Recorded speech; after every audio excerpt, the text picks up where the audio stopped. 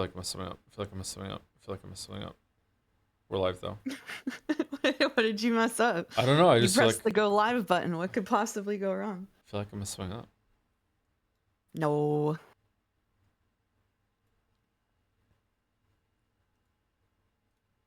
The Weeb is live. I mean, I'm here too.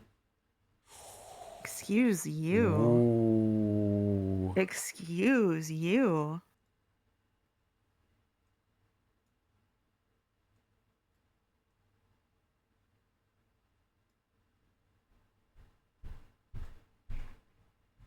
Hey Joe, hey Mouse. Hey, how's it going? Thoughts on Hello, hello. isopods? What's an isopod? Is an isopod a type of animal? Crustacean? Yeah, it's like trilobite type little motherfuckers. They're alright, I guess. I'm not a big fan of anything that crawls. Anything that crawls kind of freaks me out a little bit. Not big on bugs. So Erica, I yeah. prefer crawling bugs to flying bugs. Don't like it when they fly. Depends on how they fly. I'm with you that moths fly Mm. in a very upsetting way. Yeah. Yeah, yeah. Hate moths. What do you think of frogs? Frogs are okay.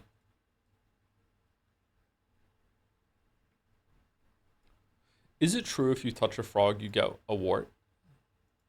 No, No. no. Would you eat a frog? Hmm. If it looked like a frog, no. But if it was a ground up frog, I would try it. Yeah. What about frog's legs, which somewhat look like a frog? Maybe when I'm done with Expedition 33, I would. But Oh, yeah. okay. All right. What? What's that? What game? Umineko 33. Oh, okay. All right.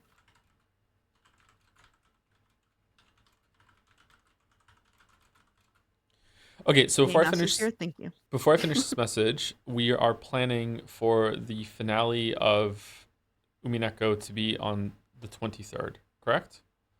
August 16th. Is it? Yeah. The 16th? 16th. Okay, my bad. All right, good thing I checked. Yeah.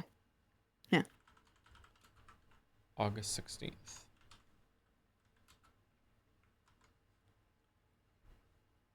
Umineko continues. One of the final streams of this giant VN. The finale should be on August 16th. Jelly Raid. Hey Jelly. Hey Jelly. It's August Jelly, 16th, the end. are you available to come on stream next Saturday? So here's what I'm thinking. We're gonna stream Umineko today. Then we're not gonna stream Umineko on Tuesday. The next Umineko stream will be on the 9th. This is subject to change. Phone waves his name subject to change. Next Umineko stream will be on the 9th, and that will be Jelly and I on the 9th. And that'll be the final time that Jelly is on. And then the 12th will be the final time that I'm solo. And then the 16th will be the final time that Mouse is on, and Mouse and I will do the finale. Because We may be able to skip the 12th and just do 2 streams. We'll you see. think It so? depends on Okay. timing from today. Yeah. It depends on timing from today.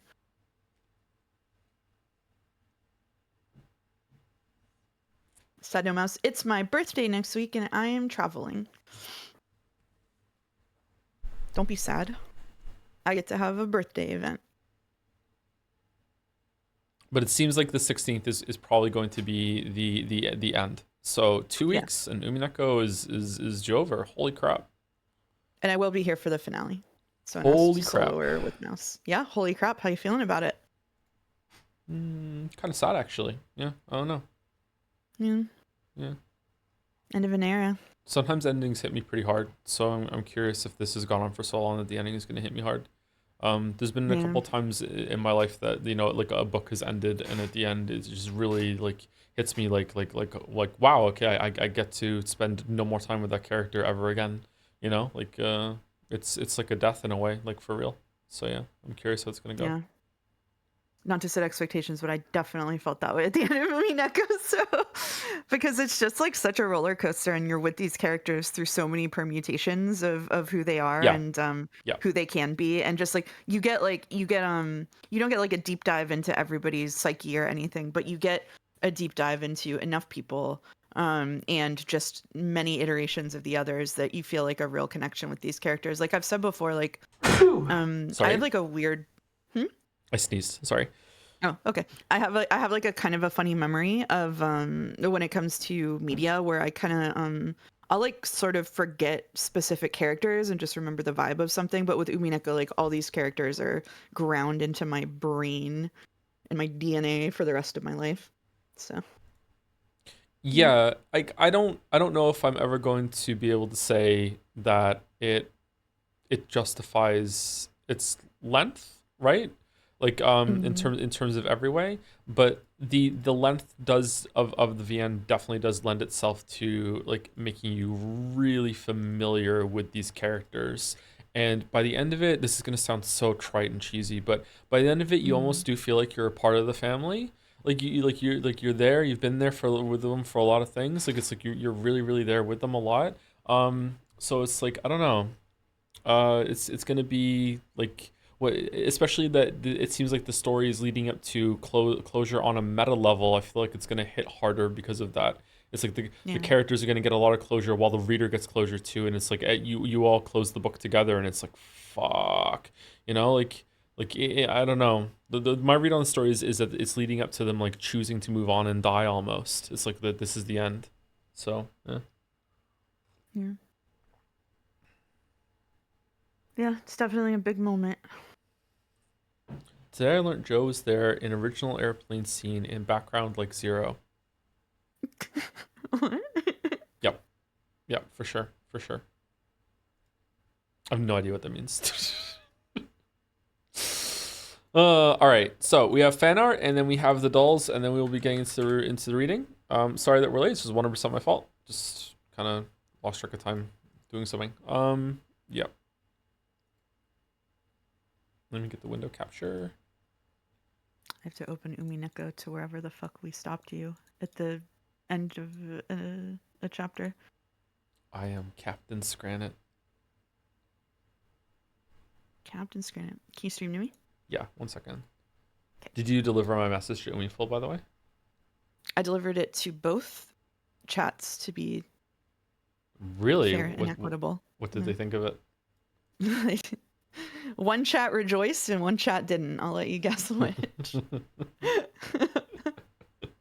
Would you like to deliver your own message to the Umi Fullers in the chat right now in stream chat? No, it's okay. It's okay. I Okay, don't all want to right. stir the hornet's nest. Yeah.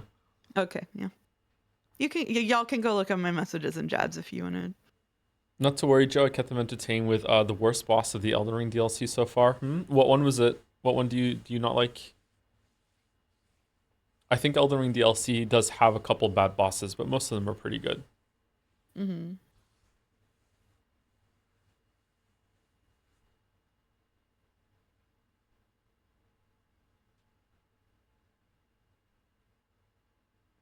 Dancing Lion rematch. Yeah, that's not a good one. The status effect on that one is kind of shit. Anyway, Game Duel. Can we see it? Can Game we tool. see it? Oh, this is Banjo Uh, Kazooie, but is it Banjo oh Tooie? yeah, it is. Banjo Nuts and Bolts? This is the game cover. This is not the game cover of Banjo Kazooie. So it must be Banjo Tooie. Banjo Tooie. No, it's Banjo Nuts and Bolts? No, Banjo Tooie's right Mm. there. Yeah, it's Banjo Tooie. Oh, there Okay. you go. I have never played Fun. Banjo Tooie. I loved Banjo Kazooie. The first one, I played that a lot. I've never played Banjo Tooie. Hmm. Do you I not play think I it? did, but like so long ago that I don't even remember it. You know what I mean? Like so long ago that I might as well not have. I really like the idea of replaying Banjo Kazooie, but the problem is that it ends with that quiz game show that's randomized, and you have to talk to all of Gruntilda's Mm. sister's fairy thing to get the answers, and it's kind of irritating. But the first time you play it, I really enjoy that section. Yeah. Okay, this looks like a League of Legends splash art. What the fuck is this? A little. Let's go that League of Legends. Nope. Nope. Uh, Dark Uh, side? No. Sewer. Potionomics. Oh, transistor. what the I don't know. I don't know I what have this no is. idea what's going on here. Yeah. Who's that? Who is that? Wow, nice typing. Wait, am I being made fun of? Mickey Mouse, it's your game? It's Epic Mickey Oh 2? That's not no. Epic Mickey, is it? The Power of 2? Oh, I didn't even know they made another one of these. Did they really? Is it good? Don't ask. Are you asking me? Yeah, I hope you're asking chat. I hope you're not asking I me. don't think you've played them, have you? No, but there's one on my fun spin the wheel of death to figure out what game you're gonna play next. Oh. Yeah. Yeah, it is a Wheel of Death. I have to set up my own Wheel of Death soon. All right, Mhm. 2005, almost a billion views from 2005. I was 20, and it's easy, so we should get it right on par. Great. This Part. this is right in the middle of when you and I should have been listening to the most contemporary music. Yep. So if we don't get So this, we it's have gonna no be excuse. yeah. Okay. Okay, here All we right. go. Oh,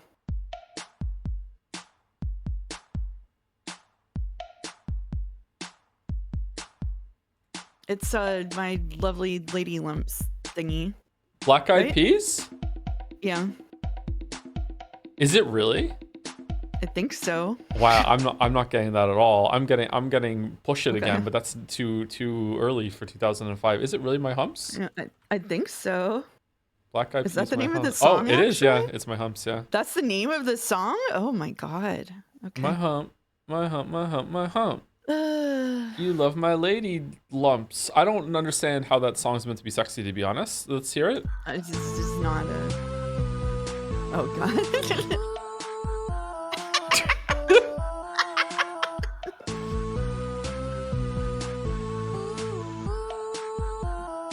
Oh no. What are you gonna do with all that junk inside that trunk? I'm gonna get you drunk, get you drunk off my hump. Whatever. This song was huge. It's fucking terrible. All right, Jodel. The game is rich with details like this in its character models and world, and it makes me have to ask, why wasn't gameplay and story given the same amount of care? All right, this is a video. What video is this? What? I don't know.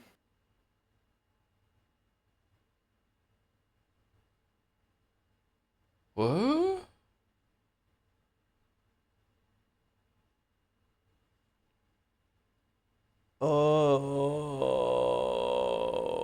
Oh, Playtail? Playtail? It is Playtail. It's Playtail. Maybe it's not Playtail. Hmm. Is it a Playtail? No, it's not Playtail. It's not Witcher. It's not No Man's Sky. The game is rich with the game is rich with details like this in its character models and world, and it makes me have to ask, why wasn't gameplay and story given the same amount of care? Fucking hell, this could be any video. It's Fallout? I don't think it's Fallout. Is it Fallout? Is it Fallout 4?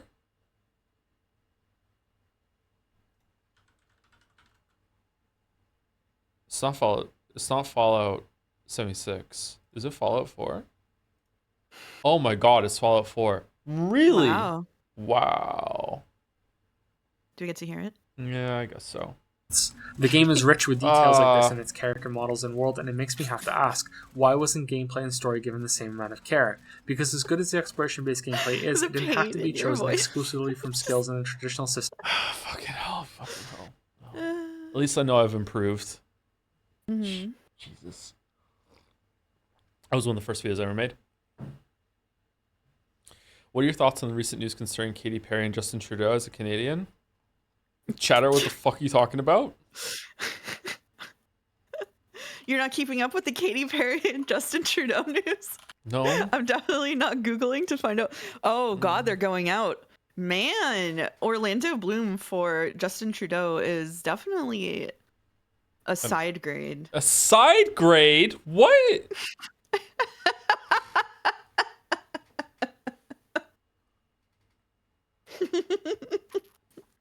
Wow.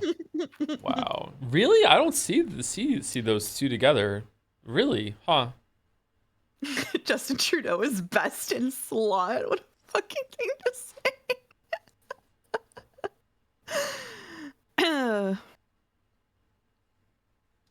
I don't know. I don't want to talk about Katy Perry. Anyway, all right, Steamdle. 4,000 hours. If you ever dreamed of Tarkov. experiencing hacks in every match this game delivers, download this beautifully broken masterpiece, equally addictive and trash at the same time. Oh, so Please guess Tarkov. this person watched my video. Tarkov isn't on Steam, is it? I think it is. I don't think it is on Steam. I think Tarkov is one of the things you have to do your own downloader for it, because I God know that damn because it. I fucking played Tarkov. It's not on there now. Well, shit. Okay, if you ever Well, dreamed shit. of experience hacks in every match this game, oh, it's Hunt Showdown. It's Hunt Showdown. It just fucking cheaters in every match. Hunt Showdown. Hunt Showdown is not here. A game with the most toxic, racist, and stupid player base. All right, you have to be more specific. I'm either being accused of cheating or being called a bot. Without a doubt, the best game I own. 10 out of 10 would recommend. League of Legends. No, that's also not on Steam. I'm just kidding. It's not on Steam. CS:GO. Underage gambling. It is Counter-Strike. What do I have to type in to get Counter-Strike? CS:GO, player profiles, Counter-Strike, a brief history. What? Team Fortress 2? It's TF2? Is it really? I don't know. Game for Life and Life for Game, the most skill-based competitive shooter I ever know. It is Counter-Strike. How do I get Counter-Strike on here? Counter-Strike 2 like that? There you go. All right, we did it. There you go. He is hitting the arrow, but the menu doesn't pop up on stream. Is what's going on there. It's the same thing that saved him from being doxxed that one time. Ah, okay. They can't see it. All right. They can't see the prompts that you Yeah. see. But you can? I cannot. I just know that that's what's happening. Oh, okay. Smart. Right. All right. Captain Scranit, here we go. Can we choose it? Yes, we scran. Why'd you say it so slow? we scran. Yes, we scran. Right looks gross to me. Right does look like an open surgery area. Yeah, right looks gross to me. Like, but left doesn't look all that great to me either, to be honest. But like, I would eat it. How it comes with a beer. Do we agree left? I kind of feel like right might win, but I would rather eat left. Okay, I'm not falling for this again. I'm not jelly. Okay. Jelly. We're not falling for this again, right? Okay, all right. You can't say I would rather have left and then oh, but right's gonna win. That's just choosing both options. We have to decide. But dude, what I'm saying go. I'm just giving you my honest answer. What do you want? I think that Well, left. The bet's still open. I would eat left, but the bet's still open. Oh, we have to wait. We have to stall. Okay, all right. Yeah, we have to. Do you really think right is gonna win? Because I feel like these two are close. I could see right winning here. I could see right winning. Yeah, I think that the noodles look dry is the problem. The noodles look kind of dry, and like not very good. Yeah. Even for someone who likes noodles.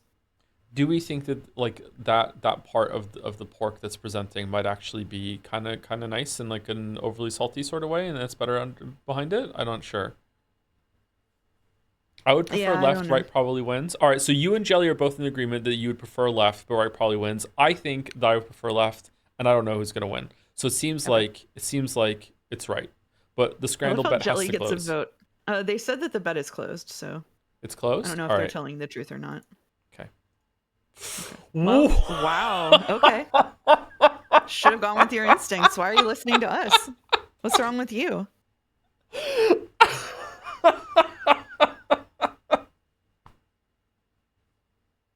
You yell at Mouse and not at me for the same thing? Interesting. Isn't it interesting, Jelly? Isn't it interesting? Who's yelling at Mouse? Who's yelling at Mouse? I think you. Was that preemptive fucking chastisement? The yelling didn't even happen. I forgot that Mouse is helping. Why did I bet on 8? Okay, I'm sitting out of the rest of the scandal. Holy. It's all you. Holy. It's all you. It's left, right? It's left? I'm not helping. It's left. Oh, it was close. I would like you to help. I'm getting one guide. I'm busy. Okay.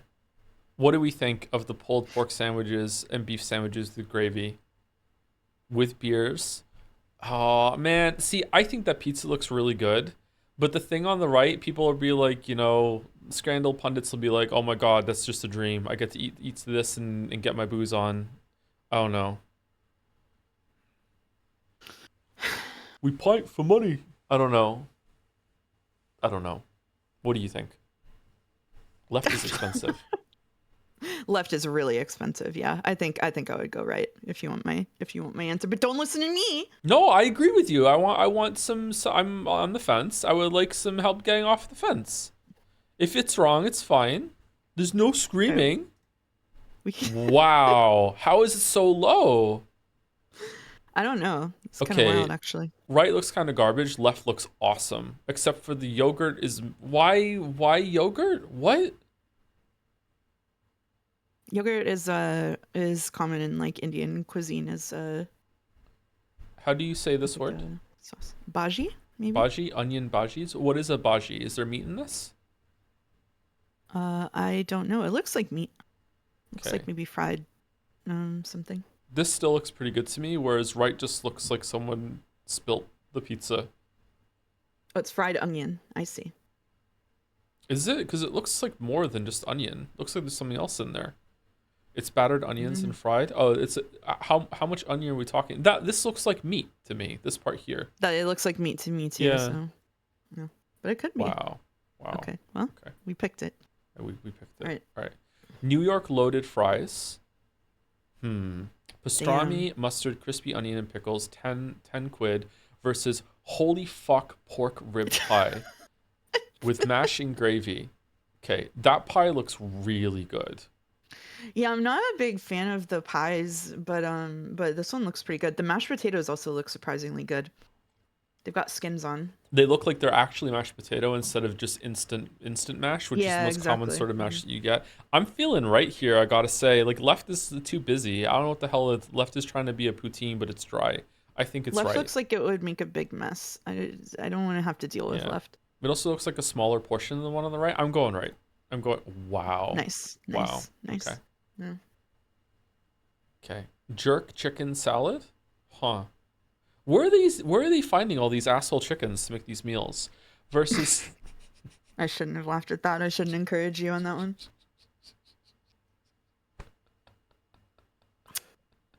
Okay. Versus boneless chicken bites. I would destroy all three of these, but I think I'm leaning towards right actually. What do you think? I think I'm also leaning towards. Well, I actually lean towards left. Really? But I think you could go right. Right is a lot more food for only a little more. So. Yeah. Should we bring jelly as a tiebreaker? Yeah, Jelly. What do you think? I think these are going to be very close together. I wouldn't be surprised if either takes it. This is anyone's scran, but I'm leaning more toward right. You're leaning more toward left. Jelly, tiebreaker. Yeah, leaning more toward. Wow, hi Casey. Left has shitty I don't care lettuce. It's not. Oh, that's true. It's not that. Okay. Iceberg strips of lettuce are pretty grim. That's true. Jelly would go right. Okay, let's see. Can Jelly and I redeem ourselves, or is Mouse once again going to be correct? Whoa. I'm stunned that is not closer to... Okay. Yeah, that's kind of crazy. Wait, what? Cheeseburger berries from the bush? Free from a bush. This is Boulder Scrandle coded. This is so Boulder Scrandle coded. Come here, baby. Come here, baby. How does the same bush have a blueberry and a blackberry? That's a good question. From the same bush, were they grafted together? Multiple bushes? It says free from a bush. I would eat left. Would you? I'm not eating berries from a fucking bush. No fucking way. Really? No. I have berries from a bush in my refrigerator right now because my grandparents have blueberry bushes in their yard and they brought me a bag, like a Ziploc bag of blueberries. Hold on, that's fine. If I have like, like some person who knows the bush and is like, The berries are safe to eat. All right, I would eat those, but I'm not just gonna fucking just take berries off some random bush and be like, fuck it, I'm eating it. Like, no fucking way. There's nothing on here to imply that this person doesn't have some kind of ownership of the bush. I don't even think there is a bush because these are the two different kinds of berries. This is fake Scran. This is fake. You deserve. What do you mean I deserve Moncton? You just walking around just eating berries off of fucking bushes? What the fuck are you talking about? What if I have friends who forage for mushrooms in the woods. How do you feel about that? If they know what they're doing, fair enough. But I don't know what I'm doing. Like this isn't a judgment on like the tastiness of the food. It's a safety issue. I don't know what the fuck. I don't know what I'm doing. I don't know what I'm doing. Like I'm gonna kill myself. I'm gonna get poisoned. I will give you that unknown bushes may have had pesticides used on them that would make the berries unsafe to eat without being washed. I will give you that much. I will allow you this much leniency. I can't believe that there's not unanimous agreement that you shouldn't be just going around eating fucking berries off of bushes. You know, unless you have training. Like, what are you doing? Training. When I was a kid, we used to go forage for wild strawberries in the woods, and we would pick wild strawberries in like the meadows off the ground. Bush training.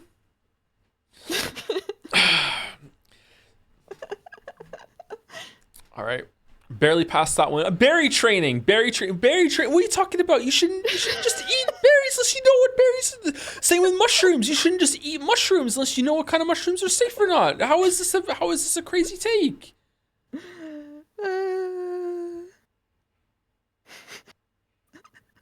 The VOD comments are gonna go crazy on the Bush Discord. It's visibly blackberries and blueberries. You know them. There's so many different things in nature. Sure, I think they are blackberries and blueberries because I don't even think they came from a bush unless there was a fucking plastic fucking Tupperware container named Bush. That's what, or a dude named Bush gave this over. This is what happened. Okay, like I'm just saying maybe there's some other type of poisonous berry that presents as a blackberry or a blueberry. I don't fucking know. Either way, it's right. What a fucking conclusion. What a fucking conclusion. Oh, fuck. Pepperoni and cheese rolls with salsa dip. I'm not feeling those at all. The burger on the right. Bad. Those are bad. Yeah. The burger on the right is mixing too many meats as far as I'm concerned. I'd still eat it, but like, I don't know. Like, left. We're right. It's right. Yeah. Wow. Pretty Also, high, that's actually. Austin. Is that Austin, Texas? Because that is some of the worst pizza I've seen Austin, Texas turn out. Okay, those are some of the worst chicken nuggets I have ever seen in my life. The chips look pretty good. I would still eat them. Right looks really good to me, but I understand that like it is kind of one of those foods that looks kind of gross, but is going to taste awesome. Yeah, I'm having a texture problem with right here. Yeah. This is like a chili poutine. I would eat this. Absolutely. Portion is kind of small though, to be honest with you. For 3? I don't know. Do you have a nugget court? You definitely don't want to just be eating random nuggets without training. Yeah. Yeah, you want training for your nuggets. Yep.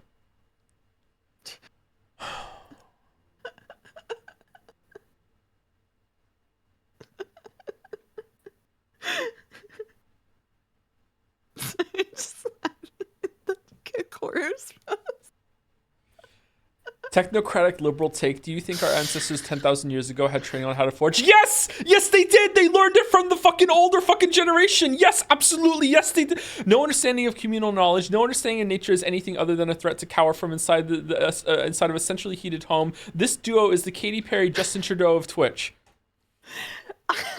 Don't sign me up for this shit. I was the one that said that I've gone foraging for shit before. I go camping all of the time. I don't know why I'm getting wrapped up in this. If I went to space, I wouldn't act weird about it. And I definitely wouldn't do Trudeau's policies. So I don't know which of that couple I'm supposed to be.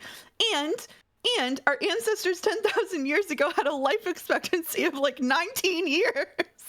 So what are you talking about? Who did the elders learn it from? The elders learned it from their elders, and they went around and they ate certain berries, and if they didn't fucking die or shit their brains out, they were like, okay, I guess those berries are safe to eat. I haven't gone through that. I don't know what berries are safe to eat. I haven't seen elders because I don't have to worry about that fucking thing anymore. I just, like, food has to be prepared for me. I don't know how to fucking do it. And you're all the same too. Everyone's just LARPing as some fucking person that can go out into the wild and survive for more than 24 hours when I'm betting that me against most of chat, I would live longer than you. I was in the Boy Scouts, motherfucker. I know how to do this shit. Well, you fucking don't. Hates Blackberry.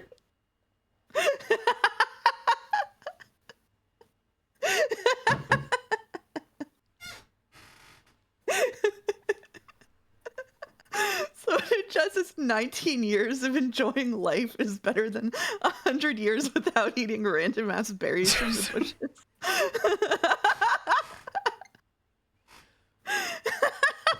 There's a whole procedure if you're ever stuck in the wilderness and you want to test if something is safe to eat. Is that if it's like a food supply that's like quite readily available, but you're not sure, is to eat a very, very small amount of it and wait for quite a while to make sure that you don't have a gastrointestinal upset or if you get poisoned or some shit, and then you know, okay, now eat a little bit more of it. Yeah, like you don't just fucking eat food that you just find out in the wild.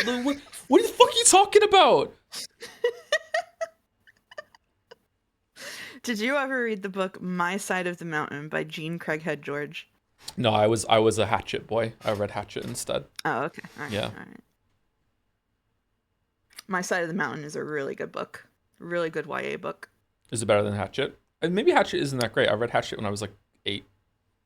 I really like. So My Side of the Mountain is about a kid who goes and like lives. Jean Craighead George, for if anybody doesn't know, was like an environmentalist who wrote like kids books about the environment, and it's about a guy who he's like I think he's like 11 or something. Like he's really young, and he just gets kind of fed up, and he goes and he lives on a mountain, and he hollows out a tree and like makes friends with a hawk.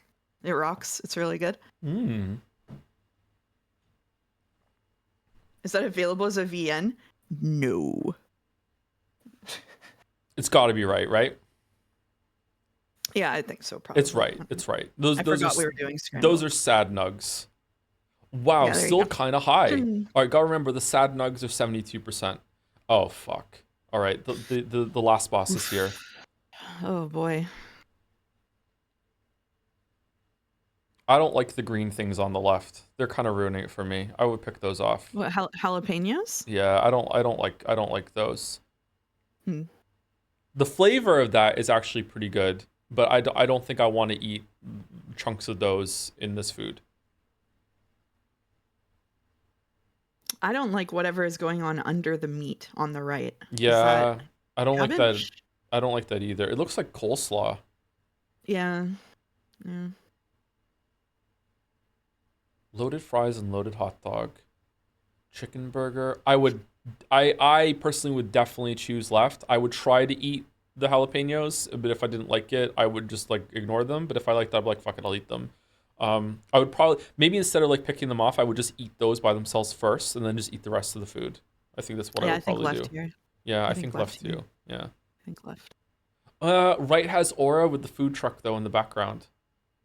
Yeah, but it's got like that flash picture in the dark going on. Yeah. Yeah.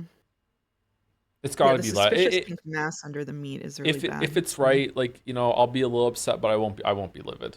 Okay, all right. Oh That's my fine. God. Well, Oh, 1.5% difference goes hard. question mark aura question mark who? Oh, it was true though. It was true. 8 out of 10. 8 out of 10. They're gonna blame me, but it's Trudeau's fault. 8 out of 10. Look, we all had fun here today, but it's really important that you all know that for serious, don't eat berries from random bushes that you don't know. It'll fucking kill you. You are right. If you know the person that's around, or if it's in someone's backyard, or they've cleared it for you, it's probably okay. But don't eat food that you don't know is safe. For real. You are not my dad. Actually, this is kind of awkward. I am. This has been building up to this moment. Sorry that I haven't been in your life for a long time, but I actually am. Do you think we're stupid? I think that there are a bunch of people in chat that are so contrarians from learning it from me that if I don't clarify right now, they might live their life being like, the next time they see berries on a bush randomly somewhere out, they'll be like, fuck you, Joe, I'm doing it. And they will die. So please do not just eat berries. Like, and if you do, at least wash them.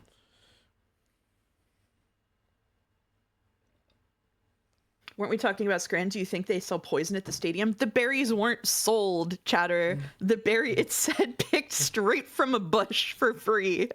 That we're not talking about sanctioned berries. There was just a handful of random berries thrown into the mix. Okay. I think they probably were sold, but they were trying to like pass it off as being more natural, more rustic, and chat fell for it. Yeah, that's what I think. Yeah. Conspiracy. All right. We have 23 fan arts today. Okay. How'd you know that bush didn't work at the stadium? That's true. This is very cute. This is Oko from Oko. Cute. Pondering the egg. We have been doing a tremendous amount of egg pondering, yes. Sekimea is almost probably done soon as well. I would say maybe a month and a half. Yeah. I mean, we could do some extra streams and get it done early. I'm willing to consider that. If we get some extra streams, then we might be able to get it done around the same time, within a couple streams of Umineko, and both. Yeah, we may be able to have a big weekend. Yep. The big VN weekend. Yeah, the big VN wrap-up weekend. These are really cute. Really cute. I love the little bow that Oko puts on the mouse tail. It's very sweet. It's very cute. Matches up here too. Mm-hmm. The berry take is the same with parents checking Halloween candy for razors. No, it's not. What are you talking really about? Not. It's really not.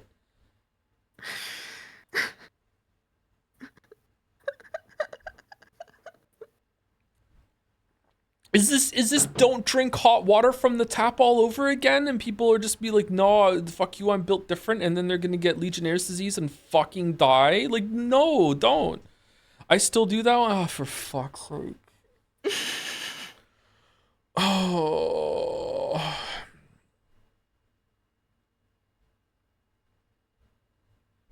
It's so hard to be responsible. I, for one, put everything I see on the ground into my mouth until told otherwise. Oh. So I don't know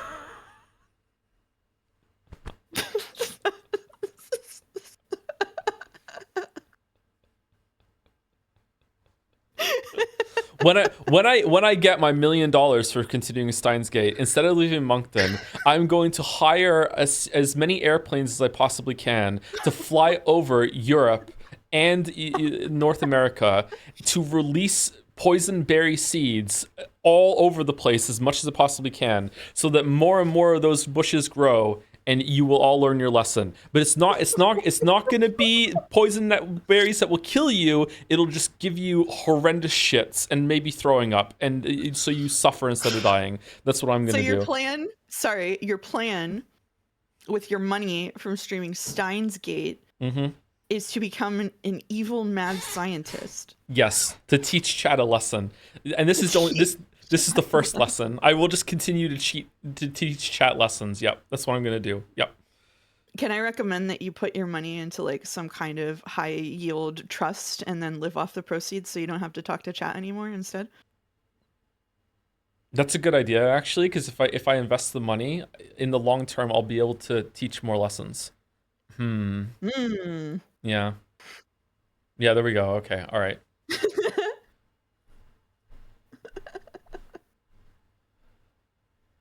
Thank you, Oko. Thank you, Oko. Thank you, Oko. Thank you. Crimson Ocat. Oh, they moved. Oh. Umineko 5. Oh, hey, it's Joe's favorite characters. Loves them so much he decided to cosplay. Oh, for fuck's sake. Wow. Okay. Joe Castell kind of goes hard. Like the mood. Yeah, Joe Castell does go Yeah, hard. this is what when your streamer sees you pick a berry from a bush and eat it, he hits you with this look. Oh yeah, chat says, "Hey Joe, I know we have fun in these streams and all that, but I need to be responsible and tell you that your plan would be illegal, so you shouldn't do that. Just letting you know."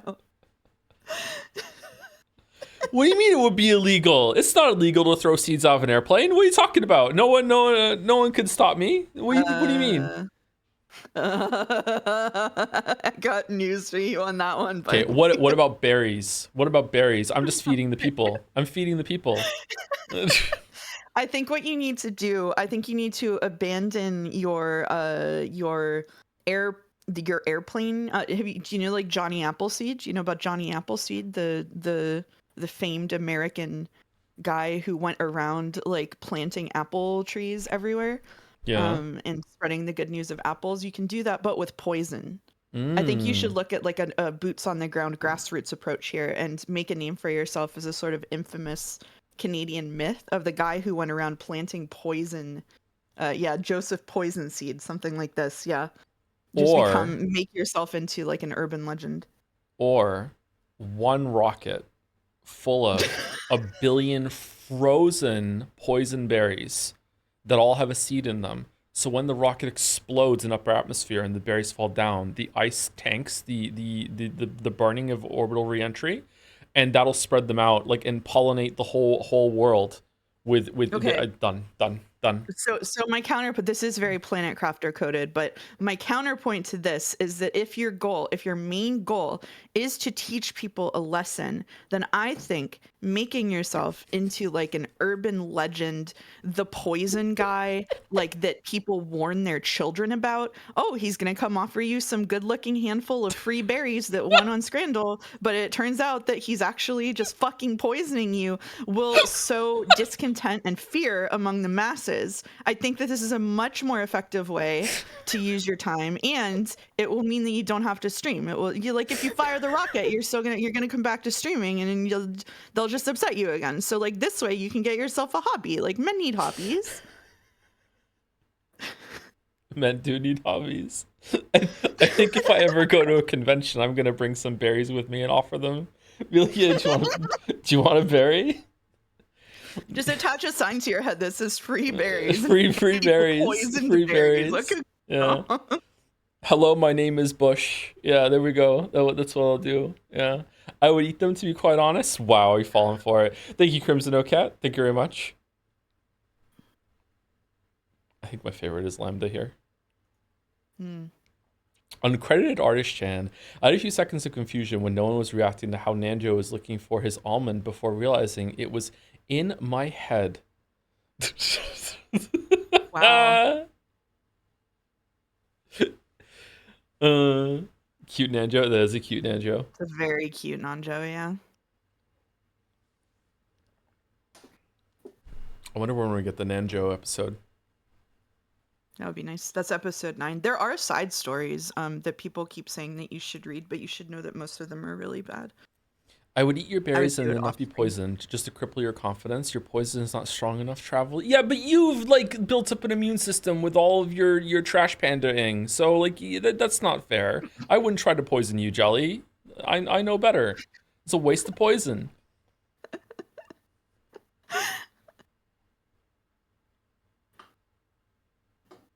You think poison grows on trees? It doesn't. It grows on bushes. Thank you. I'm so terrible today. Oh my fucking god. Anyway, thank you to the friends we made for the new sub right as the stream ended yesterday. Thank you very much, the friends we made. Thank you to Zephyrox for the resub. Yes, we scran 6 hours ago. Preemptive. That's a really good bit. That's a really good bit. Thank you, Rodney, for the resub. After the Expedition 33 streams, I'm glad we're back to something people can't backseat. Yeah. I mean, who can backseat a Definitely, VN? yeah. Can't Definitely. backseat a VN. Yeah. Yep. No way. No way. Yep. And Expedition 33 fans are being super normal about it too. Thank you, Silkspire, for the resub.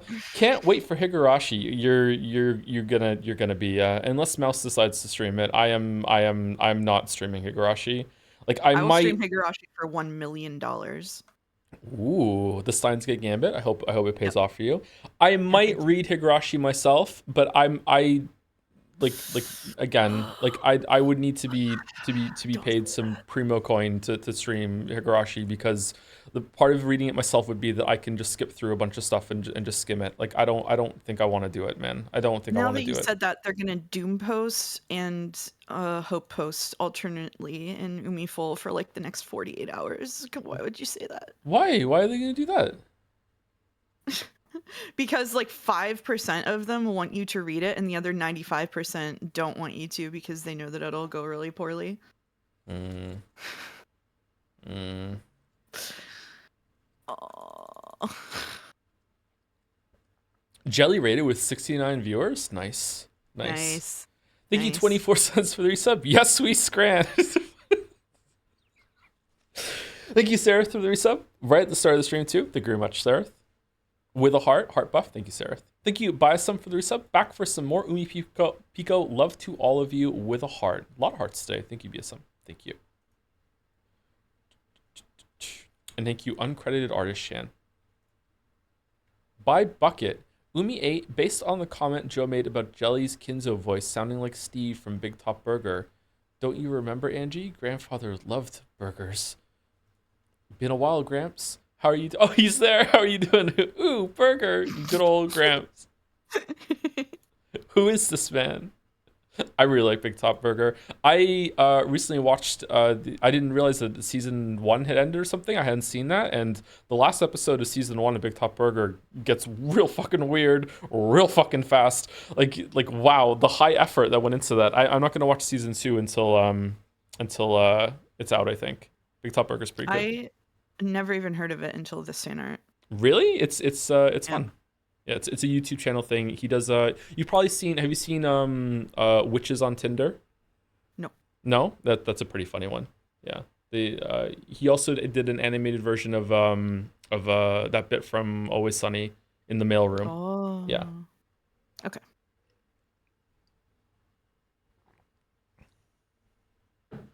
So I'm a little distracted because I'm having to fast forward in the chapter to get to where you are. So I'm just pressing a button. This is cute. I like this. Thank you, Bucket. Back on Broadway. Thank you, Rabla, for the bits. Hey, Jorica. I finally had time to start catching up on VODs, which is great because I'm like 3 more playthroughs behind now. Still Umi and Baldur's Gate 3. Baldur's Gate 3 streams went pretty well, actually, in retrospect. Was watching stream 25, the second last episode, 5-part, and you were crashing out so hard I actually had to click back to Naja's channel to check you really didn't quit. What was that one again? Yeah, that was a bad one. Hope the conclusion is going well. That Expedition 33 is fun. Expedition 33 is really fun. I'm really enjoying it, and life is good. Also, to throw a grenade in too, I've gotten like 15 endings and 100. Ah, for fuck's sake, and none were even okay. All right, wow. You know what? This is the first 100-line message in weeks, isn't it? I thought we were past it. Rabla coming back with a grenade out of nowhere. Holy shit! Yeah. Thank you, Bucket. Thank you again. By Smoked Ham. Oh shit! Whoa! Whoa. That's fucking cool. Yeah, this is awesome. Kyrie Beatrice. Is anyone who makes fan art like this, are you posting like your fan art to some of the Umineko communities as well? Or are they like propagating out? Because like god damn. There's probably a lot of people out there that would really enjoy it, or are they all here? Is it seeing Ava confronting Kyrie in episode 70 party and having to witness Ava being Ava Beatrice in the other fragment episode 3 makes me curious as to how Kyrie Beatrice would look like. I want to incorporate chessboard and veil in her design, mirroring her statement about bonds and chessboard thinking. It really pays off. Started sketching the ideas while Joe and Mouse were reading that tea party scene. Glad I managed to finish this piece. That's really cool.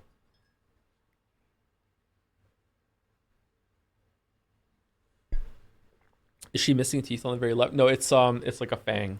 It's like a fang sort of thing. You can see the fangs sticking out here too on this one right here. I don't know when like artists decide to do the fang kind of thing to show like a little like viciousness or evilness or something like that, but it's a neat touch. Is Joe gonna skip rank code? Absolutely yes. Yes. This is fucking awesome. Thank you for sharing, Smoked Yeah, Ham. this is really cool. Thank you also to Lurfy Lad for the resub. Hey Joe, hope you enjoy Umineko today. It's wild to see you too close to the end. Too close.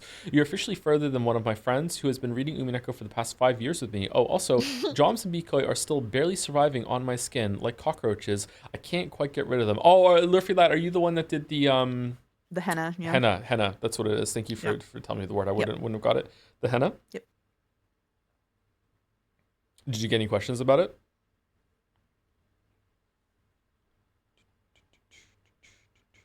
I get why you're not playing Versa, but why are you ignoring Monoko too? It kind of looks like you've completely checked out. Oh my god. But you just said you really liked the game, so kind of confused. How have you been watching the streams, like, and you have come anywhere close to the conclusion that Expedition 33 is something I have checked out of?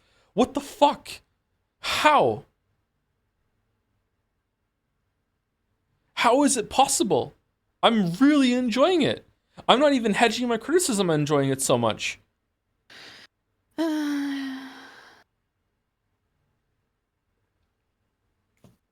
We've had that person in the party for like 10 minutes. Like, sorry that I haven't used them yet. And I like the group that I'm using. Fucking hell. Thank you, Jonas NY Backup for the resub too. Hey Tosif, you should really play Lobotomy Corporation. Wow, that's also not going away, huh? Are we gonna have to play that at some point?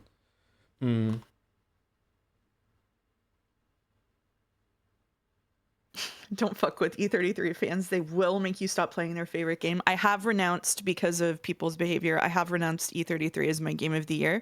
My game of the year is now Fantasy Life I. Wow, that's a big switch up, man. That's a big switch up. Yep. Holy shit. Yep. Wow. Huh. Yep. I think Metaphor is my game of the year. Yeah, it's definitely got better writing.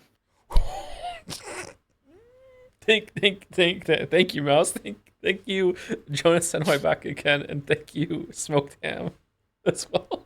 Holy shit. Oh, we're into the emo edits. Crystal, Umi 4, after this, I have 20 emo edits left to show. Do we have enough streams for that, or are we going to have to do like a big batch at the end? I guess if we run out of streams, we should do a big batch on the last Saturday.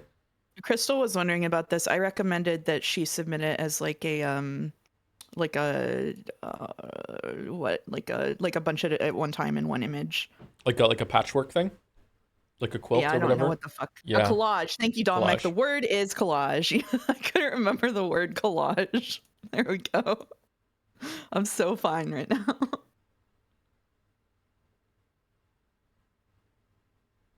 This is Okonogi, right? That's his name?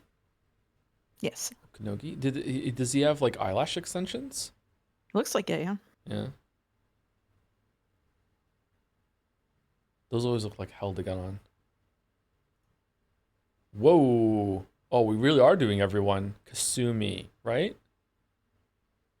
Yes. Cool thing in the background. Mm-hmm. Neat.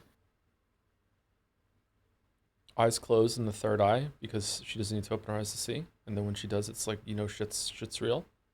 I love the spider lily. I'm a big fan of spider lilies as a motif. What are those? Is that the thing on these things? It's the flower that's above her, above the wrap around her waist. This? Yeah. Oh, okay. There's also the web here on the kimono. Is this a kimono or is it something else? Oh, don't ask me. I did remember that the wrap is called an obi, but I don't remember.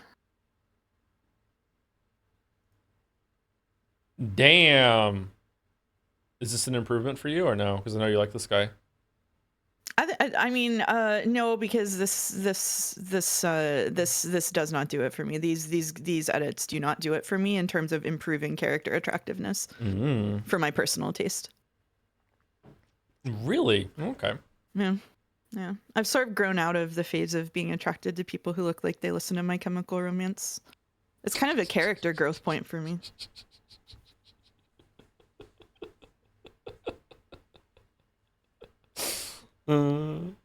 I like the tattoo. The tattoo isn't on the original character, right? That's added. No, no, I That's don't think so. really well added there. Actually, that suits him quite well. Yeah. Congratulations, Mouse. Thank you, Don. Don supports me if no one else supports me. Appreciate Train it. conductor ass. He does kind of look like a train conductor. Yeah. He does look a little like a train conductor. Yeah, the hat does give train conductor. Taking people MCR to Zaki. the Black Parade. Yeah. Oh man, I did Black Parade at karaoke a while ago. Oh wow.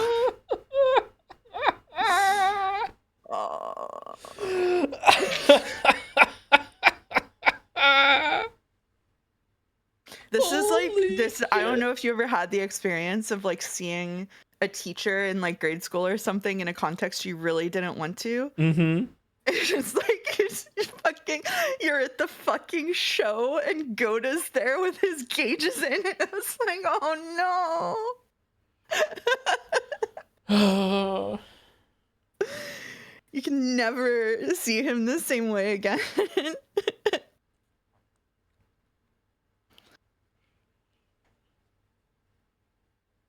The bats in the background. I wonder how Batman's gonna get out of this one. Thank you, Safrapo, for the resub as well. 12 months. Thank you very much. Welcome to the 1 year club, Safrapo. I don't know why the 1 year club is special to me, but I always say it. Thank you, Loner Archon, for the resub as well. 59 months. Holy shit. Thank you very much, Loner Archon. Always makes me think of StarCraft 2. Thank you, Drinking Anxiety, for the resub. 4 months. Thank you very much. Thank you, Poops McYolo, for the resub. Sorry, I'm such a child. Shouldn't laugh at that. First Umineko stream since the Greg collab. What I miss? Not much. You'll be fine. You'll catch up right away. Don't worry about it. Don't worry about it. Yeah, it'll be all good. It'll be all good. Thank you, DProp34 for the resub also. Thanks, Joe and Mouse, for the Umi streams. Thanks to you, I am hopelessly obsessed with this Not a Game soundtrack, and I'm still mad that Proud Dust has only played once in the entire thing. I love songs with weirdo time signatures. I don't even remember. Which one's Proud Dust? I don't remember when it plays. I'm gonna have to listen to the whole OST back when this is over and think of remembered scenes. 5. Oh, this one. Yeah, it's the one with like the really chaotic piano.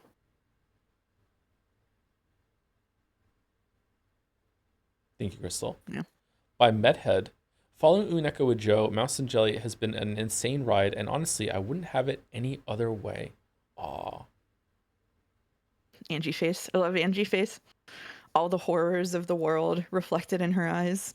And Angie tribute fan art. Yeah, with the seagulls in the background. Getting some Mael vibes there. With the wide blue eyes. I love Angie. Angie City. Yeah, that's true. I love Angie.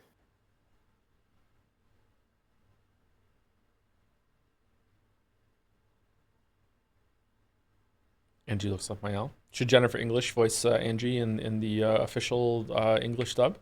Oh my god, how long would that take? Man. Charlie Cox would be recording for at least a day. At least a day, yeah. At least a day. At least a day. I was just trying to think of a way to make a Carly Cox joke there, and I couldn't do it. Carly Cox. Charlie Cox. They're gonna roast you for that one. Yeah, they are. Yeah, I'm waiting for it. One. Yeah.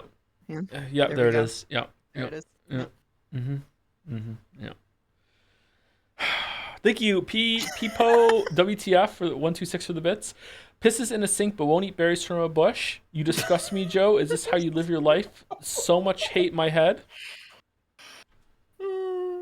Thank you. Thank you. I'm so proud of this community. Thank you, Julie Gordeau, or Huli Gordeau. George Bush has taken all the food from every supermarket and will only give it back if you eat the bush berries. I will starve. I will starve. People follow up with the bits. Oh, nonsense. I'll have you know I've eaten random berries from bushes all my life, and I've only ever been to the hospital 3 times. You're being silly.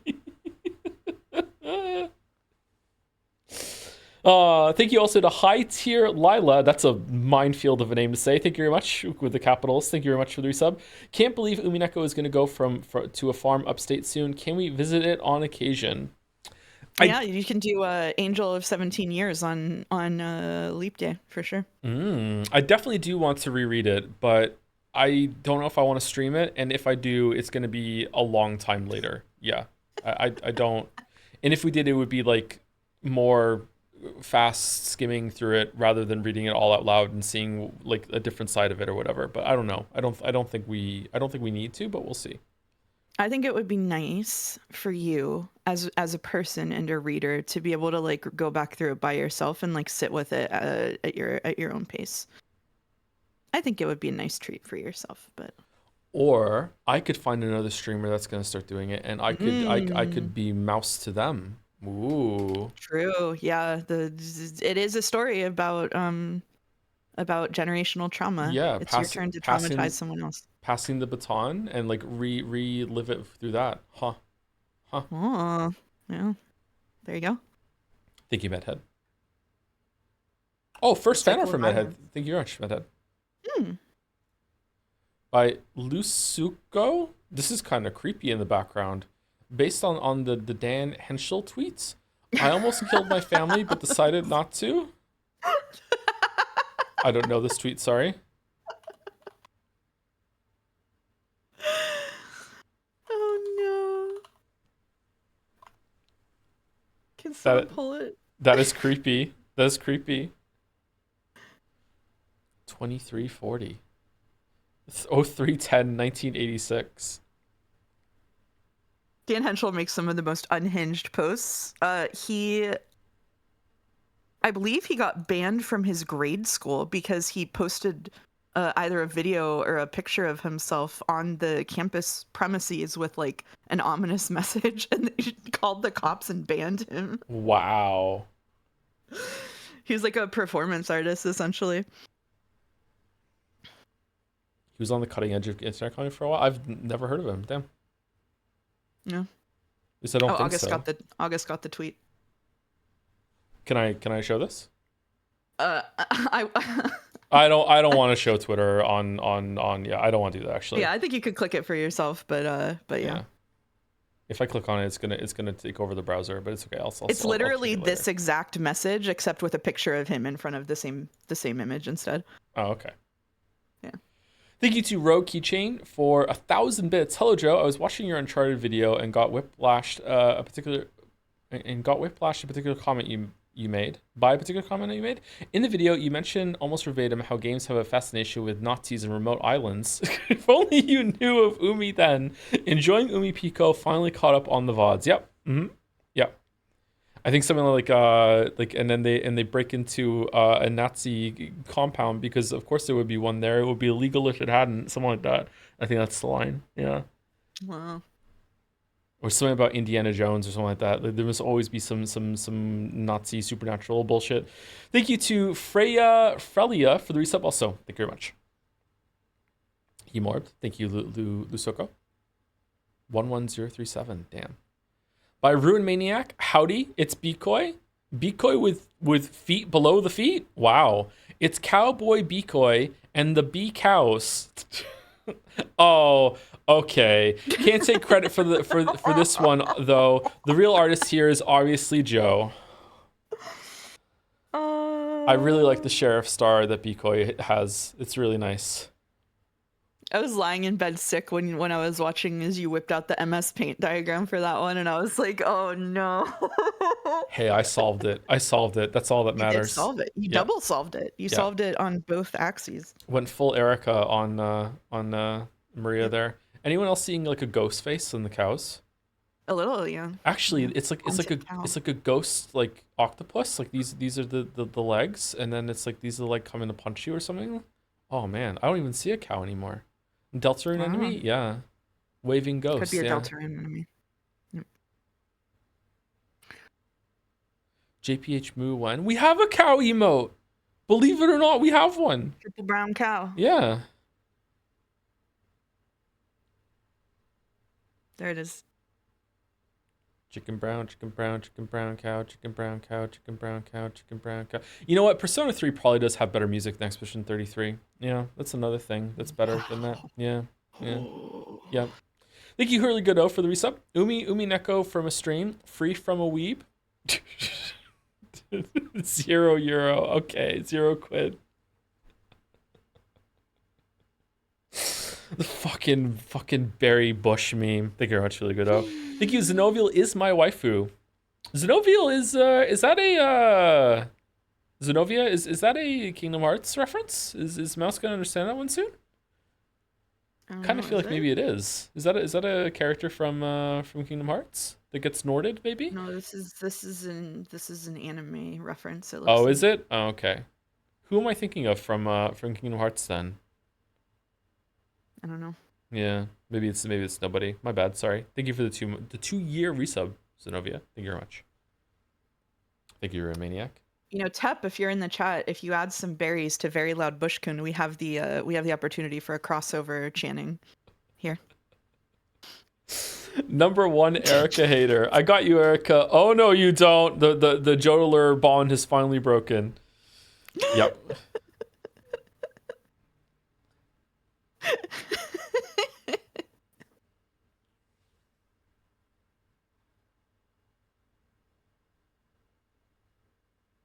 God damn. God damn. What is this Humpty Dumpty ass wall that's going on? What's going on there? Kermit outfit. It actually does look like a Kermit It does outfit, look like a doesn't it? Kermit With outfit. yeah, the Kermit the Frog voice.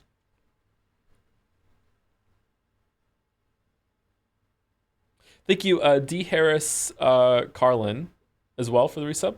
Hi Joe, hope you're well, and it's okay. You don't have to pronounce the name right. I try. Aw. I try. Oh,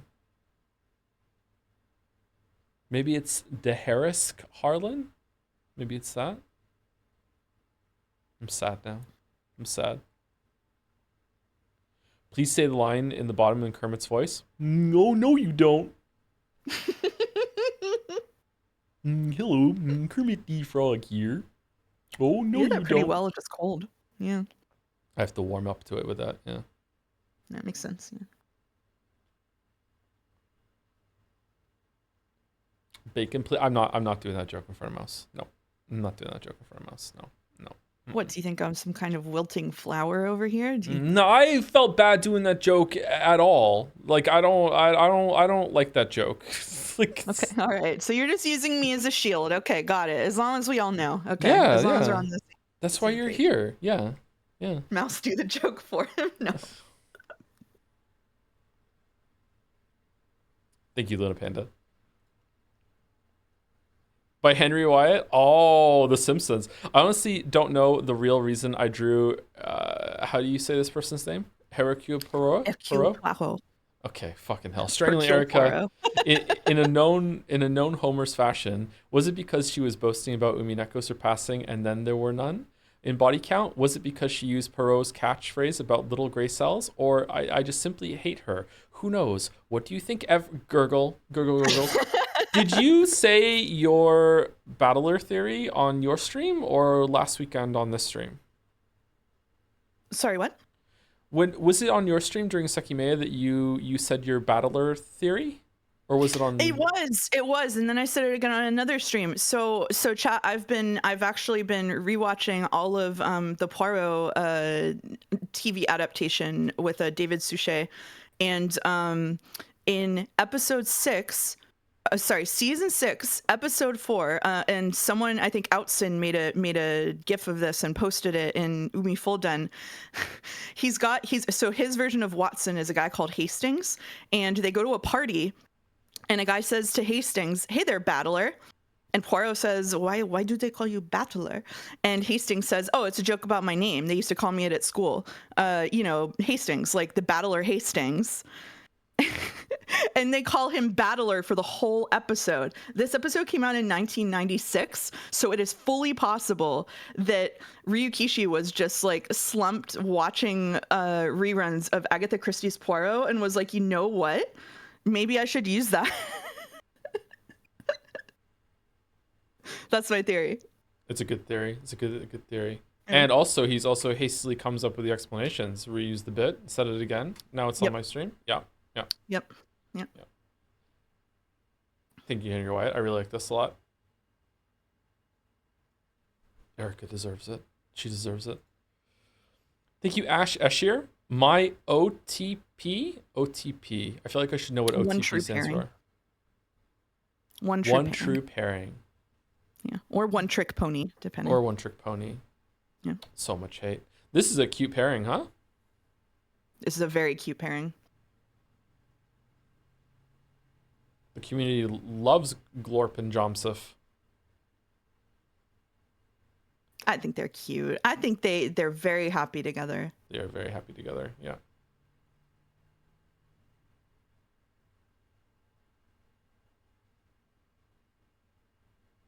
Just don't make a story out of them, because otherwise one of them will die. Just don't do it. Just don't do it. Keep them in just having fun adventures that you only see snippets of.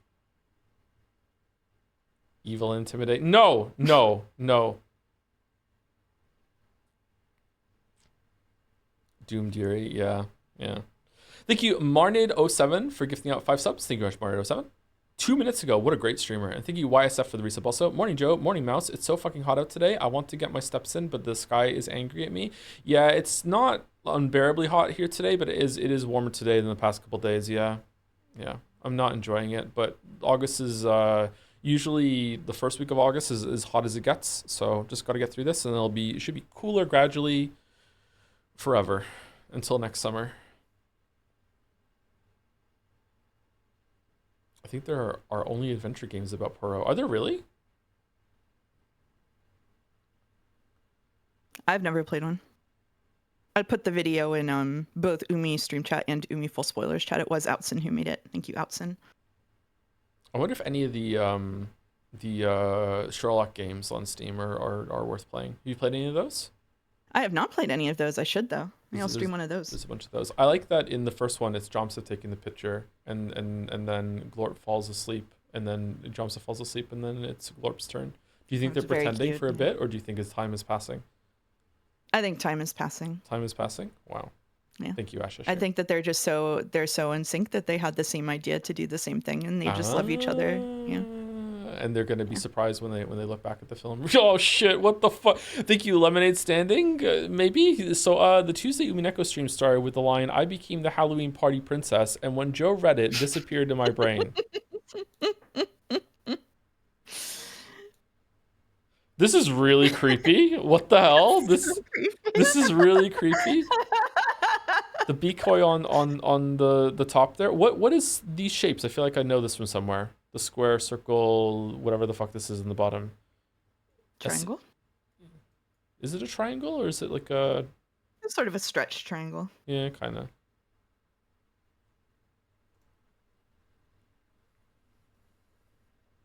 Is it Homestuck? Everything is Homestuck.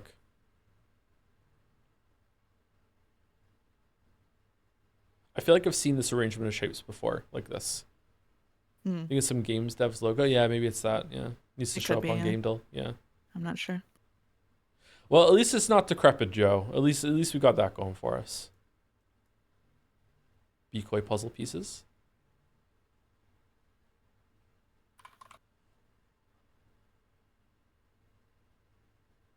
I bet Pro is a Homestuck reference somehow. I like he must show up in the story at some point, right? I recently played the 2006 Murder on the Orient Express game. It is such a piece of jank. That sounds 2006. Awesome. 20 years old. Holy shit.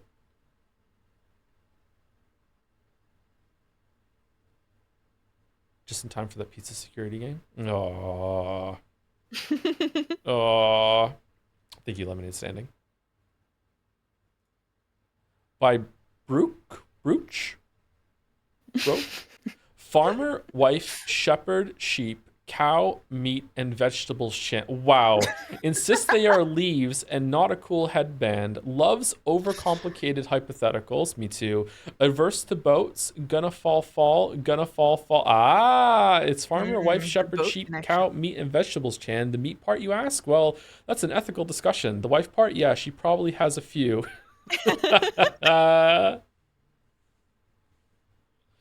Would love bushberries. Would love bushberries. Yeah, would definitely know which bushes are safe to eat and which ones aren't. Yeah. I said that wrong. I'm sorry. Thank you very much, Brooch. Thank you.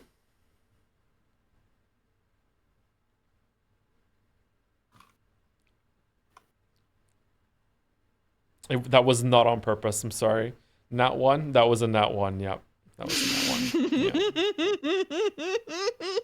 Yeah. Yeah.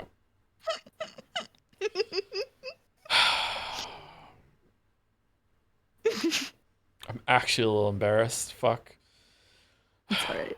That's all right. Okay. Just All keep right. it pushing. Just keep moving. Thanks.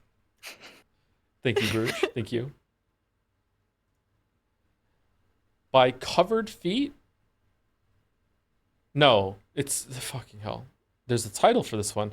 By Luna Panda. Covered feet out of 2. There we go. Quick Lune sketch before game ruins her for me. Feet for next one. There's a feet warning for the next one. Feet warning. Feet warning. Feet warning. Feet warning. Are these Nikes? They're kicks. I mean, they must be. That's what the logo looks like. Here it comes. Here comes the feet. Here it comes. All right. We're going. Here comes the feet. Here comes the feet.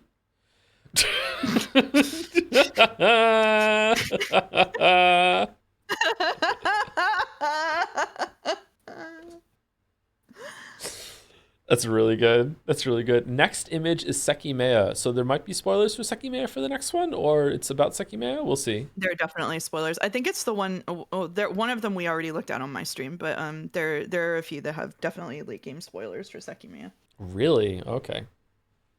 Yeah. So if you're not caught up on Sekimea, or if you would like to watch Sekimea or read it yourself, then be warned that we're gonna have some Sekimea spoilers. Sekimea is a weekly feature that Mouse and I do on Mouse's stream. And we've been doing it for 3 months, 4 months. So long. A while now, yeah. A while now. Thank you, Luna Panda. Outsit. Yes, Oh, it's it's this one. This Yes, is this one. Sekimea fan art that I already posted in Mouse's stream, but I think it's good. People seem to enjoy it, and it seems like it's fine to cross post these. I hope this is fine. Spoiler after the most recent stream, 2, aka Troya City. If A, B, unless C, D, otherwise B and E. Year of Glad? I am seated in an office surrounded by something and bodies. Harry Potter and the Methods of Rationality. Fucking hell. Oh god, it's Psy. Fucking. Oh, this is when he was Goldbluming. Yeah, I remember this one. Yeah. Yeah. All the different thoughts from the main characters. I fucking hate you. Yeah. Deserves it. Don't believe his lies, the devil. Shiroya Murana had no friends, no job, no hobbies. Welcome to Shiroya City. Girl dinner. Yeah. Checklist chicken, detergent, milk, 50% off, rice, no eggs, yogurt, paper towels. The egg line was really good, though. I gotta give it. The egg line was so good. Reminder: laundry, throwaway trash, fine job, scribbled out. Maybe I should change the past. Can't decide. Maybe that's the universe saying I shouldn't. Circa 3 hours. Then it's decided I won't. 3 actual hours of reading. Yeah, 3 actual hours. I just love how fucking impenetrable this is to anyone who's not watching. Yeah. Allude Sekimea. to Sekimea, and it gets weirder and weirder, and nobody can possibly. Sekimea goes places despite staying in the same place. Yep. Yeah. You kind of get it from hearing us talk about it? Okay, all right.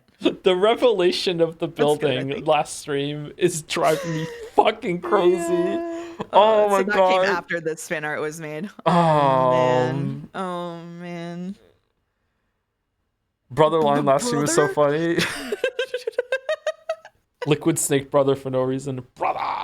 Oh, So there was so spoiler for last Sekimea stream that's like kind of minor. I'm not going to give any details, but close your ears if you don't want to know for about 20 seconds. There was a portion of last stream that turned out to be just a daydream, and the person who's been helping us with it was like, I don't know how you guys thought that was real, and it's like a fucking testament to the rest of Sekimea being an absolute fever dream that when there was an actual daydream, it was indistinguishable from the rest of the visual novel. It's just fucking... Bro went full jigsaw mode, and we were just ready to accept it. Yeah. We were ready to accept that's just how those characters work. It was like the inverse of what happened at the end of Before the Storm. Just like wow, just fell for it. Was it actually a daydream? I just thought it was written weird. Yeah, that was a daydream. He was having a daydream. Yeah, it was a daydream. Yeah, for sure. Yeah. Thank you, Hudson. Thank you. Is there more Sekimea? Oh, Yes. Maybe. goofing around in mystery novels, Kun. Finger always pointing up, ready to dispense facts and Wikipedia wisdom, makes the choices that will fuck over the rest for last, would accuse a 12-year-old of murder. Uses pockets to hide all the doorknobs. He's still, yeah, he probably is. Hasn't been honest a moment in his life. People still trust him. Like, fucking, the doorknobs going missing. It really happened in that VN. Hasn't been honest a moment in his life. People still trust him. Instant romantic tension with the male MC will spawn more Fujoshis than the Lorax movie. If witnessing a murder, instead of telling him what he saw, he'll duct tape the body to the ceiling to make it more interesting. So maybe the peak of what we've been reading so far is that we found out that the character this is based on locked another character in a room, and the way that he did this was they went to the room together and then he locked her in it, and then he came back and then locked her in it again, and she fell for it twice. She fell for it twice. Oh. He just hid the key in the room and she didn't even bother looking for it. Yep. For hours. She could have left the whole time she had all the pieces. She's so fucking stupid. She's so dumb. She's so dumb. Oh, she's so dumb. Again, sounds fun. It is. I think that once you get past the first like 5 hours or so, which I hate having to see shit like this. Once you get past the first couple of hours, which is really slow, it just devolves into absolute madness. And I think that one of the reasons that the streams are so fun is that I think that a lot of people like just skipped past a lot of the things that are just like accidentally or sometimes on purpose really fucking funny, because it gets really boring for stretches of it and it's really easy to just skip through it. But like the fact that we're reading it aloud and have to like live through 10 hours of Shiroya City or whatever, it makes it like absolute madness. So is this gay man Kun or is it Gayman Kun? What is it? Hopefully Gay Man. I think it's a play on Game Man. I don't think we want to name things after Neil Gaiman in 2025. I think it goes with your Point Redemption thing, right? Yeah, I think so. A little Kun I got inspiration for thanks to the Sekimea streams. Vague spoilers for pretty much every Mystery VN Joe played on stream. Yeah, there's fucking there's a character in Danganronpa 1 that's like this. Oh, fucking! I completely forgot about that until I read the duct tape part here, and I'm like, oh yeah, that character did do that, didn't he? Fucking hell! Did he? Wow. No, he didn't do the duct tape thing, but it was similar to that. Yeah. What was his name? Did we just call him Akechi or something? What I can't remember his name. Barracuda. Bayukuya Togami. Yeah. Fucking hell. Every VN has one. And they should. Really. They really should. And they should. Someone in chat's talking about Star Trek. We need a queue of the visual novel. I'm here for it. Ooh. Thank you, Nilly Resto. Thank you very much. Here he is again. Everybody loves Sai. A little Kun I got inspiration for is this same thing. Green, everyone goes home and gets an ice cream. Red, the next person who chooses green explodes. Well, someone's got to pick red.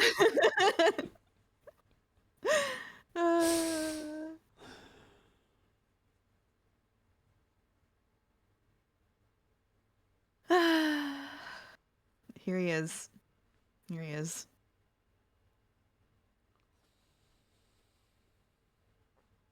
I just love him. I'm gonna miss him the most of Sekimea streams.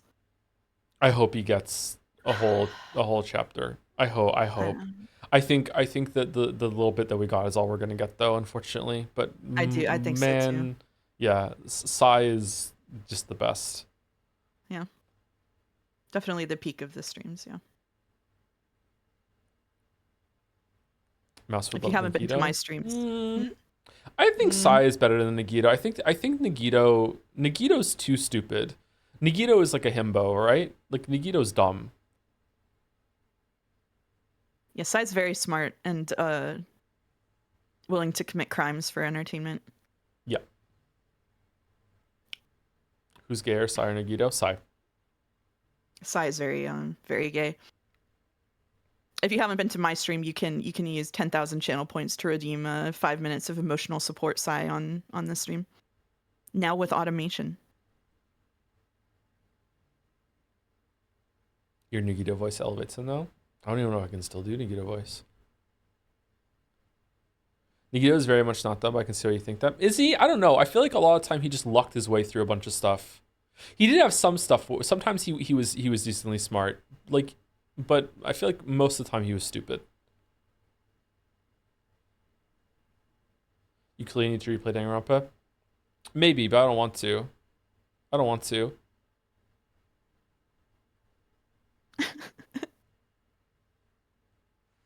Anyway, thank you, Noli Resto. And last for today is... Oh my god. Inspired by a chat comment from Sarah the Sly from Umineko Stream 37, July 26th. Okay, give me a second to refresh this.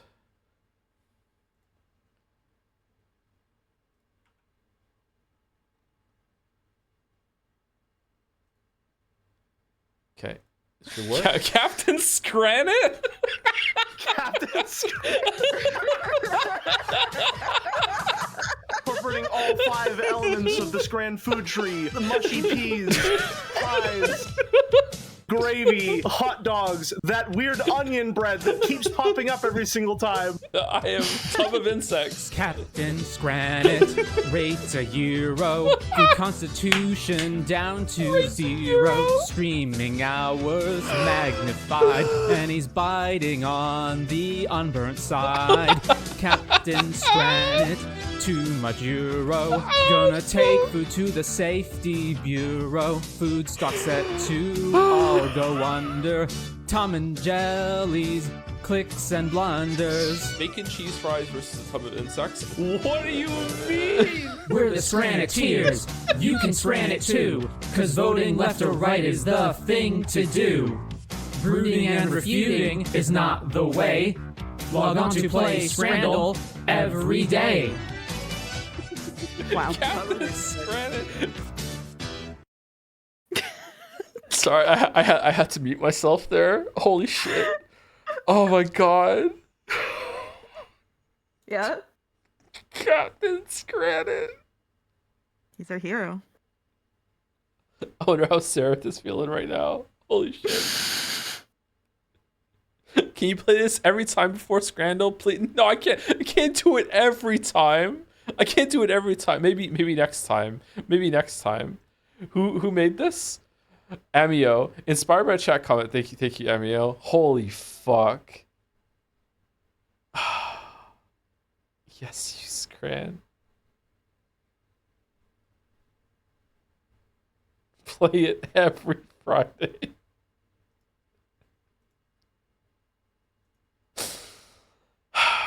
Every Friday Scran. All right, we'll see. We'll see. We'll see. Thank you for that fucking hell. My cheeks hurt.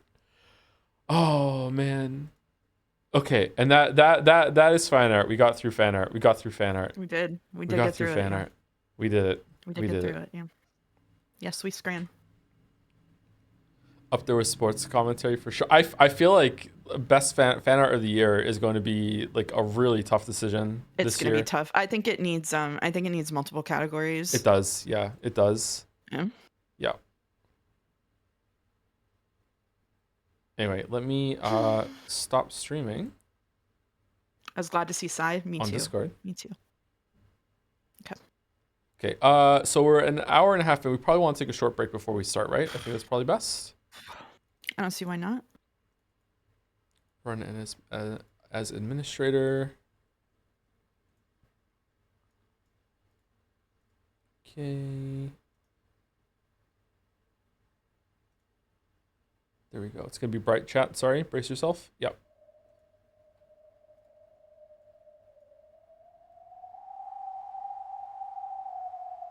Okay, and I turn it to -10 for Umineko, if I remember correctly.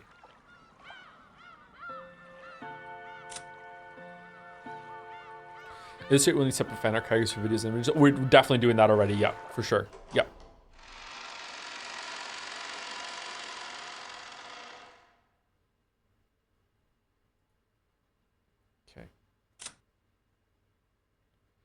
Oh. 源氏と申します。ゴーダです。 Okay, how we feeling? ゴーダです。Sucker Mary Barrels. Sucker Mary Sucker Barrels. Mary Barrels. どう Sucker で Mary すか？ Barrels. 始めましょう。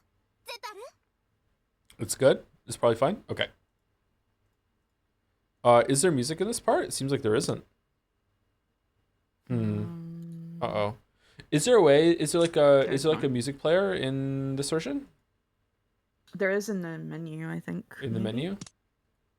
Yeah. No? Okay. There isn't, really? Oh.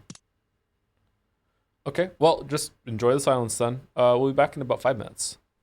There, In, like, wait, there in is? like the title menu. I mean, In the title menu. you can also just go to the logs. That's true. Okay, what song do we want? Music box, there we go. What do you think is a good one, Mouse? Golden Slaughter. Golden Slaughter. Let's pretend that I can't find it. Okay.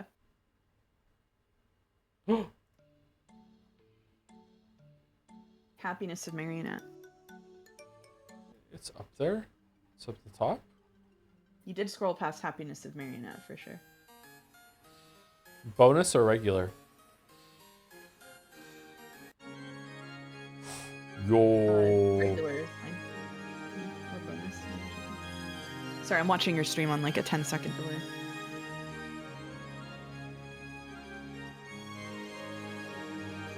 Do I skip it again? Golden Slaughter?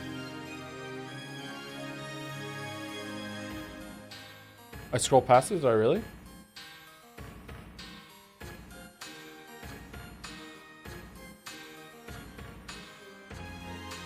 There it is. Oh, it's one word. Okay. Do we want Golden Slaughter or do we want Happiness Marionette? I like Happiness of Marionette, but I'm not listening, so.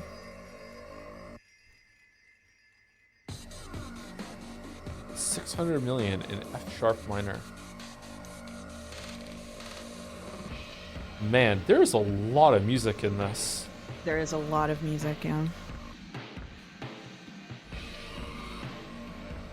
F style. Well, let's go with Happiness. I feel like that's better than Golden Slaughter. Anyway, be back in about 5 minutes, chat.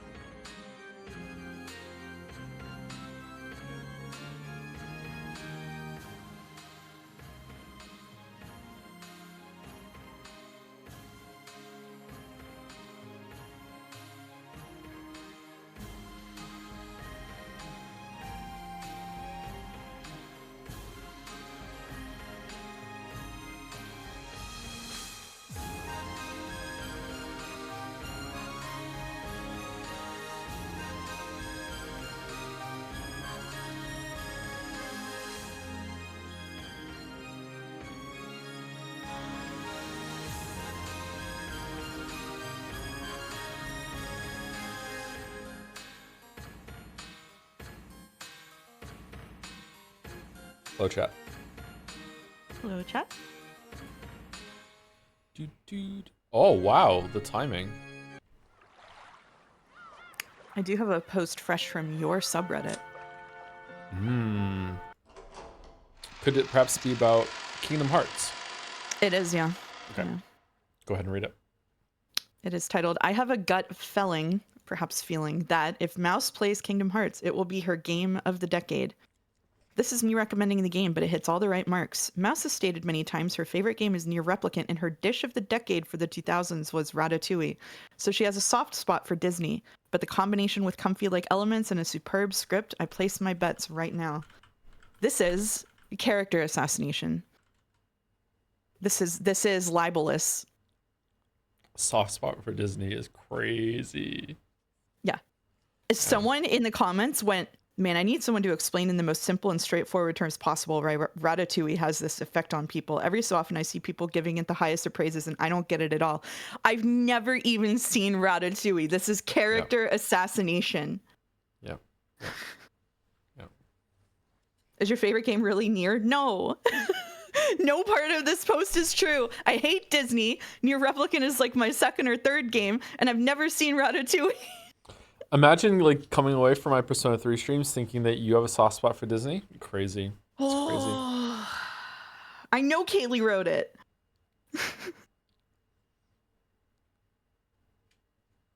Ratatouille is like a 7 out of 10 movie. I don't get the love for it. There's way better Pixar movies than Ratatouille.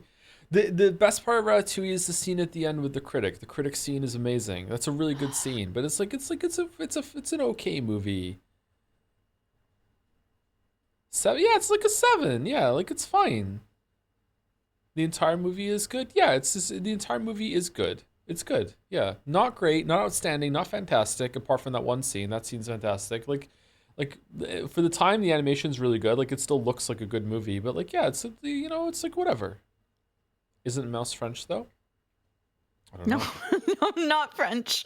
And Ratatouille was not even made in France, so it doesn't have anything to do with it. If I were French, I'd probably be pissed off that Ratatouille was the most discussed cultural artifact relevant to France in some minor way.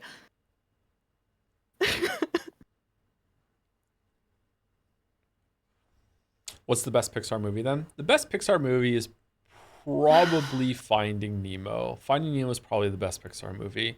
Like for the time, Toy Story was incredible too, and still holds up in a lot of ways. But I would say Finding Nemo is probably the best Pixar movie. Incredibles is a contender. Incredibles is really, really fucking good. Really fucking good.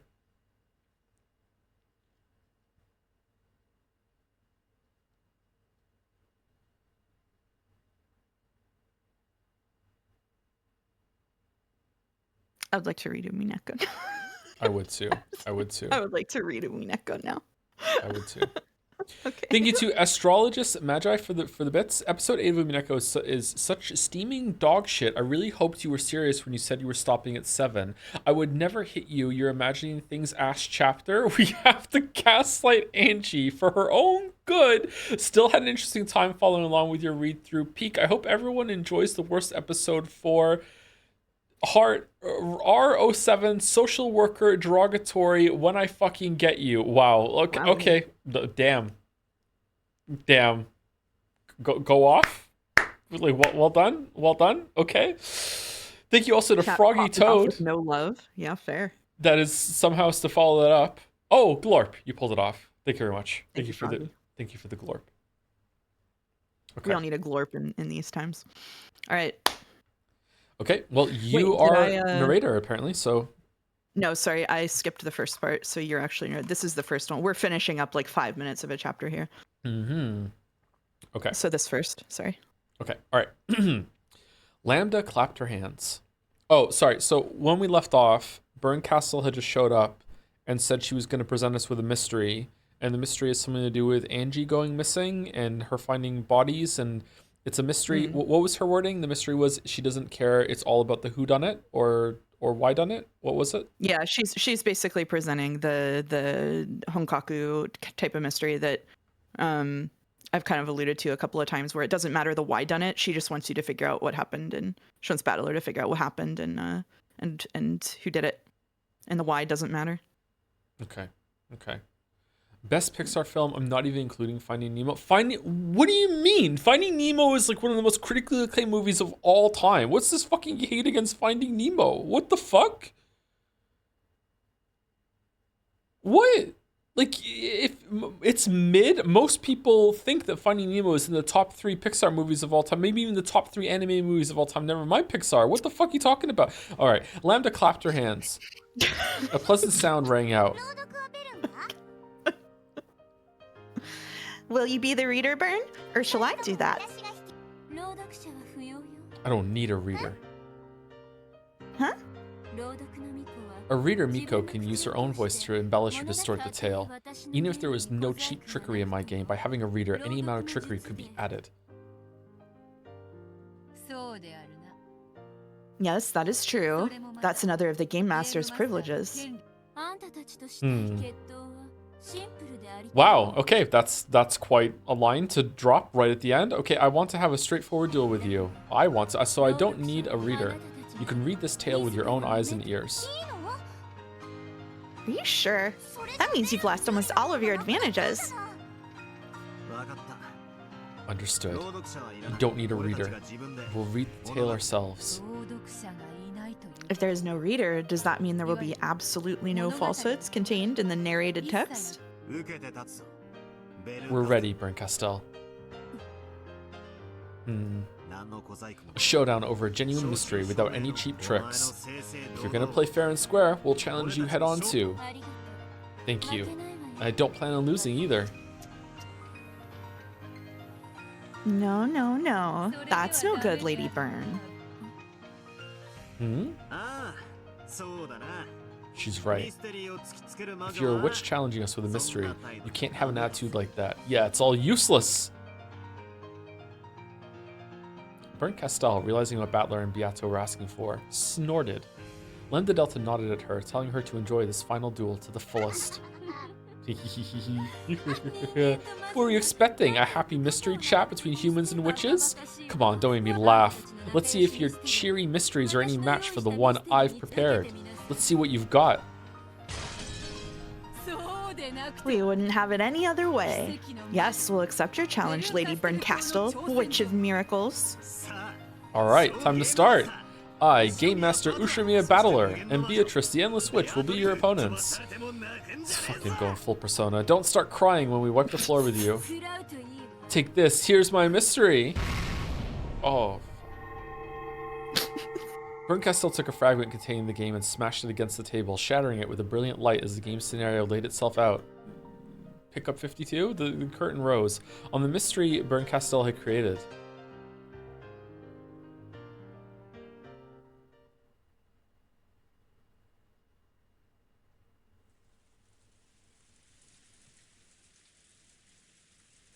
No sound but that of the falling rain filled the room.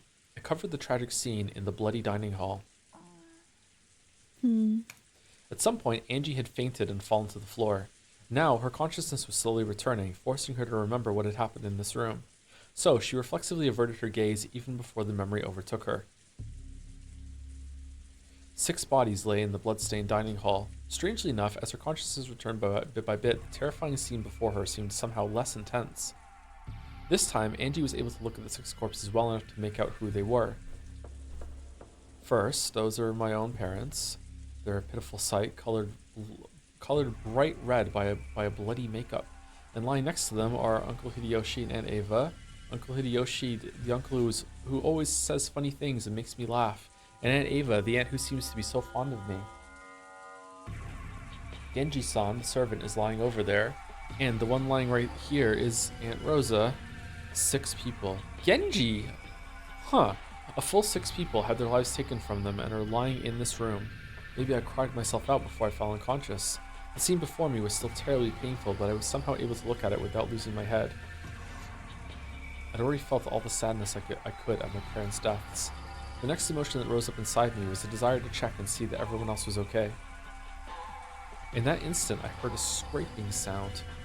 Just as I was about to relax again, thinking I must have imagined it, I heard the same sound again. It was probably coming from the door. Someone was clawing at the door from the outside. Of course, I had no way of knowing who it was. However, for some reason, I was sure that it was that black cat scratching at the door. The black cat was telling me to leave this room. I understood and put my hand on the doorknob. Oh, I have to unplug my controller. I did it ahead of time this time. I immediately noticed something odd. The door was locked. The same bad feeling I'd felt after being locked in the parlor crawled up my spine. However, unlike the time in the parlor, this door unlocked itself easily when I turned the knob. I unlocked it and slowly opened the door. Beyond the door, I could see the dimly lit hallway and a cat dashing down it away from me. Then it stopped, its emerald eyes glittering in the darkness, as though it was waiting for me to follow. The hallway was dark and wrapped in an eerie silence. When the black cat saw that I was coming, it walked forward as if guiding me. I could hear nothing except the creaking of the floor, the bell of the cat, and the sound of the storm outside. The party is being held in the hall. I should be able to hear at least a little of the noise from this hallway. Maybe it got really late when I was unconscious in the dining hall. It was a reasonable conclusion.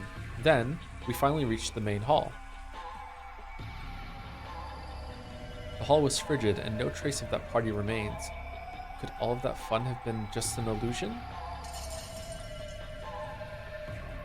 The black cat's bell rang out. When I looked up, I saw that it had its feet on the stairway to the second floor, urging me to follow it. Are you going to the second floor?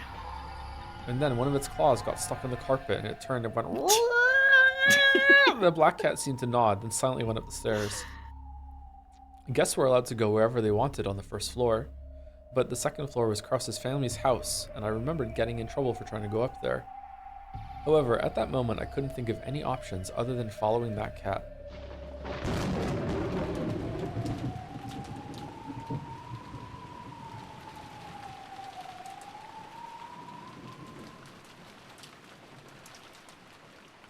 I walked along the dark hallway with the black cat. Eventually, we reached one of the doors. The black cat scratched at the door, then turned to look at me. It must have been telling me to open it. Okay, I'll open it for you. I put my hand on the doorknob and felt the resistance of a lock again. This door is locked. I turned around to tell the cat this, but inexplicably, a single key lay right in front of the cat. Angie picked it up and stuck it in the keyhole. What? Why are we switching POV? That's weird. Sort of vibes, you know. As she did, she finally noticed something strange with her fingertips. Blood. Somehow, Angie's fingertips had been stained red with blood. She let out a short cry and the key slipped out and fell to the ground. She finally realized. In the darkness she hadn't noticed before. The black cat's key was covered with blood. Or you had blood on your fingers. The emotions that had gone numb in Angie sprang back. Oh, fucking hell, a terrified scream rang out through the dark hallway. Infant Queen Bee. Even so, Angie would eventually open that door. That door led to Natsui's room. Natsui's room was a terrible mess. Blankets and sheets were torn. Cosmetics and books lay all over the place, as though a typhoon had just ripped through it. And there were corpses. Krause and Natsui's corpses lay sprawled on the floor. Very shortly, Angie will step into this room. She will then scream in terror once more. And it isn't limited to the dining hall and Natsui's room. In the stormy rose garden, Shannon's tragic corpse lies exposed.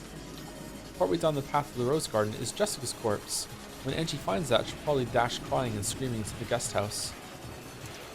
And death awaits her inside the guest house as well. Just inside the front door is Nanjo's. No, not Nanjo! In the servant room nearby, even Goda and Kumasawa lie dead. Who's gonna check the bodies?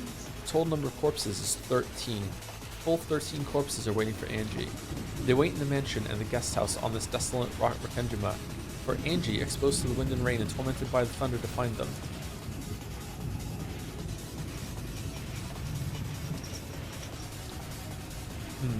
Okay. Well, was everyone present for the story, or what? First Twilight, Burns puzzle. All right, Now so we now can switch over. Now we can switch over. Okay.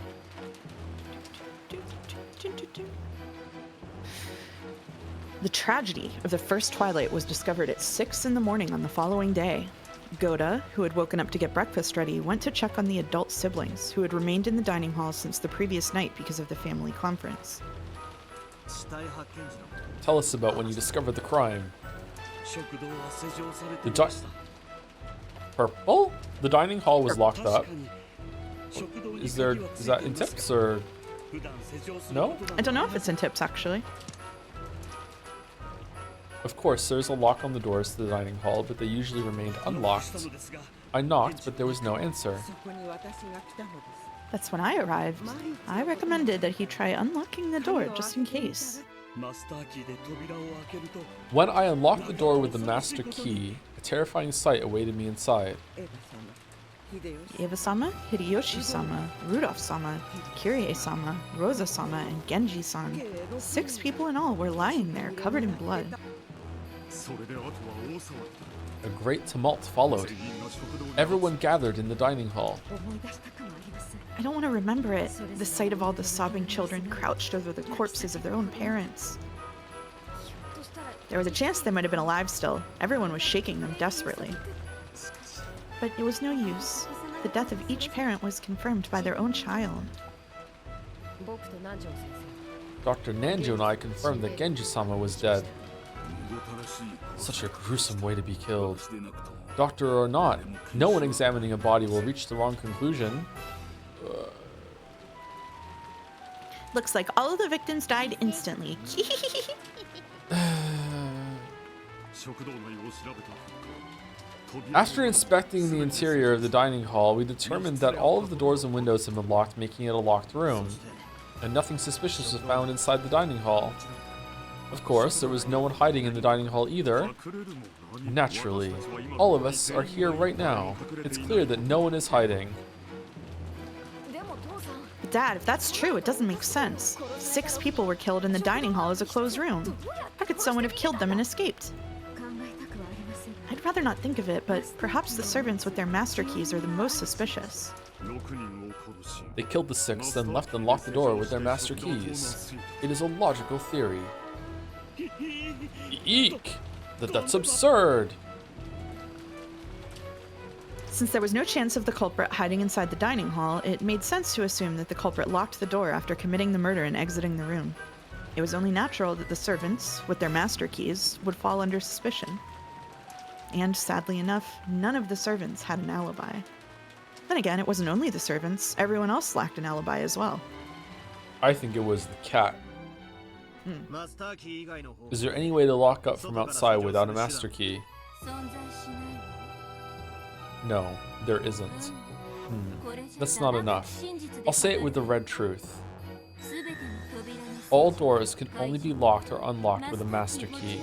Of course, it is possible to lock or unlock the doors from inside the room even without a master key. There you have it. Any other questions? マスターキーの他にも Shouldn't there be keys to each individual room in addition to the master keys? I love your Lambda voice, by the way. Normally, those would exist. However, they make the game more complicated, so I've eliminated them. Red truth. In this game, we'll consider master keys to be the only keys that exist. つまり Sumari. All of the locks that appear in this game could only be locked or unlocked by master keys. そうなるわね That's what it means. It really is a simple game. となれば In that case, we should now check the number of master keys and who holds them. マスターキーは合計 There are 5 master keys 5 total. 人の使用に One is held by each of the 1 5本ずつを持って servants. 特別な方法で管理されてい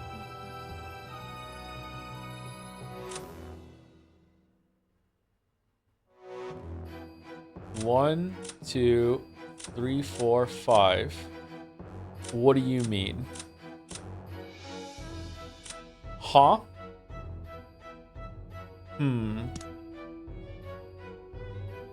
The keys will be managed in a special way. The servants keep the master keys on their person at all times, so it is impossible for them to be stolen, handed over, or used by any human other than themselves. なんだそれ What the これ heck? はもはや Now it's sounding less like keys and more like a fingerprinting system. 面白い例えよ That's an interesting metaphor. つまり In other words, Sumari. In the world of this game, it isn't the master keys but the 5 servants themselves that can lock or unlock doors. We tried to retrieve Genji-san's master key, but had no luck. To prevent trouble later on, we destroyed Genji's master key. What? They just fucking destroyed it. This was the crime of the first Twilight. The scene was the locked closed room of the dining hall. None of the servants holding master keys have alibis. Then again, no one else has an alibi either. Burn pacing, don't you love it? Second Twilight, let's go. Man, she should be written the whole thing. Oof. Everyone returned to the parlor to discuss what should be done next. The phones were out, so they couldn't contact the police. I love how almost all personality has been completely stripped away from them, except for like Goda. Like Goda's like, eek, you know. Was the mysterious culprit hiding away somewhere, planning to attack their next victim at this very moment? Or was the culprit in here with them, mentally sticking out their tongue and tasting their next prey? None of them had alibis, and any one of them could have been a culprit.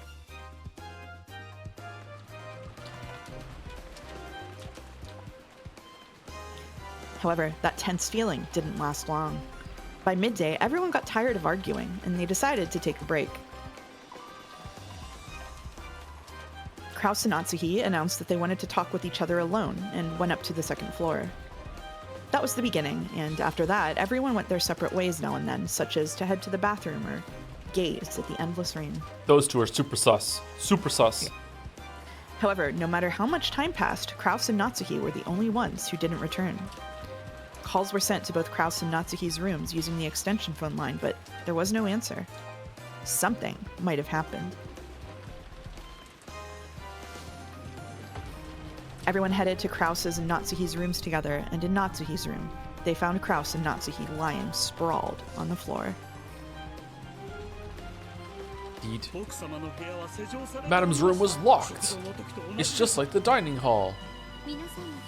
After getting everyone's permission, I unlocked the door. Kraus-sama and Natsui-sama lay sprawled on the floor inside the room. Dr. Nanjo checked their pulse. Then he announced that the two of them had died instantly. Correct. I confirmed both of their deaths. There could be no doubt that they died instantly. I searched all over the room, looking for a clue. In the end, I found that the windows and doors were all locked, making it a locked room. Another closed room. We servants all have master keys, so we'll be suspected again. It's like they're actors in like a murder mansion thing. Yeah. But have no fear. After Madam began to suspect us, we started keeping an eye on each other. It's like the section of this is a funny reference, but it's like the section of A Midsummer Night's Dream where they put on a play with the terrible actors, and like they just take a break from the play to do a play within the play that's just god awful. It's like that, but with Ryukishi sending up like Honkaku mysteries. All of us servants were together the whole time. All of us servants can prove an alibi for all of the other servants. So you're all doing it then. Interesting. Now that's interesting. So you're saying this closed room is even more complete. In the case of the first closed room, no one had an alibi. So for this closed room, all of them have alibis. In this world, the servants themselves become living master keys. Since those servants have perfect alibis, it was impossible to lock Natsuhi's room. We decided to preserve the crime scene as it was. We put duct tape all over the outside of the doors and windows, sealing them. It's back.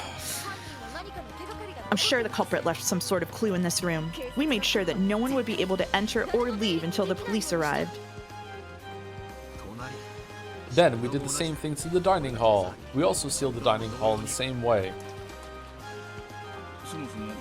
We reached the conclusion that the entire mansion itself should be preserved. We also sealed the mansion itself, and all of us took refuge in the guest house. Duct tape over the whole thing. There was no duct tape when Angie was going through it, though. Imagining, like, Kumasawa putting in the weekly, like, grocery order list from the mainland, and it's like 2 dozen eggs, like, a pound and a half of deli meat, and, like, 30 rolls of duct tape. Someone help me, help me budget. My family is done. My family's... They sealed the whole mansion, packing tape on all the windows. They even use a ladder for the windows on the 3rd floor? The game would get complicated otherwise, so I've simplified it. All of the windows have steel bars on them, so it is impossible to enter or leave by them. Therefore, more than anything else, we wasted all this duct tape. We'll say that we can seal the whole mansion by sealing the 2 doors, the front one and the back one. Got it. That makes it easy. What do you think? Actually, killing the 2 people in Aunt Natsu's room would be easy. Someone just had to knock and get them to open the door. However, they couldn't lock it afterwards. Only the servants can lock doors. Oh shit, sorry. But all of the servants have alibis. Unless the servants are all in it together. Joe alert. More importantly, the first Twilight has me suspicious. You think that one of the 6 who died in the dining hall was actually alive and committed the crime? Yep. It's because of Erika. I can't help but be suspicious when people are examining corpses. So, Sumari, you think that one of the first 6 victims was alive? Yeah. And afterwards, they killed Kraus and Natsui. Then they locked the door from the inside, hid inside the room, and found a good chance to escape. That theory does make logical sense. I'll say it in red. The culprit of the first Twilight has definitely killed 6 people. Then I'll take a shot with the blue truth. Here's the true nature of this closed room. The culprit locked the door from the inside, then hid in Natsuhi's room. Then, after everyone left, they found an opportunity to escape. Sure, I'll deny that in red. The group sealed the room at the same time they left. No culprit joined the group as they left. Also, all of the seals on Natsui's room, the dining hall, and the mansion itself will never be broken. In other words, you can't use that trick where they hide under the bed and slip out later. Interesting. Nice going, Burnt Castell. Thanks. This was the crime of the second Twilight. The scene was Natsuhi's room, a locked, closed room. Sorry, one this second. time. When she said this red, the culprit of the first Twilight has definitely killed 6 people. Is that meant to be... I don't know if you can tell me this without being spoilers or not. Is that meant to be at the time of the story that we're at right now with first and second Twilight? Or does that mean period for the whole thing? In this line, it does not specify that it's at this time. Okay. That doesn't... Whether that's what it means, This is exercise for the reader. Okay. yeah. You are. I would say that you're going in the right direction in suspecting the gaps in the red truth. So Yeah. from what you've learned so far. This was the crime of the second Twilight. The scene was Natsuhi's room, a locked, closed room. This time, all of the servants with master keys have alibis. The whole group, realizing the dangers of being inside the mansion, took shelter in the guest house.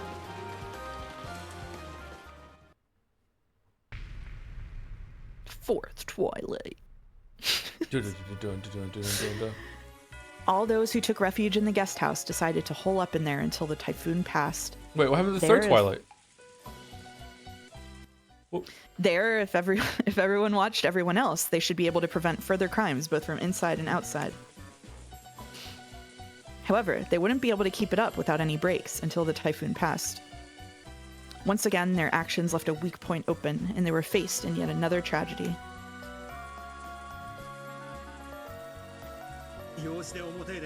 Shannon-chan and Cannon-kun went outside on an errand and still haven't come back. George Nissan got upset, so we all went outside to look for them. We found Shannon-chan lying there in the rose garden. Oh, poor, poor Shannon-chan. Yeah, this is fucking great. It's great to have some good writing after Expedition 33 all week. I prayed she was still alive. However, I was forced to acknowledge that she was dead. Of course, I examined her and confirmed her death. Fucking Christ. When the 2 of them left, we were busy checking the locks around the guest house. So not one of us has an alibi. Me? Kill her? How could I have killed her? That's right. George Oni-chan couldn't kill her. Ooh. Later on, we learned that George Nissan alone had an alibi. At least regarding Shannon's death, it was impossible for George Nissan to be the murderer. To turn it around, Sumari? Anyone could have killed her besides George and Nikki. To prevent the culprit from using it for any mischief, we destroyed the master key Shannon-san held on the spot. What do you mean, Goda? He just stomped on it with his strength. I think he's eating them.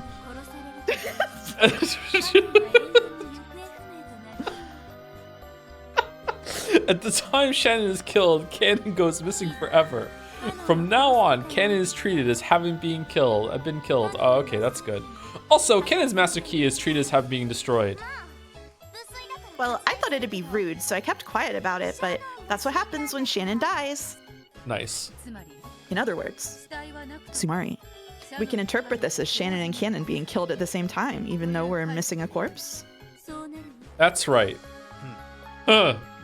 Looks like the crimes are moving along. I'm loving this. This is great. This was the crime of the fourth Twilight. The scene was the Rose Garden. There were no locks or doors. It wasn't a closed room, so the master keys were no longer a factor. Then, the pace of the crimes began to accelerate. Oh, how the fuck can it get any faster? What the hell? Fifth and sixth Twilights. Everyone took shelter in the guest house. They carefully sealed all doors and windows, locking themselves in a closed room. However, several closed room murders had already occurred. Could locking themselves in a closed room do anything more than invite another tragedy? After arguing fiercely in the cousin room about finding the culprit, they decided that they should double-check Nanjo, Kumasawa, and Goda's testimony. And there, they learned that a tragedy had occurred once more. Judging by these wounds, Goda-san and Kumasawa-san died instantly, I believe. Such a gruesome way to die. Better eat their keys. Like how they could survive with wounds like this. Goda-san and Kumasawa-san are both dead. Okay, so are purple statements things that the characters that are saying them think they're true? But they're not. They could be false. Is it gonna explain that? I guess it is. Right? I don't remember if it gets explained at the end, but really? Oh, okay. Yeah, I really kind of breezed through episode 8. We're playing loosey goosey on my memory with this one. Oh shit. Okay. Well, like I said, I googled the answer to things. I just wanted to get to the end, man. Wow. Well, we have been busy keeping a lookout and locking up and all that. Once again, none of us has an alibi. That's not true. Look, if they were killed that way, the culprit would definitely have gotten blood spatter on themselves. But Dr. Nanjo and all of the cousins have no blood splatter on them. All of us, in other words, the 4 cousins and Dr. Nanjo couldn't have killed Goda-san and Kumasawa-san. In that case, it's clear that the culprit is someone other than us. I guess that someone might have snuck in, so I checked around, but the guest house was still completely locked up. Perhaps the culprit has a master key after all. It's impossible. No master keys exist anymore except the 2 keys on the 2 people who lie dead here.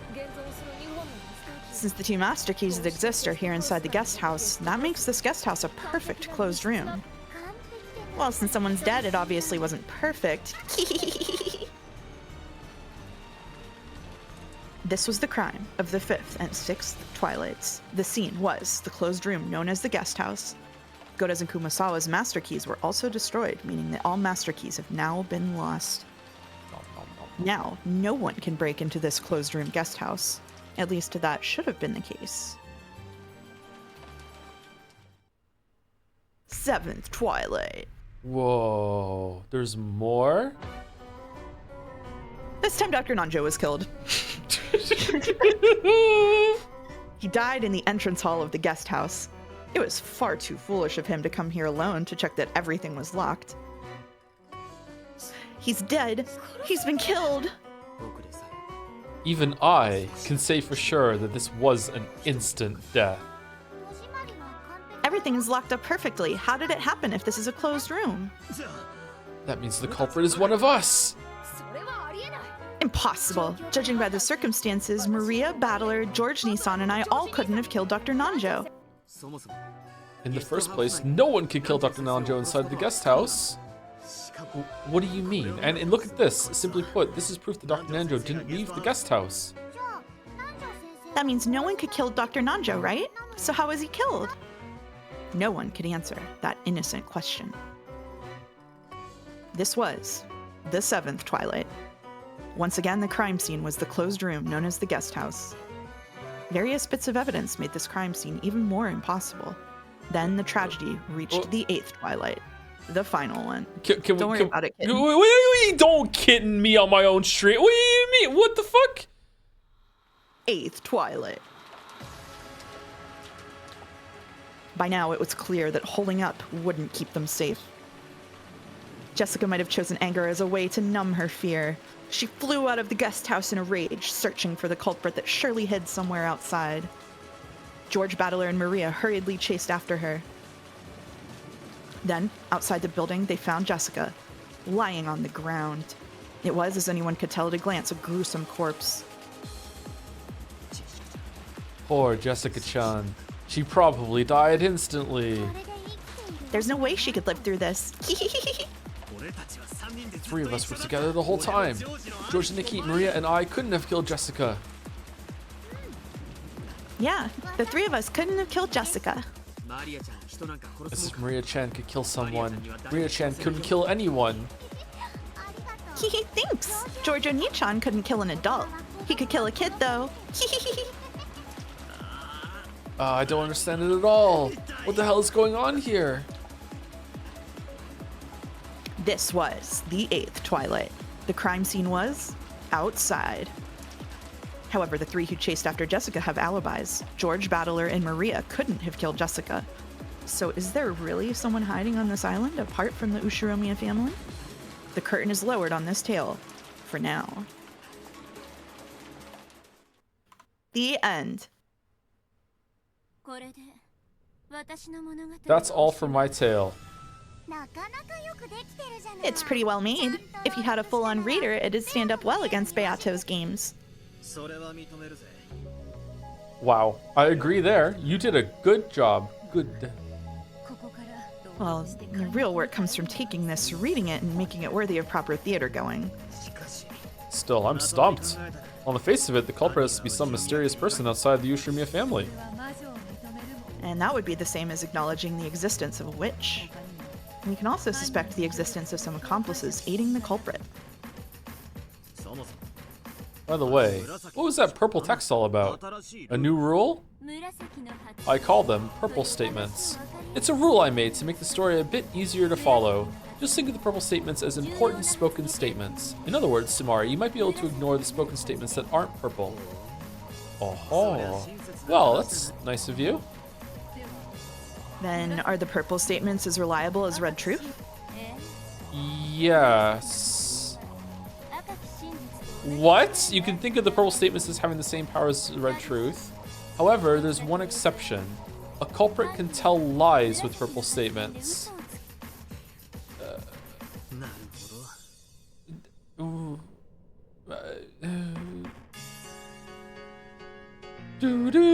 What? I see. To turn around, anyone who isn't a culprit can't tell. Oh. Yeah. Oh. Purple statements. You seem to be the key to Lady Burncastle's game. Sorry. Yeah, that's right. I'll explain the rules for my game. The definition of culprit is one who murders. It is possible for a culprit to lie. It is possible for a culprit to lie even before committing murder. Characters who are not culprits only speak the truth. Characters who are not culprits cannot cooperate with a culprit. The culprit must carry out all murders directly by their own hands. A culprit must not die. Sorry, I'm not processing this very well because I'm just thinking that Maria is a liar. Well, that's kind of crazy. Okay, a culprit must carry out all murders directly by their own hands. What do you mean by your own hands? Those hands can have a weapon, right? A culprit must not die. A culprit must be among the characters appearing in the story. Purple statements are as absolute as red truths. However, a culprit can lie with purple statements. That's all.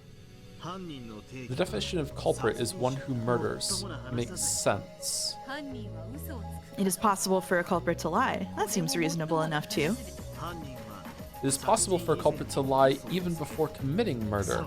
Well, no surprises there. Characters who are not culprits only speak the truth. How convenient. characters who are not culprits may not cooperate with the culprit, right? So the culprit can't make accomplices tell lies to match their version of events. Damn. My guess is that someone manufactured an alibi to cover for the culprit, but was destroying the keys ever in red? If the keys were only in purple, then there could be a key somewhere. Ah, too bad.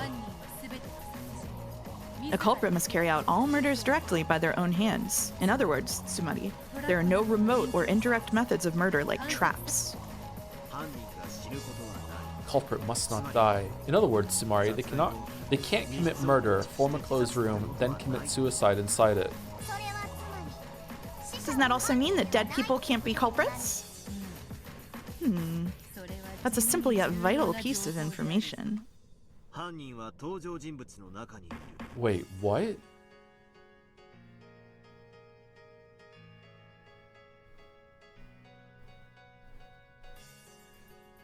Oh, shit. Oh, that's really important. Okay. That's cool. Okay. A culprit must be among the characters appearing in the story. So this isn't about some mysterious stranger who snuck onto the island. Okay, so it's imposter rules in Among Us. They can't kill each other. The appearing characters are the same old 17 people after Kinzo is removed. No one else appears in the story, so no one else matters. Purple statements are as absolute as red truths. However, the culprit alone may lie with purple statements. Now here's a troublesome one. It might be the heart of this game. Does that cover all of this game's basic rules? Besides that, I guess there's only the reader will tell no lies. In other words, there are no lies in the non-dialogue narrative text. I could have added that stuff if I wanted, but it'd be a pain to make things complicated. So you willingly abandoned a witch's privileges. You seem quite confident. She probably plans to win despite that. That's all from me. I don't intend to give you any more hints or answer any more questions. As the observer, I'll proclaim this once again. I guarantee that it's possible to identify the culprit with this information. Okay. Got it. I can't wait to get started. I can't believe the two of us are going to take on the same mystery together once more. Yeah, I'm looking forward to it. This is a real game between you and me. I recommend finding some paper and something to write with. Oh, that is, if you shit. really intend to fight me. If you do get completely stuck, maybe you should listen in on Battler and Beato's reasoning. We'll have those be hints for when you get absolutely stumped and can't move forward. Still, I'd rather fight you one-on-one. If you plan to enjoy our little duel, then try defeating me by your own power alone without relying on hints. Okay, let's enjoy ourselves, shall we? Enjoy this game that I've created just for you.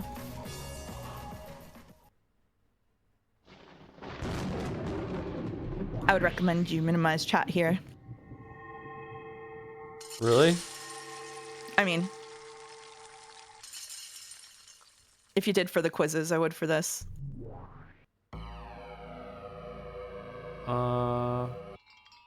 I did for the quizzes once we got into it, yeah. Okay. Yeah. Alright, chat's gone. Can I save it? I don't know, actually. No. Looks like not. Hold on. If I go to display rules, maybe I can save it there? No. Reread story. Check purple by person. Check purple by chapter. Hints. Identify culprits.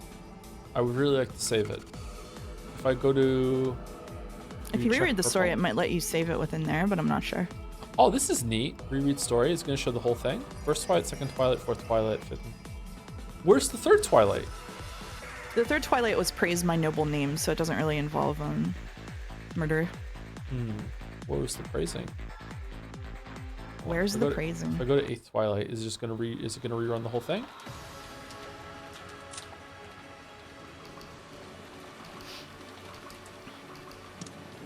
But now it's clear. Well, I'm gonna only go, one keep them safe. You're gonna go make your. I'm gonna go your make drink? myself a cocktail. Yeah. All right. Yeah. Enjoy. I'll be back in 5 minutes.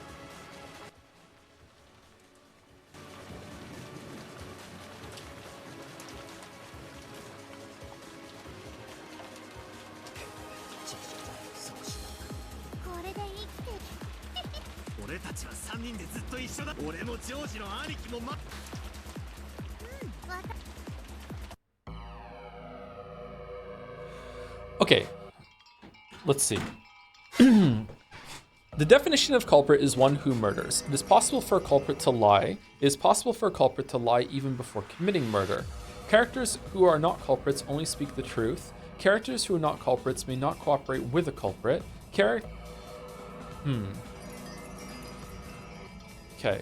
A culprit must carry out all murders directly by their own hands. A culprit must not die. A culprit must be among the characters appearing in the story. Purple statements are as absolute as red truths. However, the culprit alone may lie with purple statements. Outside of spoken statements, there are no lies in the narration.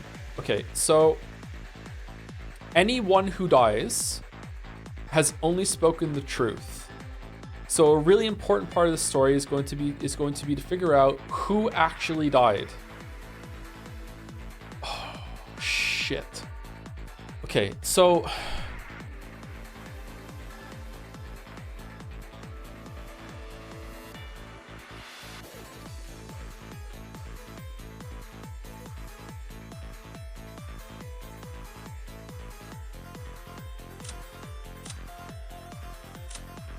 why are only these in red? Is this first Twilight? No, second Twilight are here.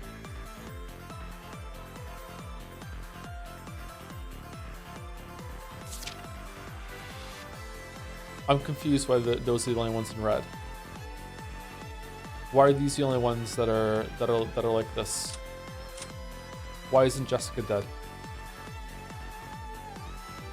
Okay, so let me see if I can recall the whole entire story from what happened without looking back at it. So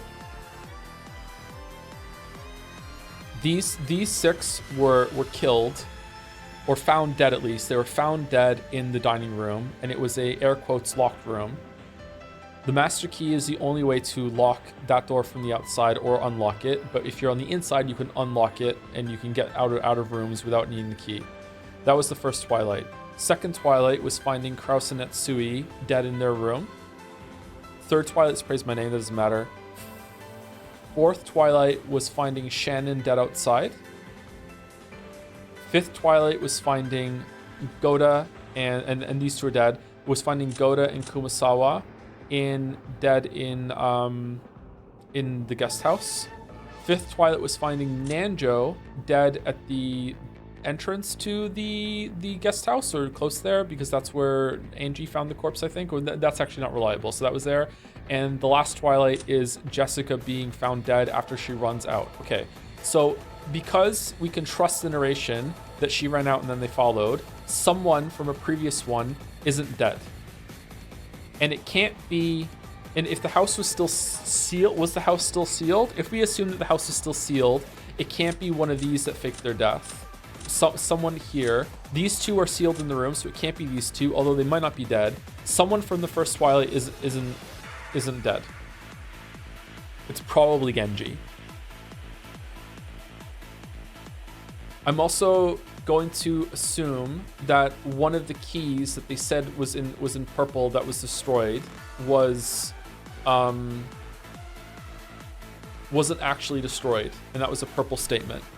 Is there a review of the red statements? Check purple by chapter. First Twilight. 6 corpus. Check in the locked room. Genji's master key. Yeah, to prevent trouble later on, we destroyed Genji's master key. Okay, so Natsui could be a culprit. Natsui could be and just isn't dead, and she's a culprit, and she just is pretending to be dead, and then she just doesn't leave the room, Lamayo. And then there's just another culprit.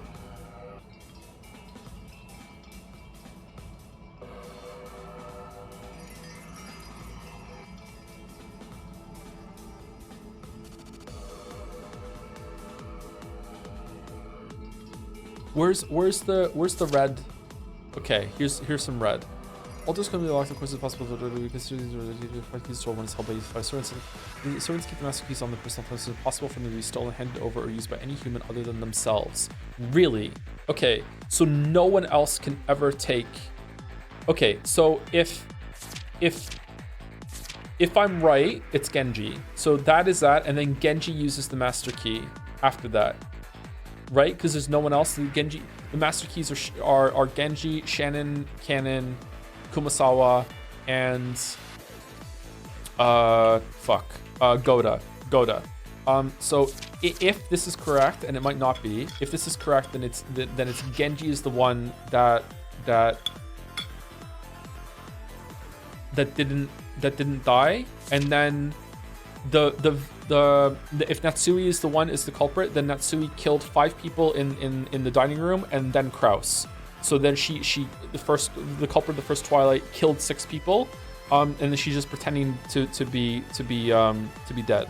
Okay, if we follow that line of thinking, welcome back. You having a good drink? Yes, we scran. Okay, Madame's room was locked. It's just like the dining hall. So she locks the door, kills Kraus, and then just pretends to be dead. But who inspected the room? I unlocked the door. Who starts to spit on the floor? Dr. Nanjo checked their pulse. Then he announced that the 2 of them had died instantly. Okay, well, correct. I confirmed both of their deaths. There can be no doubt they died instantly. Shit. Well, that's unless Nanjo is a culprit. That's my theory's fucked. Okay. Could Nanjo? Oh, Nanjo lying. Did Nanjo also confirm the deaths of the parlor at the beginning? The death of each parent was confirmed by their own trial. Okay, but that. Well, first of all, Genji is not a parent, but also that doesn't matter. Just because they confirmed it, they could be wrong, right? Like, yeah, this statement it's true that the children confirmed the deaths of their parents, but like just because they said that they confirmed it, they could still be wrong. Dr. Nanjo and I confirmed that Genji-sama was dead. Shit. But Kanon's dead. But Kanon was killed when Shannon died. Does that count as Kanon being killed? Because if Kanon's dead, then he can't. Oh, pretending?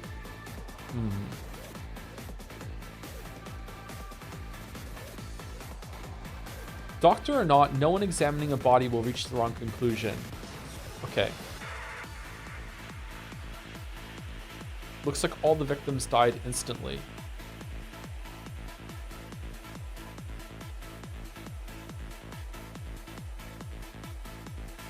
This is hard. Holy fuck. I actually did do this part by myself. I didn't Google the answer for this. I just did that for the quizzes. Because like all the victims died instantly, that's true, but like if someone doesn't die, they're not a victim. So does that count? Is the wordplay here? Also, doctor or not, no one examining a body will reach the wrong conclusion.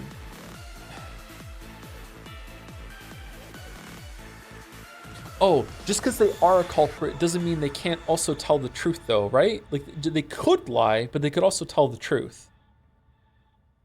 Okay, let's follow that theory and see if it pans out. Right now, I would say that it's culprits are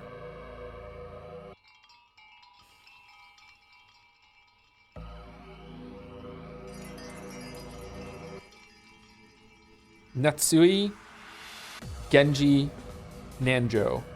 But 4? Is it Kanon too? Are Kanon and Shannon different people for the sake of this thing too? That's a hard one as well. Okay.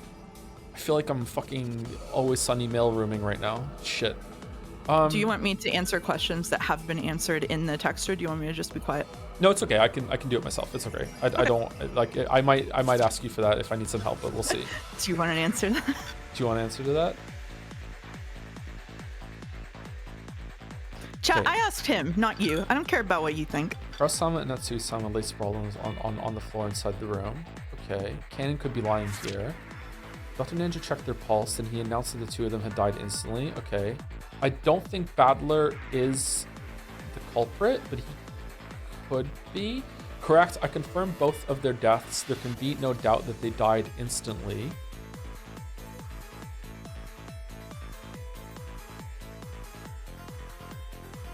Okay, so Nanjo's lying. So Nanjo is a culprit. So who does Nanjo kill? I searched all over the room looking for a clue. In the end, I found that the windows and doors were all locked, making it a locked room.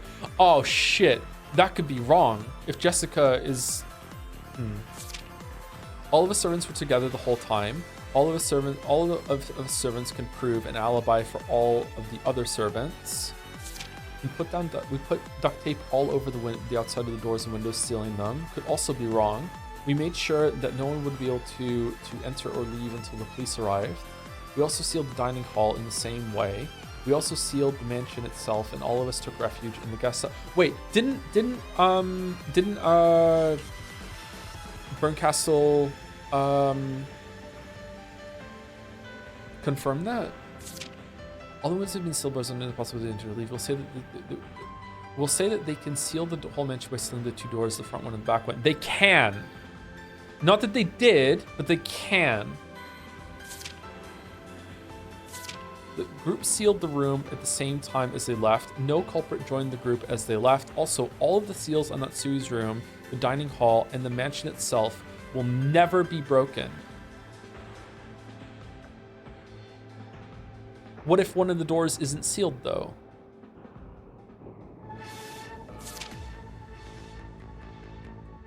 The culprit of the first Twilight has definitely killed 6 people.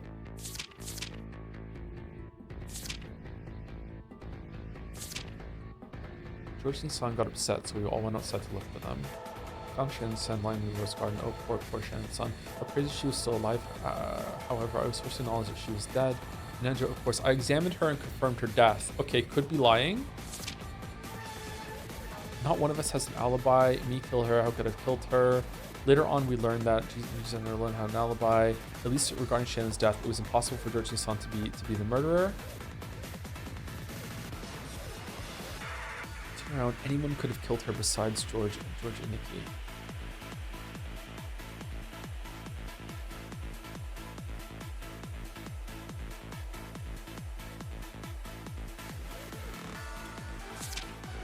The culprit for using it for any mischief who destroyed the masterpiece Shannon San had held on the spot.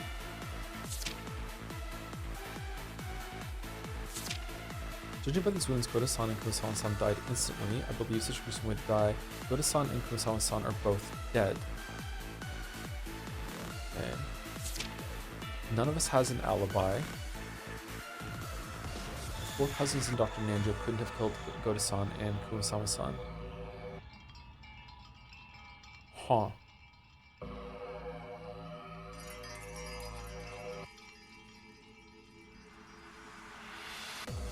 Okay, could someone have snuck into the guest house? Because if no one else can sneak into the guest house, then Jessica's lying. Because someone has to have killed them.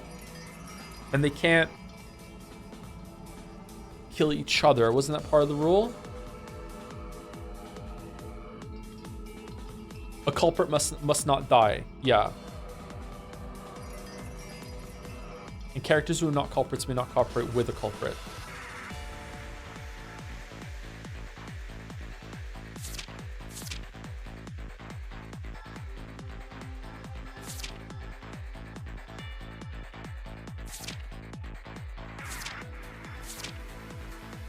You having fun, Mouse?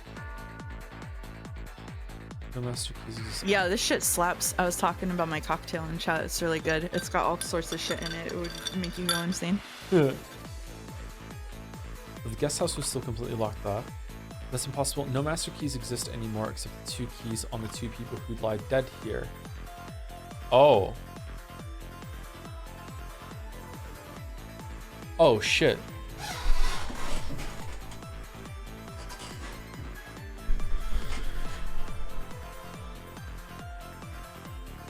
Okay, that goes against my theory that they're lying about destroying a key.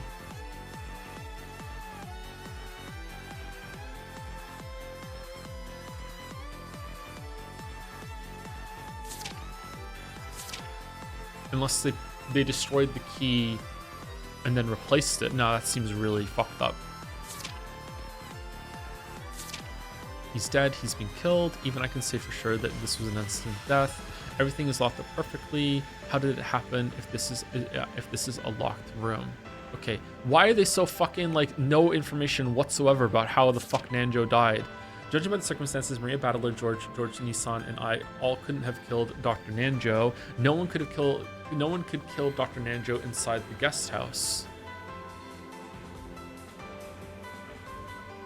but I mean, unless he's not dead, George is lying because he is dead. So that's a lie. No one could kill Dr. Nanjo inside the guest house. Look at this. Simply put, this is proof that Dr. Nanjo didn't leave the guest house.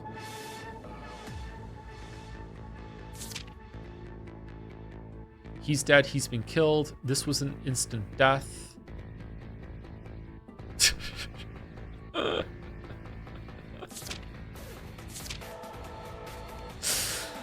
I mean, like, if these are lying, then that means they're the culprit, which means that they could, like, fucking hell. I don't know. This is fucking complicated. No. And look at this. Simply put, this is proof that Dr. Nanjo didn't leave the guest house. No one's dead, Lamayo. Poor Jessica Chan. She probably died instantly. There's no way she could live through this. Hee hee hee hee hee.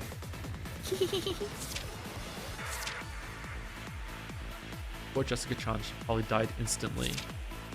I'm running out of victims to make them all culprits at this rate. The three of us were together the whole time. George and Nikki, Maria, and I couldn't have killed Jessica. Yeah, the three of us couldn't have killed Jessica. As if Maria Chan could kill someone. Maria Chan couldn't kill anyone. Hee hee hee, thanks. George Oni-chan couldn't kill an adult. He could kill a kid, though. Hee hee hee hee.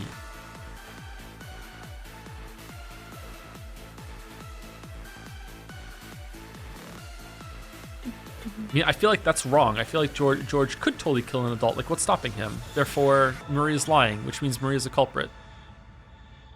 Uh-oh.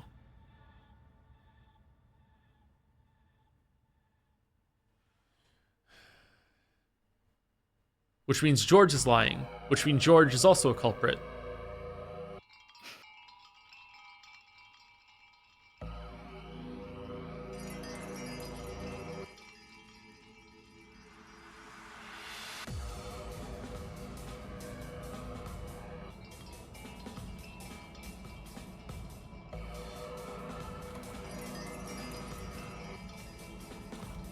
What happens if What happens if I click on identify culprits? Is it going to show me like a map? And can I back out from it?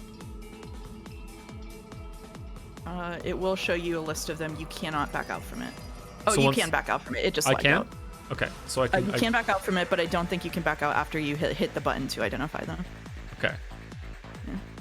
Confirm selection. So I have to like pick them and then go down here. So Yep. like if I can just do this. If it's your final answer. And it's not a final answer. I just want to see. Okay. Yeah. That would be how you do it, though. Yeah. Okay, so I can back up like that. Okay. Yep. Definition of culprit is one who murders. It is possible for a culprit to lie. It is possible for a culprit to lie even before committing murder. Characters who are not culprits only speak the truth. Characters who are not culprits may not cooperate with a culprit. A culprit must carry out all murders directly by their own hands. A culprit must not die. A culprit must be among the characters appearing in the story. Purple statements are as absolute as red truths. However, the culprit alone may lie with purple statements. Outside of spoken statements, there are no lies in the narration. There are no lies in the narration. Hold on. So if I go back and reread the story, it says here. But now it's clear the holing up wouldn't keep them safe. Jessica might have chosen anger as a way to numb her fear. She flew out of the guest house in a rage, searching for the culprit that surely hid somewhere outside. George, Battler, and Mira hurriedly chased after her. Then outside the building, they found Jessica lying on the ground after murdering her. Can we lie via omission fucking story or no? It was, as anyone could tell at a glance, a gruesome corpse. Poor Jessica Chan. She probably died instantly. There's no way she could live through this. Hee hee hee hee. The three of us were together the whole time. George and Nikki, Maria, and I couldn't have killed Jessica. Yeah, the three of us couldn't have killed Jessica. As if Maria Chan could kill someone, Maria Chan couldn't kill anyone. Hee hee thanks. George Oni-chan couldn't kill an adult. He could kill a kid though. Hee hee hee hee hee.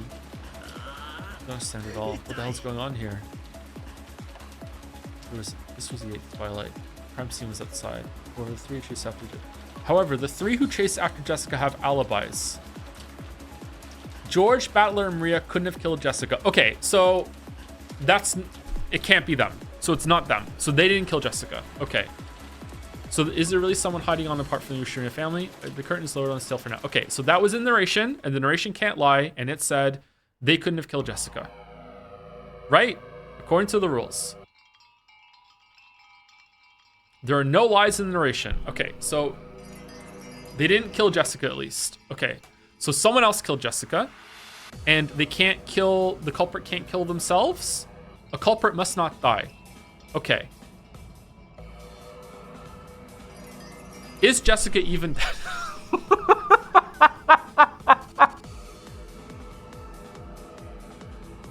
I'm listening to your Joker arc right.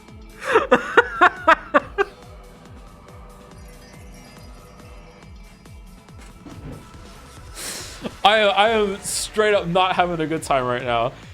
Thank you to, I always say thank you to Froggy Toad. Thank you to TantoFaz186 for the resub. Thank you very much, TantoFaz. 18 minutes ago, 6 months. Thank you very much, TantoFaz. Oh, man. Do you want assistance? No, I'm good, thanks. Okay. So far, I'm okay.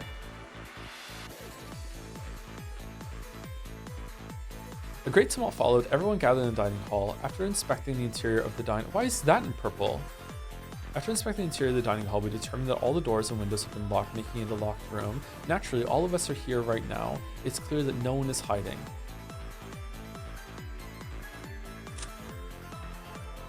To prevent trouble later on, we destroyed Genji's master key. Windows and doors were all locked, making it a locked room. We made sure that no one would be able to enter or leave until the police arrive. Okay, is there any part of the narration that says someone's dead? Because that would be like a really good hook to be like, hold on.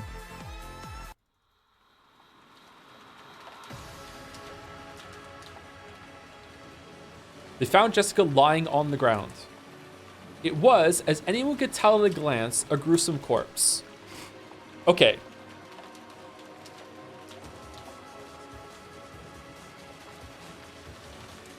I want to say that means she has to be dead, because otherwise this would be a lie. Like, the narration is saying it was a corpse, and anyone could tell that at a glance. But, like, with some, like, fucking, like, you know, fuck you, like, it's still left up to interpretation with the text. I could see that somehow, but I want to say that this is confirming that she's dead. Is there any other time that the narration says that someone's dead?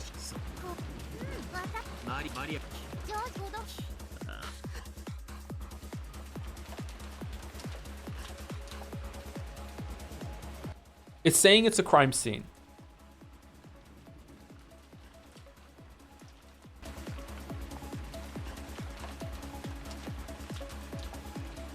Okay, for the sake of moving on and my own sanity, I'm gonna say that means Jessica's actually dead. So Jessica's dead. Fucking hell, I wish I could see chat. Fucking Christ. Okay, so Jessica's dead. So everything Jessica says is true.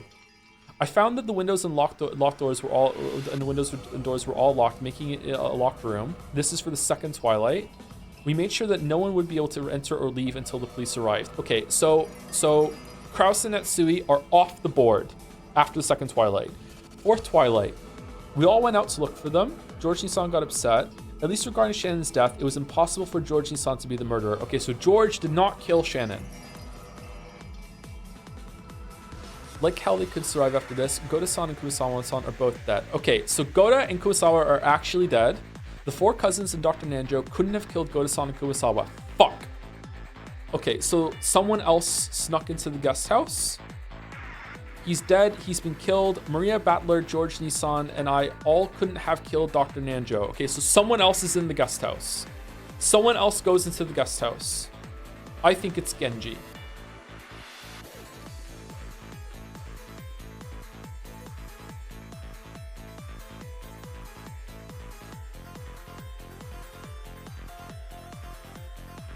Maria Battler, George Nissan, and like all couldn't have killed Dr. Nanjo. Does that mean that they could have killed him separately though? Like Battler could have killed him by himself, but not all of us killed him.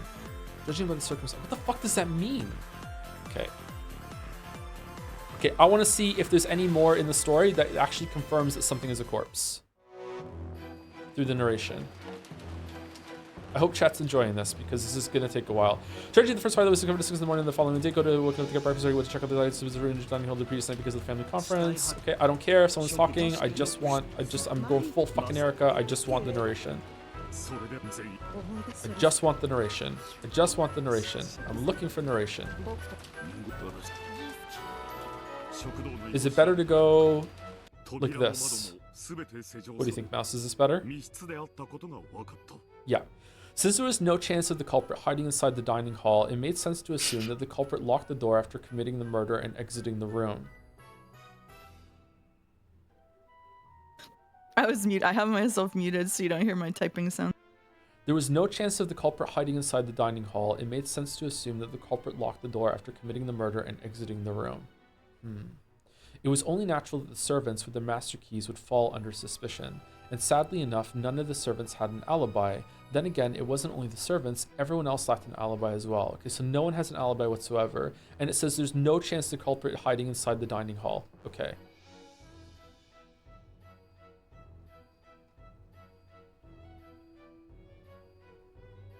Okay, that's it. That's it. That's it for there. Okay, I want to go back.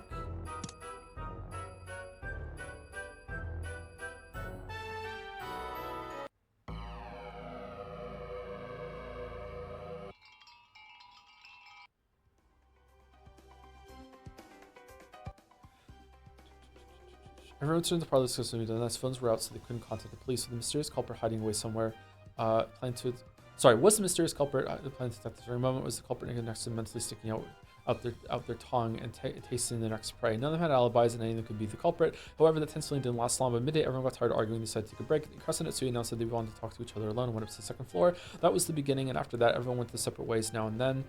Such as to head to the bathroom or gaze at the endless rain. However, no matter how much time passed, Krasa and Natsui were the only ones who didn't return. Calls were sent to both Krasa and Natsui's rooms. The extension of there was no answer. Something had happened. Everyone headed to Krasa and Natsui's room. In the Natsui's room, they found Krasa and Natsui lying sprawled on the floor. Okay, so they're not saying dead.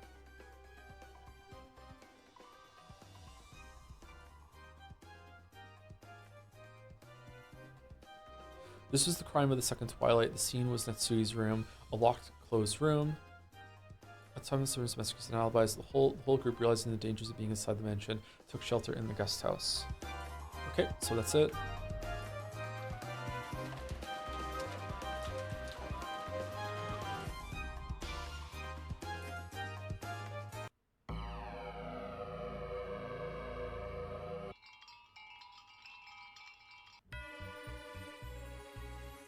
Most of the refugees guests have said hold there until the typhoon passed.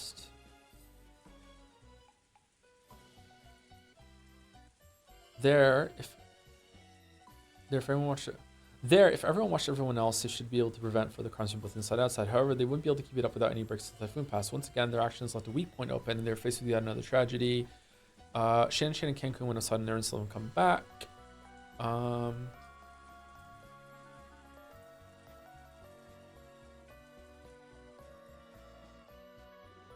I was forced to acknowledge that she was dead.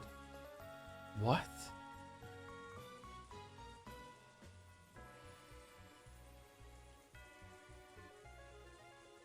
Okay, again, no confirmation of a corpse there.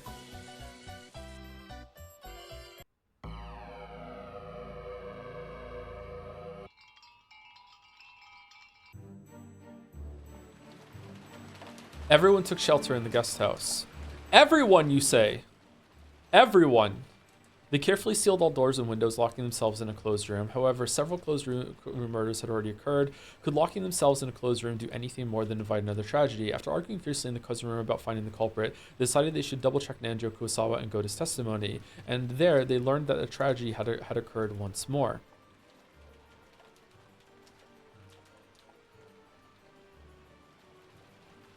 There was a crime in the 5th and 6th twilights. The scene was closed in the room. As the guest house were also destroyed, meaning that all master keys have now been lost. Okay.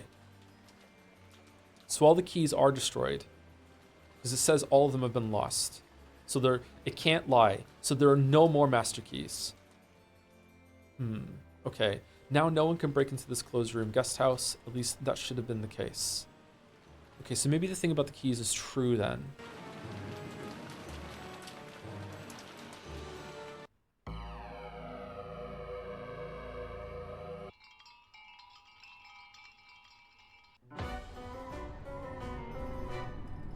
This time Dr. Nanjo was killed. Okay, Nanjo's dead. All right, so Nanjo's not a culprit. So Nanjo has to tell the truth. Fuck, that sucks. No, god damn it. What do you mean that he died in the entrance hall of the guest? It was far too foolish for him to come here alone to check that everything was locked. He's dead. He's been killed. Even I can say for sure this was an instant death. Everything is locked up perfectly. How did it happen if this is a closed room? That means the culprit is one of us. Impossible. Judging by the circumstances, Maria Battler, George Nissan, and I couldn't have killed Dr. Nanjo. First place, no one considered Dr. So the guest house, this part of the guest house, and no one could kill Dr. Nanjo, right? So how was he killed? No one can answer that. No one can answer the innocent question. I think someone can. This was the 7th Twilight. Once again, the crime scene was the closed room. Okay, hold on. What did it say again? Killed. So someone killed him. He didn't kill himself. Unless, he's not allowed to do that anyway. Very specific evidence made this crime scene even more impossible. Then the tragedy reached the 8th Twilight, the final one. Okay, so once again, for my own sanity, a culprit must not die, which means, because Nanjo's dead, Nanjo's not a culprit. Because Nanjo is a culprit, that must mean that, that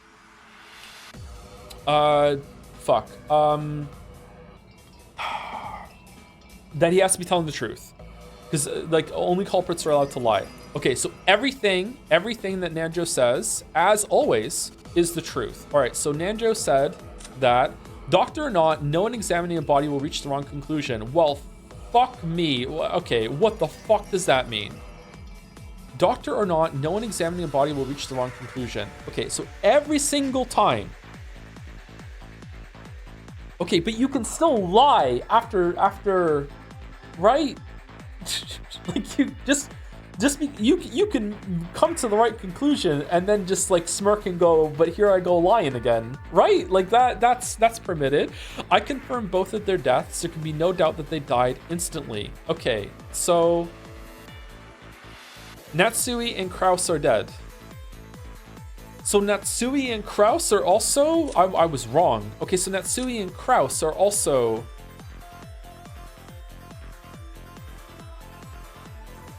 victims. This was completely the wrong way. Don't stop thinking, Joe. Read with love. We also sealed the mansion itself, and all of us took refuge in the guest house. I also examined her and confirmed her death. Judging by these wounds, Goda-san and Kuwasama-san died instantly, I believe. Such a gruesome way to die. Okay, so because we know Nanjo is dead,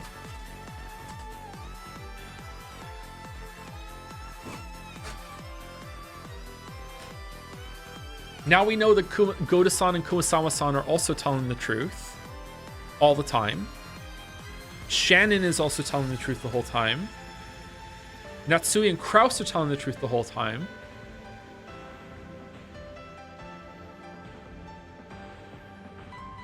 That's a lot of truth.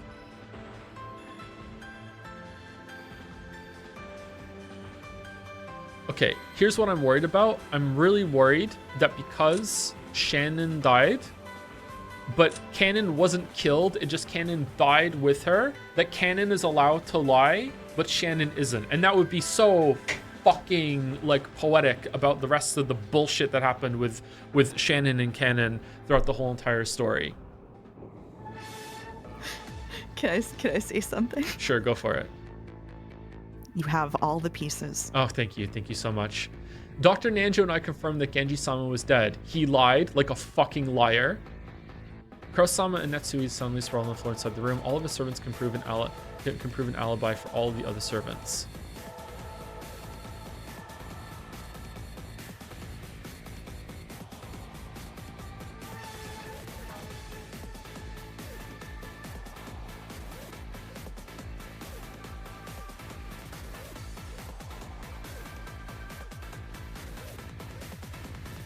Oh, they're red because they don't have any statements. Everyone gathered in the dining hall. To respect the interior of the dining hall, we determined that all the doors and windows have been locked, making it a locked room. Naturally, all of us are here now. It's clear that no one is hiding. No one is hiding. Okay.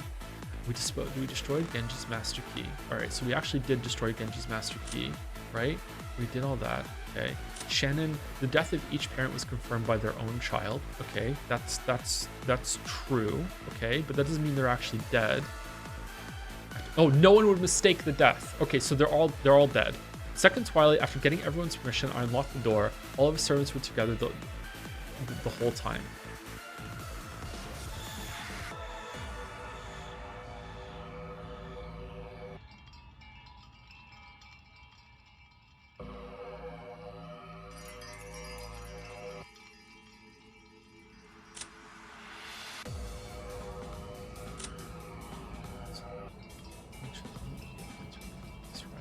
We all went outside looking. This regression is definitely possible for Georgie-san to be the murderer. Goda-san and Ko-san are both dead. Alright, so George didn't kill Shannon.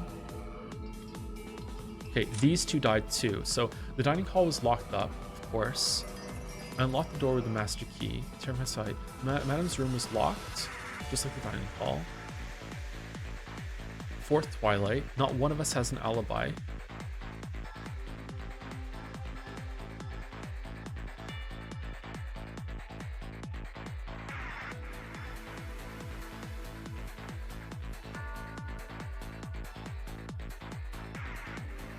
Destroy the master key. Shannon sat held on the spot.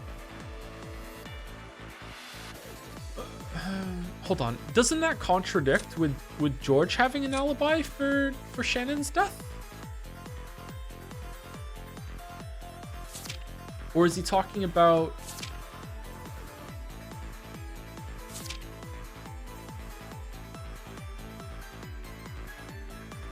Is he talking about just the servants, or...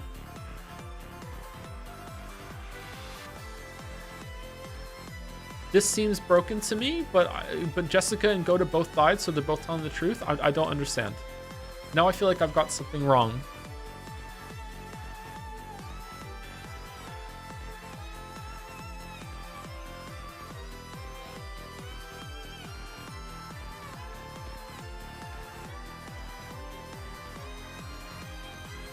Oh.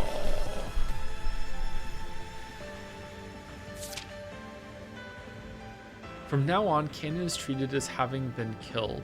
Also, Canon's master key is treated as having been destroyed. And it also says, a culprit must not die.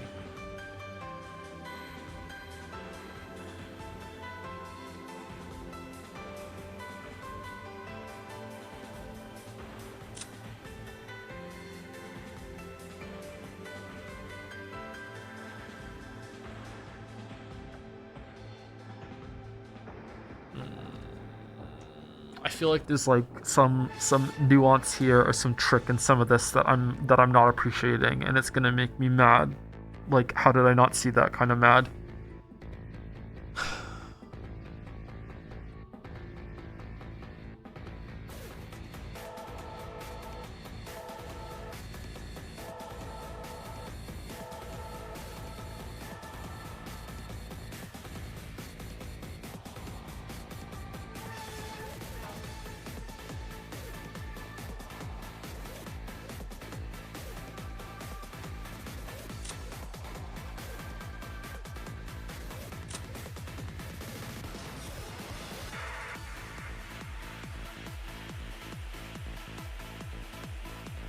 Music's a bop. It's when I arrived, recommending you left the door. Iba-san, Hideyoshi-sama, Ryo-sama, Kiri-sama, Rosa-sama, Hideyoshi-sama, 6 people were in all were lying there, covered in blood. Not saying that they were dead. Everyone was locked up, of course. Locked the door with the master key to inside the inside. His room was locked. Not one of us is an alibi. We destroyed the master key. She was in the spot. Okay. Doctor or not, no one examining a body will reach to a conclusion. Okay. Come back to the death, so there can be no doubt that he died instantly. He also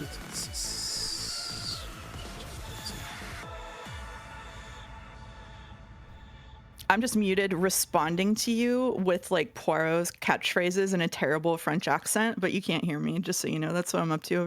Oh, okay. Do you want me to I don't know how I would do that. Do you want to take the headset off so you can talk to chat while I'm doing this? Nah, that's okay. I'm talking to Umi full. I'm all good. You sure? I'm all good. I'm having a great time. Having a great time?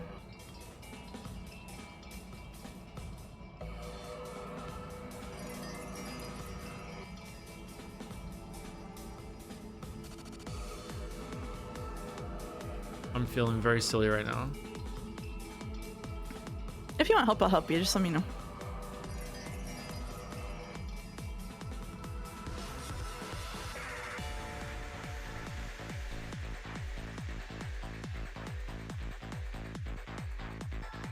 Excuse me, sorry, I have to address something in chat.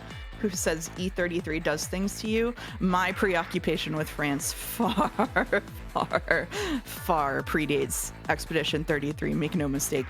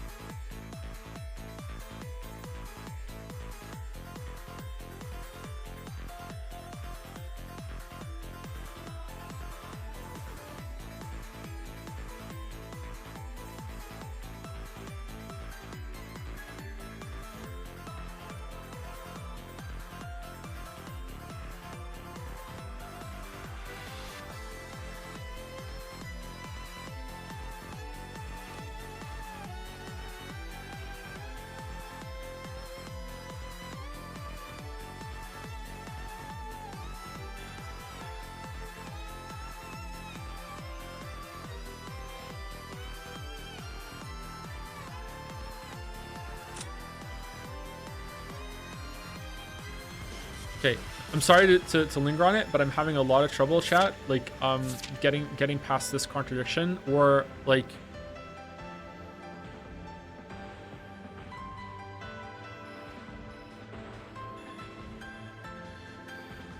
where was it?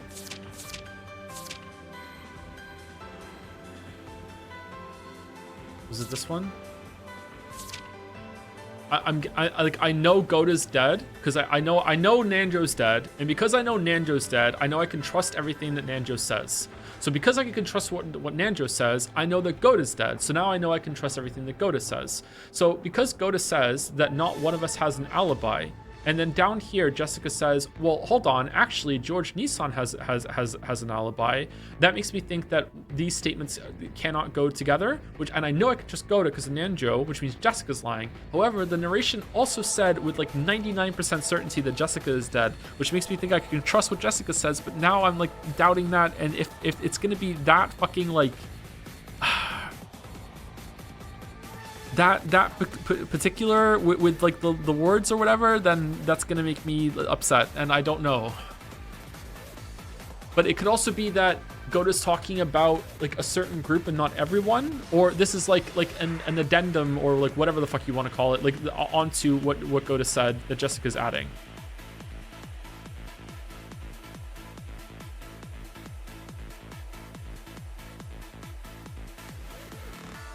Maybe this is a bad thing to fixate on. I'm not sure. At least regarding Shannon's death, it was impossible for George Nissan to be the. What else does Jessica say that I've just taken as gospel? Hold on. I found that all the windows and doors were locked, making the locked room. You made sure that no one would be able to enter or leave until the police arrive. This is in Natsui and Krause's room. We all went outside to look for them. At least regarding Shannon's death, it was impossible for George Nissan to be the murderer. Gota-san and Kurosawa-san are both dead. The four cousins and Dr. Nanjo couldn't have killed Gota-san and Kurosawa-san. He's dead, he's been killed. Impossible, legitimate circumstances. Maria battled George-san couldn't have killed Dr. Nanjo. Okay. Cannon is also explicitly said to have been killed, so he can't have been dead either, which means that Dr. Nanjo and I confirmed that Genji-sama was dead. So that means all 6 of these are dead. Because the kids confirmed it, and Nanjo confirmed that no one would be able to mistake a corpse, and that means that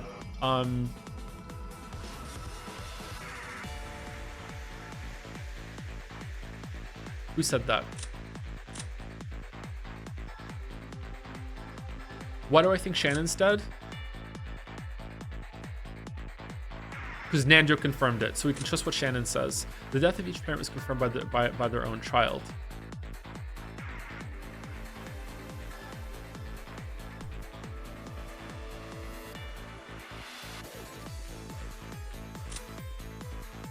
And he said no one examining the body will reach a wrong conclusion. I mean, they could lie though. Like one of the kids could be lying about one of them being, oh.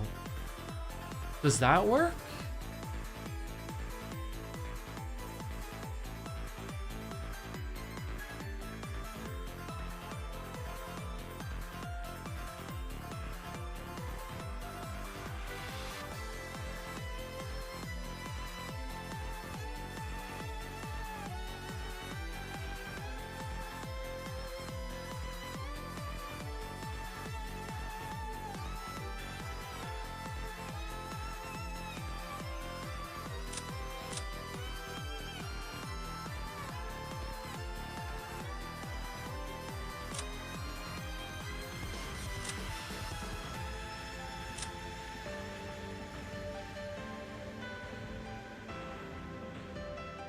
After getting his permission out the door, all of his servants were together the whole time.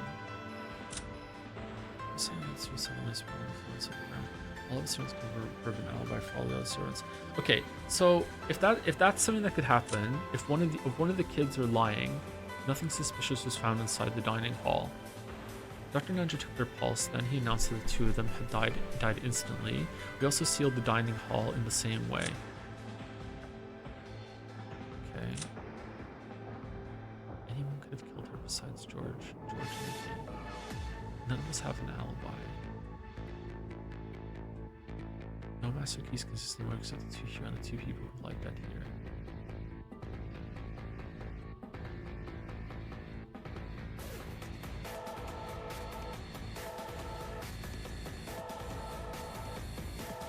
I guess because I know these two are dead now, right? I confirmed both of their deaths, and we know that they're dead because these two are dead now, and the door was locked, and it was confirmed in the red that no one could fucking, what was it? It was something about how like no one could hide in the room, or did she not say that in red? The culprit of the first Twilight has definitely killed 6 people. That's a weird way of saying that. That makes me think that the culprit of the first Twilight killed like 5 people in the first Twilight, and then another person, and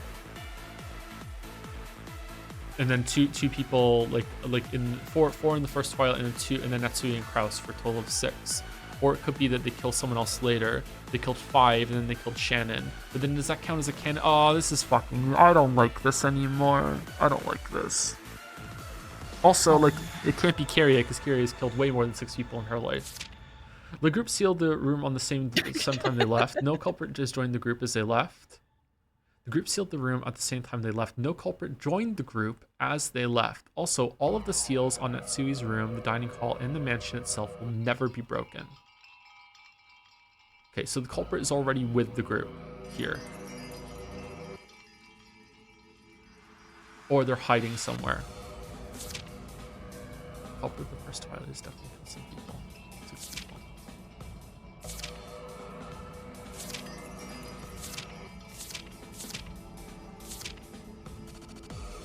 Where is the part where it said, didn't Lambda Delta say something like that? Like no, you're no one can hide in the under the bed or some shit?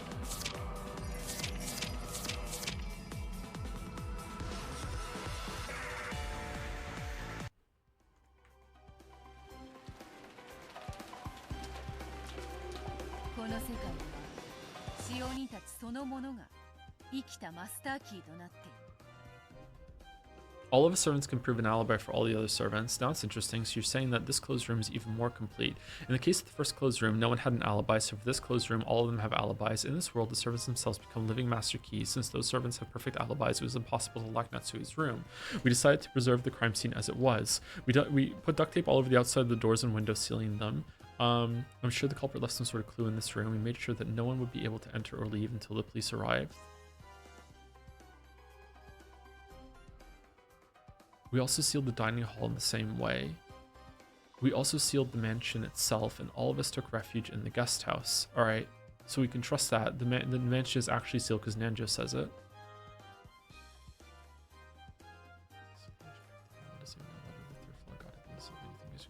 It would be easy. Someone just have to knock and get them open the door. Or they can lock doors. So only the servants can lock doors, but all the servants have alibis. Unless the servants are all in together. More importantly, first White has some suspicious. Think one of the 6 who died in the night was actually alive with the crimes because of Erica. Can't help but be suspicious when people examine corpses. Seeing one of the first victims was alive. Yeah, and afterwards they killed Cross and Natsui. Then they locked the door from the inside, inside the room for a good chance. That theory just doesn't make logical sense. I'll say in red, the culprit of the first Twilight definitely killed 6 people. Then I'll take a shot with the blue truth. Here's the true nature of this closed room. The culprit locked the door from the inside, then hid in Natsui's room. Then after everyone left, they found out to escape. Okay, so sure, I'll deny that in red. The group sealed the room at the same time that they left. No culprit joined the group as they left. Also, all the seals on Natsui's room and dining hall and the mansion itself will never be broken. All right, but could someone have joined the group during the investigation when they were in there examining the corpse? That seems silly, you know, like Nanjo has his fingers on Natsui's neck, and then like Rudolph fucking like action rolls outside of the bed. Oh, how's it going, Nanjo? I'm just gonna be leaving now. And we just never fucking mention it. Like, The culprit locked the door from the inside, then hid in Natsui's room. Then after everyone left, they found opportunity to escape. It says after everyone left, the group sealed the room at the same time that they left. No culprit joined the group as they left. Also, all the seals in Natsui's room, the dining hall, and the mansion. Okay, so she does confirm that they actually did seal the room. Okay. Mouse, do the hints that that are here, are they like something you're meant to do, or are they only if you're having trouble, or are they good to do for more story, or what? Good question. I mean, I think they're kind of like the hints and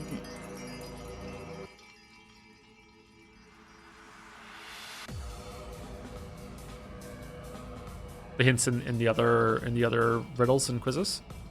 yeah. Okay, let's go for the hints then and see if it adds any more stuff. Question mark? What?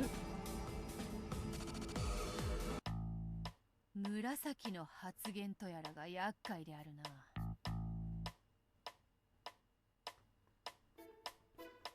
Do you want to read or do you want me to do it? Oh, I didn't click it. Sorry. 1 second.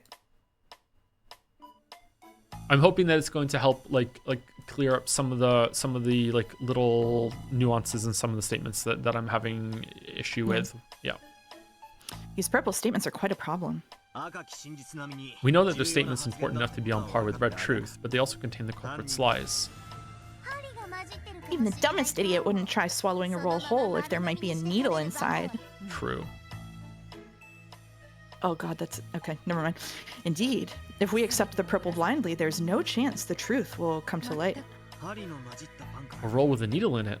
I like that analogy. This precious, vital information might all be wasted thanks to one tiny lie. Just which lines in this vast collection of purple have lies in them? Just thinking about it makes my head hurt. Chat, there's a reason I didn't say it. Then why don't we try spinning the chessboard around? Huh? What do you mean? It's simple.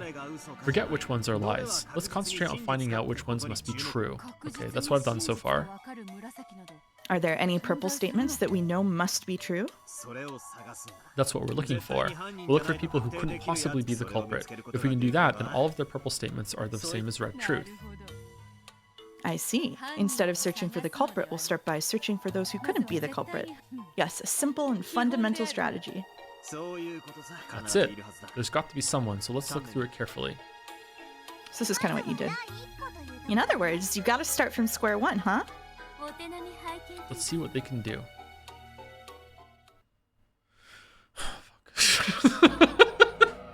All right, so are there more? All right, there are more. Okay.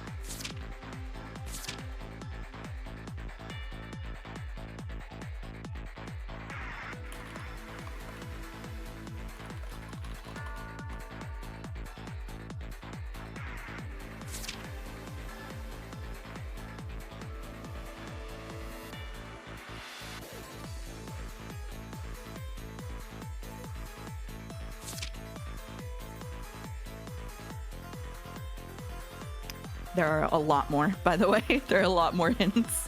Okay.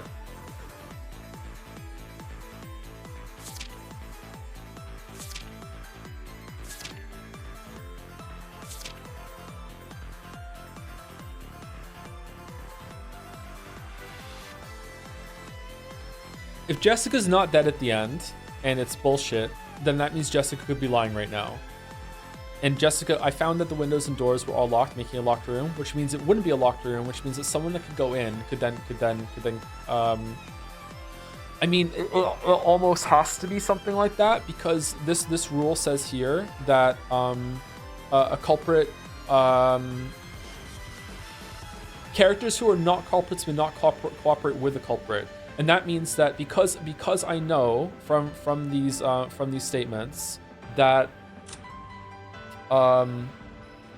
Shannon is telling the truth. All of the servants were together the whole time, and she unlocked the door. And Shannon dies because Nanjo confirms that Shannon dies. That means it couldn't. And the servants are like what do you say, fingerprints or something like that? Like they're living keys, which means that the door couldn't have been locked and unlocked or anything like that. When it comes to that, so it wasn't a servant, right? And even if Genji is alive, he's still a servant, which means they would have to be together the whole entire time. So it couldn't be that either. So because of that, it couldn't have been a servant that did it, which means that someone had to be in the room, lock the door, and then escape. Which means Jessica's wrong, which means Jessica's lying, which means that her death at the end is wrong, and it's not confirmed by anyone. Which means, irritatingly enough, because this is so unfair if it's true. That this statement here, then outside they found Jessica lying on the ground. It was, as anyone could tell at a glance, a gruesome corpse. That's like, what? But now that means these motherfuckers are all lying. She probably died instantly. Probably is doing a lot of heavy lifting there. There's no way she could live through this. Fucking Maria lied. Threw Jessica the whole time. Couldn't have killed Jessica. True, because she's not dead. That seems really mean. However, my goat Nanjo said that, like, Dr. No one examining the body will reach a wrong conclusion, and I'm examining the body through the text, and I can't reach a wrong conclusion, right? So therefore,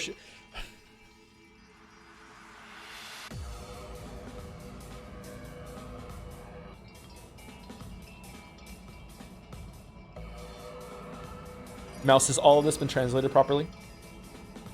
There are no translation issues here, as far as I know. Can you say it in red? No, I don't have a soundboard set up. So you can't. So you refuse. You refuse to say it in red. Okay. All right. Interesting. You don't trust the red anyway. It doesn't matter.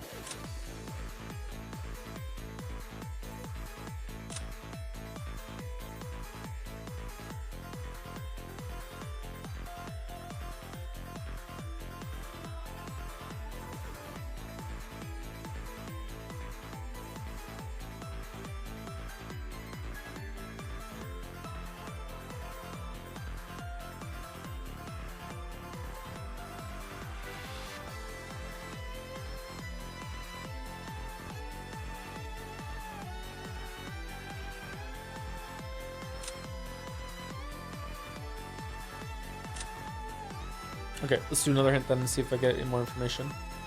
You good for that? Yes. How can we know for sure that someone isn't the culprit? One of the rules is that the culprit can't die. In other words, Samari, though it might sound cruel, we can trust anyone who's dead. Oh, that makes it easy. Almost all of the characters were killed. So we can trust the purple of all those people. But it isn't quite that simple. There's the issue of people playing dead, which popped up so often, even in our games. The bodies of all victims were examined, were they not? Nanjo even said with the purple that no one would make a mistake when examining bodies. If Dr. Nanjo is the culprit, then we can't even rely on that. At a glance, it may look as though all the victims were examined, but all confirmations of their deaths are in purple statements. We can't be 100% sure. Then whose death can we be sure about? At any rate, let's check all the examinations over again. Let's look for someone who can be absolutely certain is dead in some way more reliable than these purple statements. Okay, so already done that. Let's go one more then. Okay.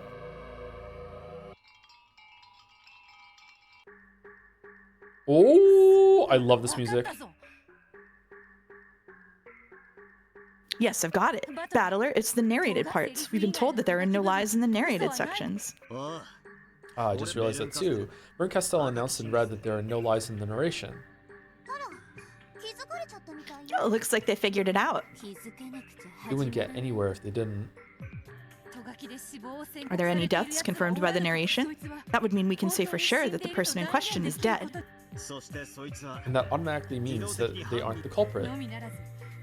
And on top of that, it means we can trust their purple. Let's look for deaths that are mentioned in the narration. Ones that aren't vague about whether the person is alive or dead, like X was lying on the ground. Yes, let's read through it once more, from the start.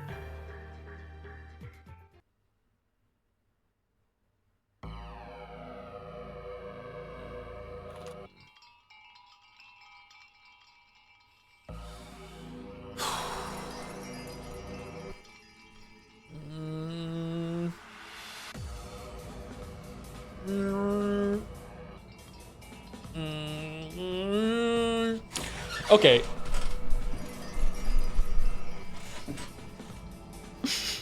Okay, so let me assume that Jessica is because it's not outright overtly confirmed in the text. Let's say Jessica isn't dead. Okay, let's say Jessica isn't dead. That way she's lying. Okay, so that means that here, doctor or not, no one has examined the body. We reached the wrong conclusion. Okay, so I need to find one here. Let's say it's also bullshit for whatever reason that fucking Canon can lie. Okay, so Dr. Nanjo and I confirmed that Genji-sama was dead. Okay, Dr. Nanjo doesn't confirm at any point that Genji is dead, right? No, but then the servants would be, fuck. No, that's not it. It's one of these. One of the kids are lying when they said the death of each parent was confirmed by their own child. Like, okay, they were, but one of them was lying. Okay, so like Jessica could be lying. Well, hold on, Jessica wasn't even there. One of them is lying. Okay, so one of these motherfuckers is still alive, pops up and goes into the room, kills Kraus and Natsui, right? Who are actually dead and we can trust it. Jessica, who is a culprit, is lying when she says that I found the windows and doors were all locked, making it a locked room. It's not. So someone leaves via the window or whatever the fuck. Wait, didn't she say the windows were barred? No, I'm wrong. Where did she say that?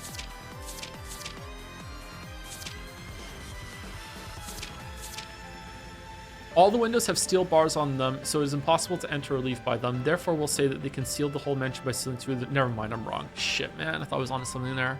Fuck.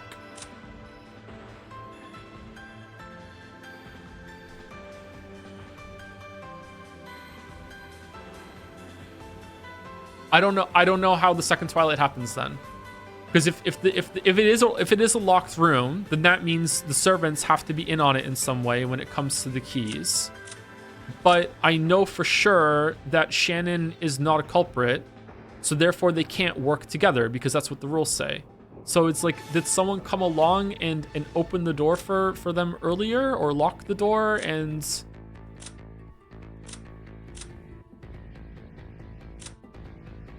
Like, am I missing some like gap that can be in the purple somewhere that like is not accounted for that I'm supposed to suss out?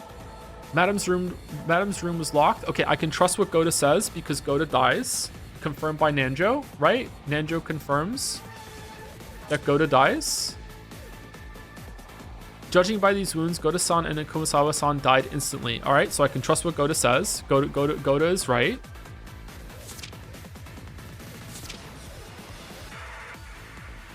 Shannon unlocked the door. Shannon's also confirmed death, so I know for sure. But when she says she's unlocked the door, what she actually means is she unlocked the door earlier to let Rudolph in, and she's just not saying that. But no, that would count as cooperation, right? So it can't be that. Would that count as cooperation? Kurosama and Natsui-sama lay sprawled on the floor inside the room, but also I'm a liar, and I'm not telling you about Rudolph is also sprawled next to them, and he just like combat rolled out of the room after we got in there. Dr. Nanjo checked the pulse and they announced that the two of them had died instantly. Correct. I confirmed both their deaths. There can be no doubt that they died instantly. Found the windows from the dock making a locked room. That's confirmed in the red otherwise. All of the servants were together the whole time. All of the servants can prove an alibi for all of the other servants.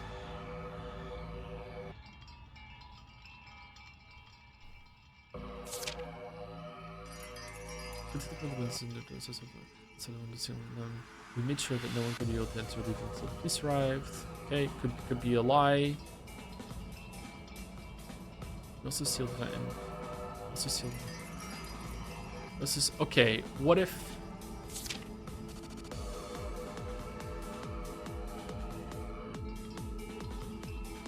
All of the seals on Natsui's room, the dining hall, and the mansion itself will never be broken. Okay, but what if there were no seals on the door to begin with because they're lying?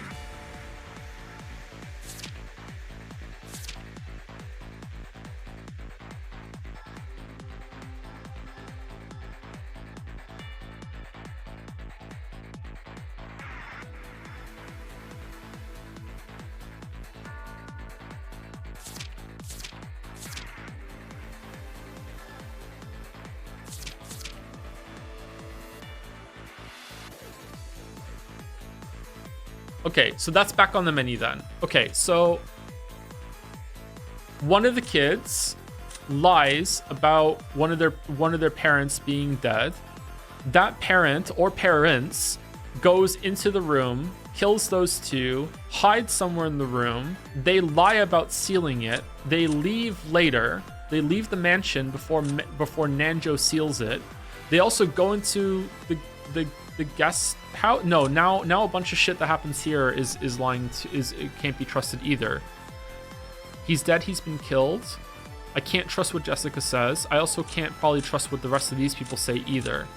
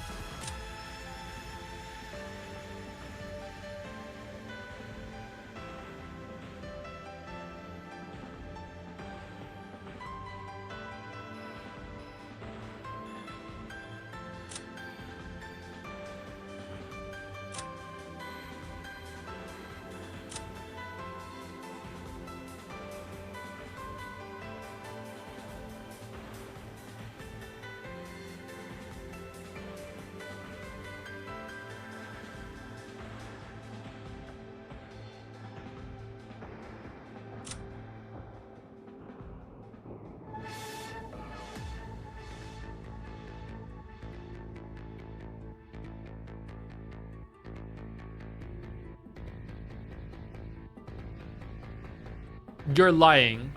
Maria's a culprit. Because she says all the victims died instantly. Maria's a culprit. Jessica is a culprit. Culprit. One of these is a culprit.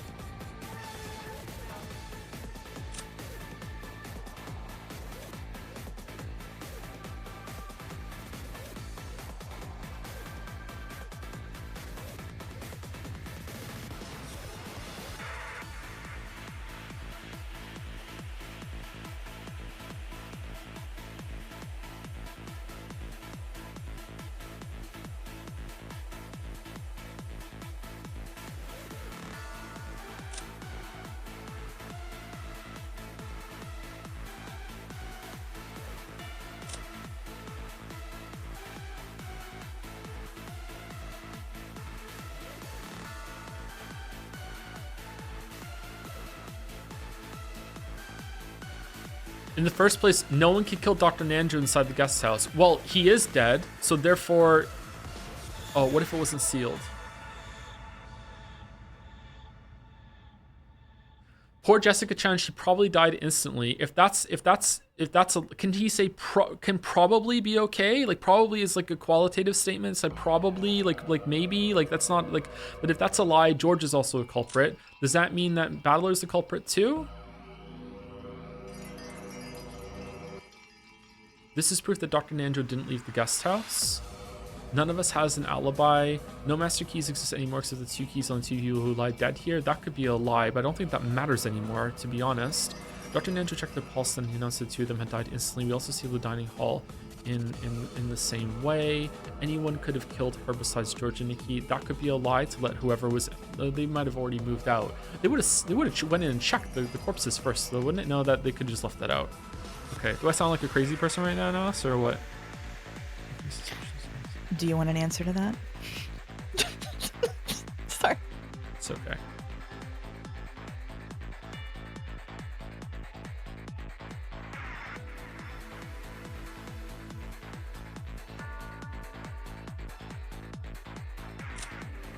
Okay.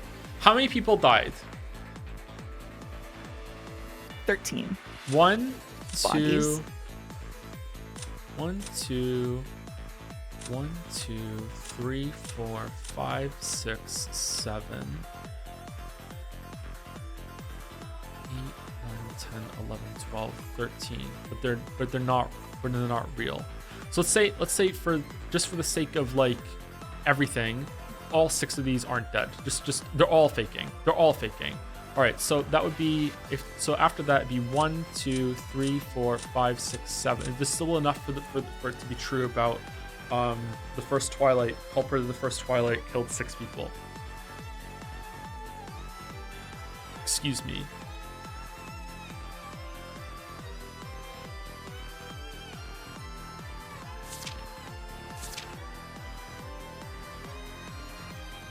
Where did it say that again? The culprit of the first Twilight has definitely killed 6 people. I mean, like, definitely killed 6 people. It could be more than 6 people, though. Like, just because it's 6, it doesn't have to stop at 6. Okay, so one culprit has killed 6 people, and I have my working theory is that there's at least 4 culprits. 1, 2, 3, plus one of the kids, maybe Battler. So if the culprit here killed 6 people, like 1, 2, 3, 4, 5, 6, I guess they would kill them together, but that's fine, right? And then I have 1, 2, 3, 1, 2, 3, 4, 5. Okay, I've plenty more of people that could kill.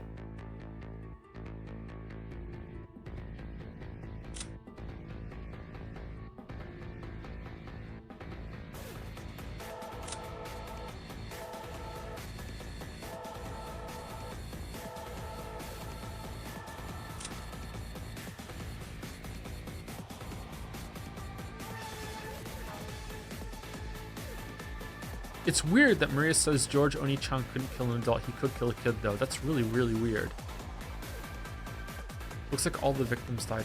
Oh, wait, that could be true because she's just taught if they're not dead, they're not a victim. Fuck.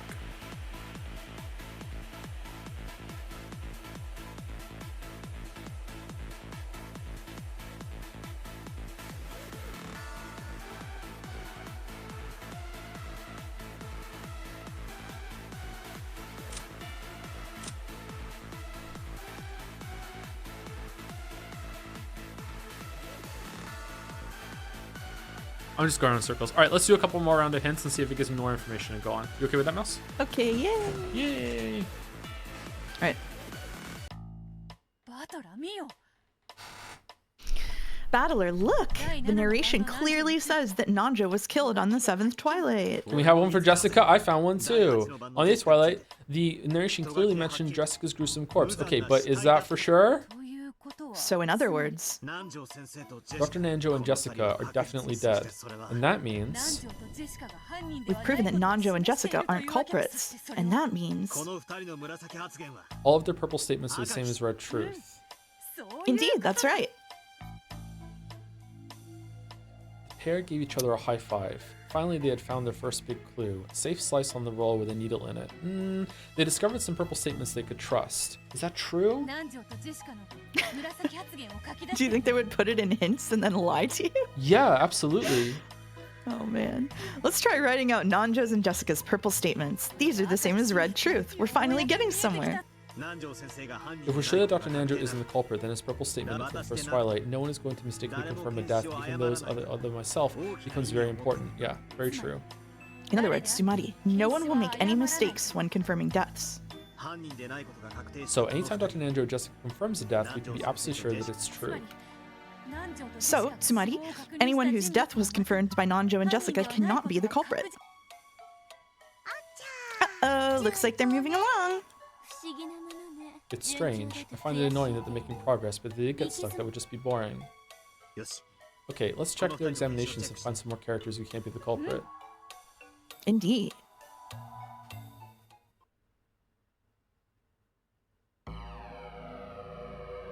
Okay, so this mystery is broken.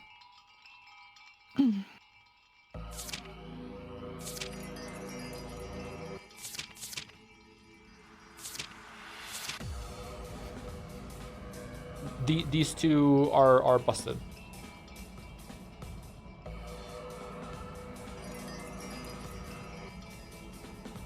Goda says true. Not one of us has an alibi, and then Jessica says George has an alibi. So both of these cannot be true. I know I can trust Goda because Nanjo confirms that Goda is dead.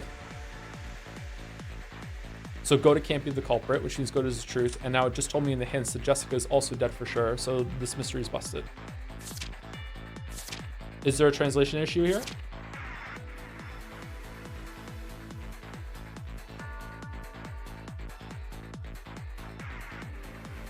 What chapter is this in?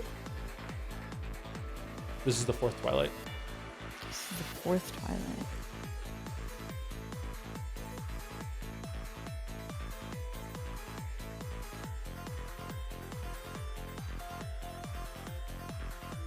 I think when he says not one of us has an alibi, he means the servants.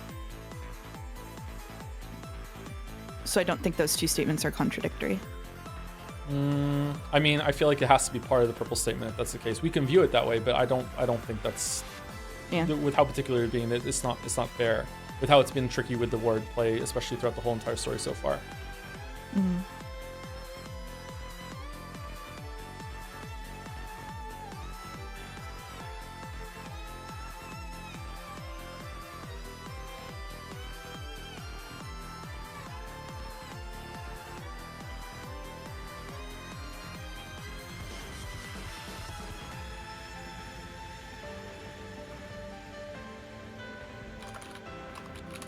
Yeah, I'm having a lot of trouble getting past this. Sorry. I'm like, I can't trust the rest of the mystery with this mistake. I want to. I guess I could just move past it and try my best, but I don't understand how these two can go together.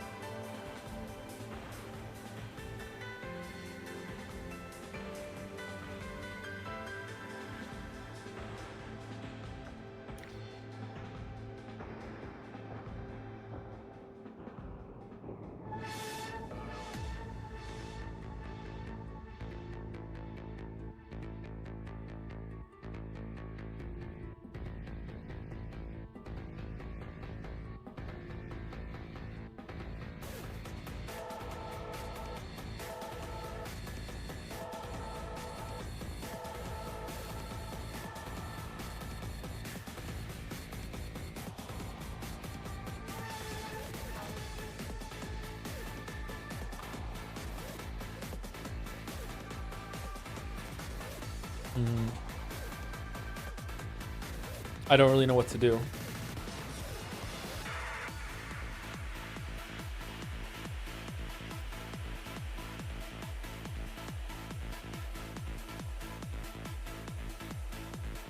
What else does Jessica say?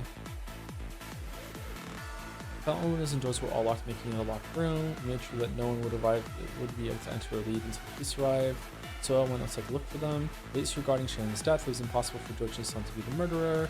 Goda-san and Kumasama-san are both dead. The 4 cousins and Dr. Nanjo couldn't have killed Goda-san and Kumasama-san. Okay, so there's someone else in the guest house then. He's dead. He's been killed. Impossible. Maria, Battler, George and Son, and I couldn't have killed Dr. Nanjo. Okay, so someone else is in there that killed those two, and then also killed Nanjo. Okay, so how did Natsui and Kraus die then? Because now she's confirmed that we made sure no one would be able to enter or leave until the police arrived, and also it said that no one would be rejoined. Also the room is, and also all the things were locked, so no one could leave afterwards. But also, like, none of the servants could go and open the door, and also, but they can't work together either. And Genji's key is accounted for; it's destroyed. And it has to be some of these to open the door. Could they just like, they opened the door and didn't realize? Does that count as cooperation? See, I don't know, man.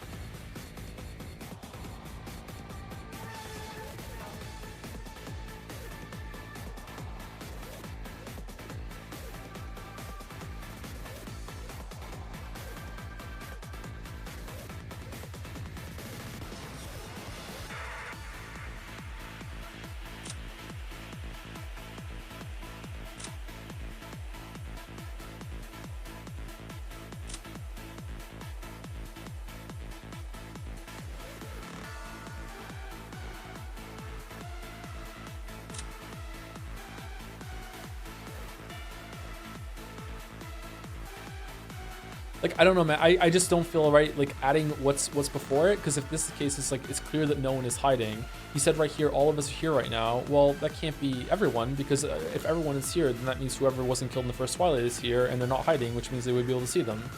Like, I feel like you have to take the purple statements, like, on their own. So when he says that there's no one has an alibi, and then she says, well, actually, they do have an alibi, now they're contradicting each other, and they both can't be right. I guess you could read it with like she's adding on to that, but like I don't like that. But I'm trying. If I just accept that and I move past it, now I don't understand how it's possible that this could have happened. So there's no one hiding in the room. There's no one anyway could sneak out afterwards or sneak with the group.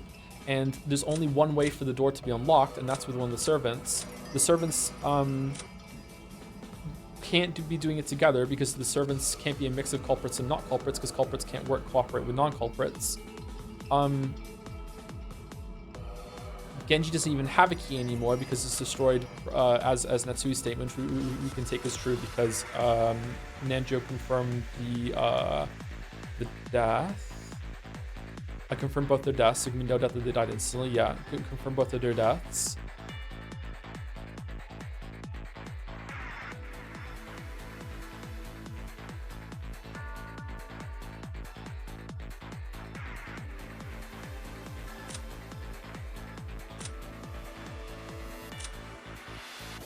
And also, if Genji was alive, it says all the servants were together the whole time, which means Genji would be with them if he was alive.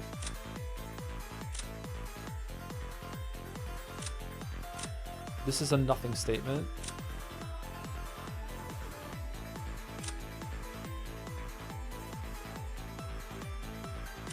There's got to be some trick to this that I'm not understanding when it comes to unlocking the door and then locking it again.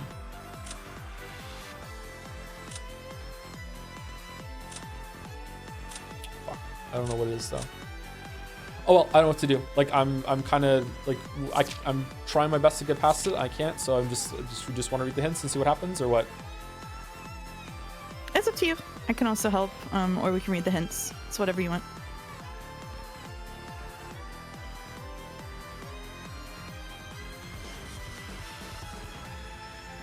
I just kind of want to stop the stream. Like I don't know what to do. Like yeah. We can also do that if you want. Sorry.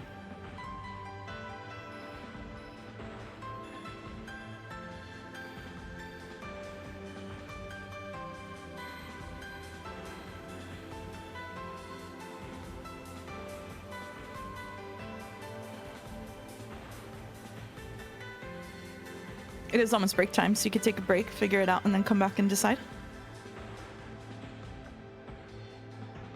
I don't think I'm figuring it out because I feel like it's wrong, but like I'm trying. I getcha. It's up to you.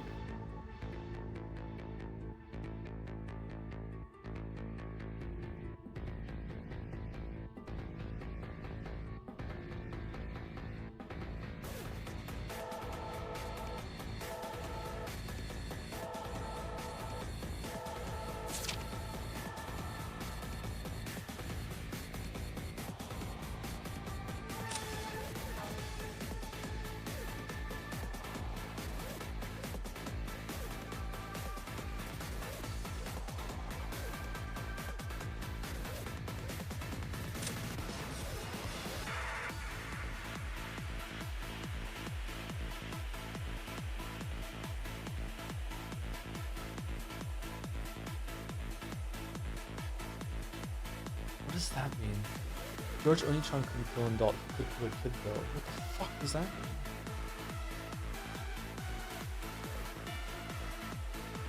What count? Aren't you the only kid?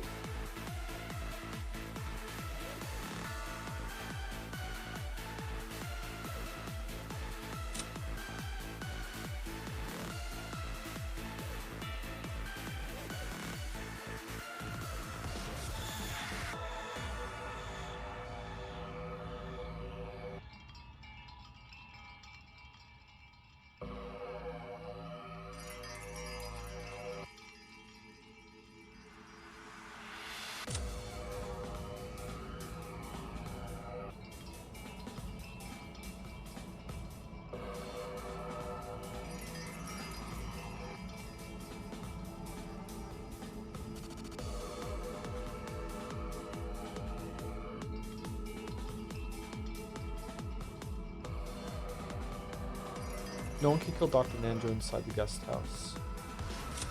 Hold on.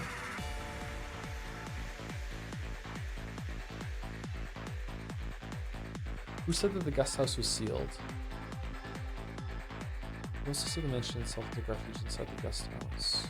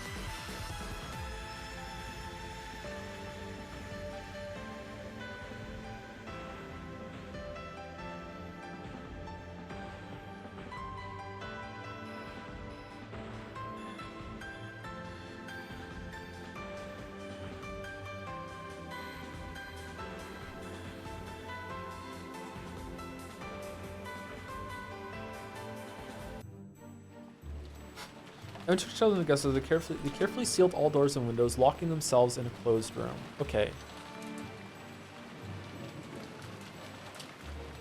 So the narration is saying that they locked themselves in the thing. Several closed murders have already occurred. Okay, so that's already closed. All right, so now no one can break into this closed room guest house. Okay, no one can break into this closed room guest house. Okay, so George is a culprit.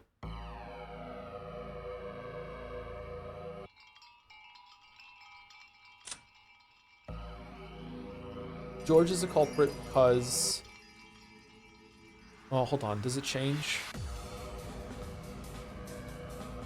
I don't think so. This time Dr. Ninja was killed. The Dr. Ninja held the guest house for the Wait, what? You went to the entrance of the guest house to check that it was there. Okay.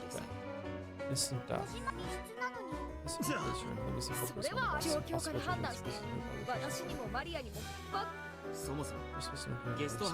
Okay, that's a lie.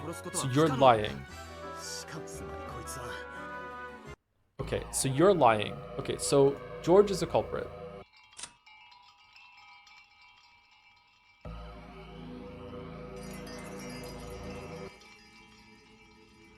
No one was hiding in the dining hall either.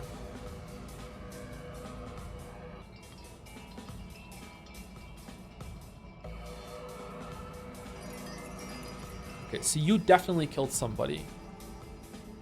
But you didn't kill Shannon. And you didn't kill Nanjo.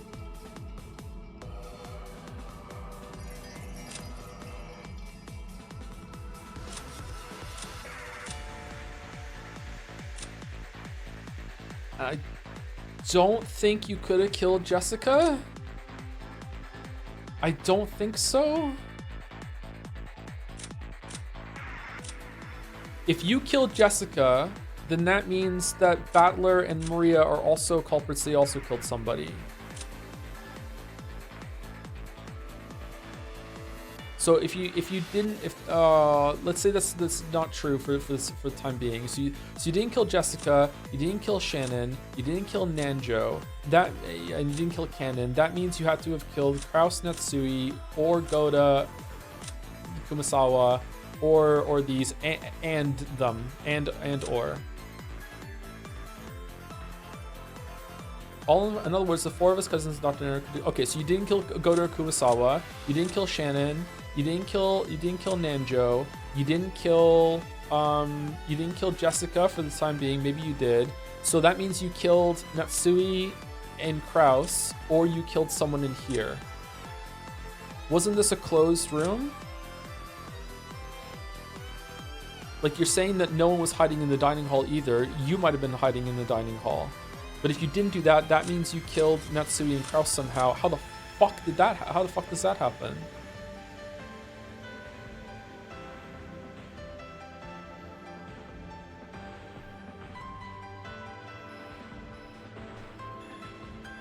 Maybe it's just Jessica. Maybe you just killed Jessica. Which means you two killed Jessica as well. You cooperated. You killed someone else too.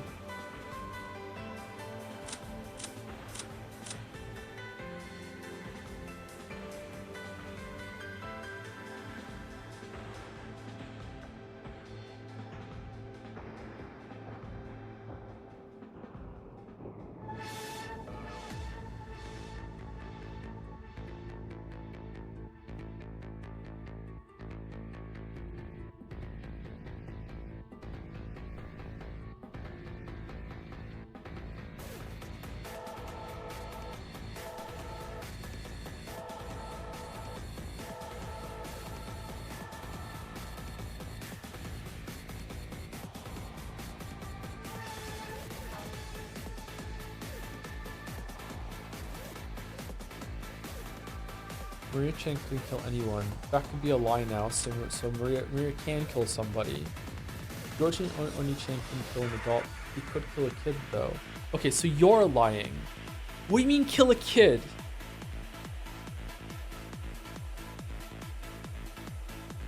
No, that's a lie. Alright, so Maria's a culprit too. So George and Maria are culprits. Gotta be.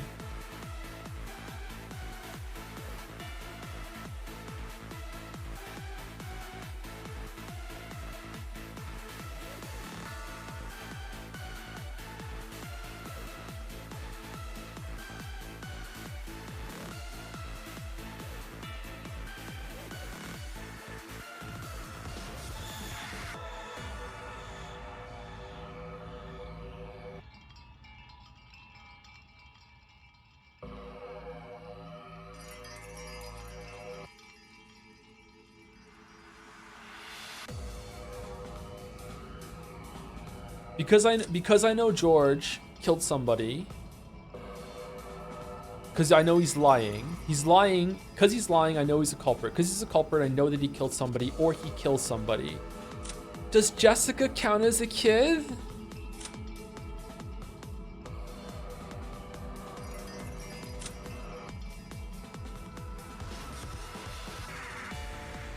You can.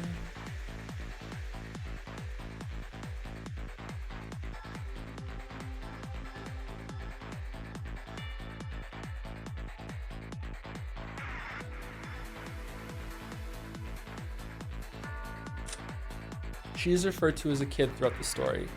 Okay, so if that okay, this is not a slam dunk then. All right, so Maria could be saying he could kill a kid though, so she's telling the truth. The three of us couldn't kill Jessica because one of us killed Jessica, just George. So George ran ahead and killed Jessica. But doesn't that mean Maria is cooperating at that point because she just saw it but she's not saying anything? What does that mean?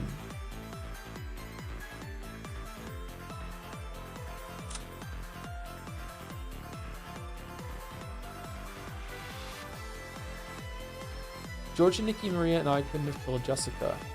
Okay, could be lying. Battler could be a culprit too.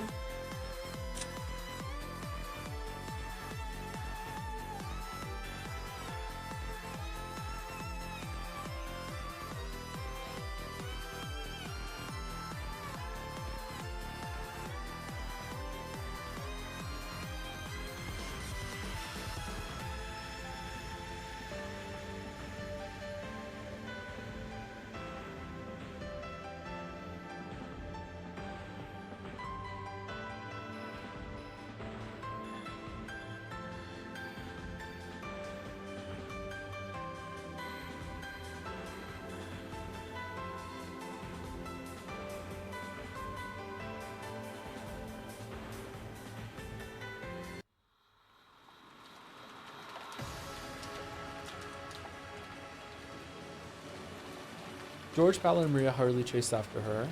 Then outside the building, they found Jessica lying on the ground. It was, as anyone could tell, a glance a gruesome corpse. Poor Jessica-chan, she probably died instantly. There's no way she could live through this. Hee hee hee hee. 3 of us were together the whole time. George, Nikki, Maria, and I couldn't have killed Jessica. Yeah, 3 of us couldn't have killed Jessica. So if Maria couldn't kill anyone, Maria Chan couldn't kill anyone. Thanks, George Chan couldn't kill an adult. You could kill a kid, though. I don't understand all what's going on here.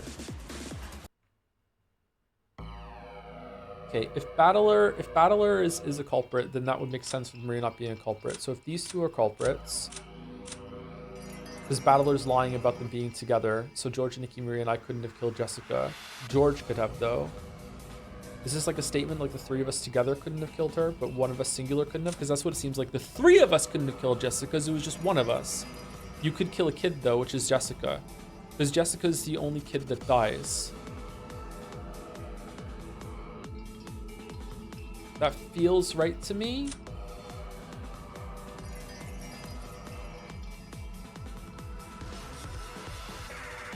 Anyone could have killed her besides George and Nikki on the 4th Twilight, but that's also confirmed by Jessica. Jessica says that it was impossible for George Nissan to be the murderer, which means that she's telling the truth.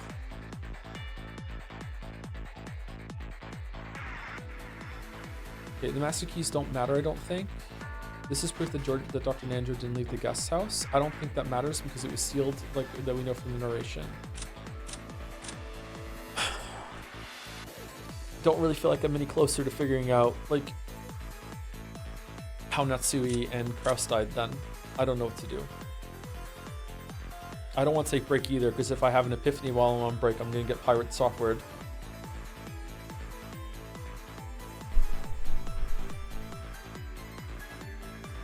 I'm just going to read some more of the hints, okay?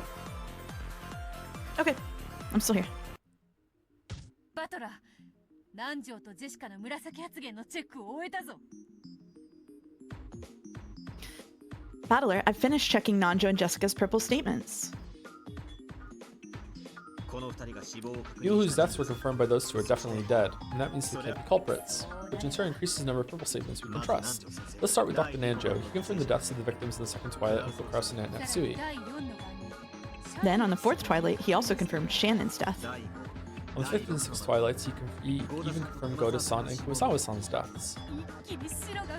The number of innocent people has skyrocketed. In addition to Nanjo and Jessica, we now know that Kraus, Natsuhi, Shannon, Goda, and Kumasawa cannot be culprits. That's not all. On the 4th Twilight, Burn Castle announced Cannon Kun's death with the red truth. The culprit can't die, so Cannon Kun isn't the culprit either. Nanjo, Jessica, Kraus, Natsuhi, Shannon, Cannon, Goda, and Kumasawa. All 8 of them are not the culprit. Ooh, all of a sudden they now have 8 suspects left. It's only natural that they make it this far. This is where it really begins. Yeah, so this is where I got stuck, okay? Now the number of purple statements we can trust has grown tremendously. We're really getting into the thick of it. Yeah, let's check through the purple statements of the characters we've just proven innocent. Okay, so Genji is dead then. Because Genji is confirmed by canon. Dr. Nanjo and I confirmed that Genji-sama was dead. Alright, so Genji is dead then. So it is one of the death of each parent was confirmed by their own child. So one of them is lied about one of their parents being dead, I'm guessing, or George was hiding in the dining hall and he killed them.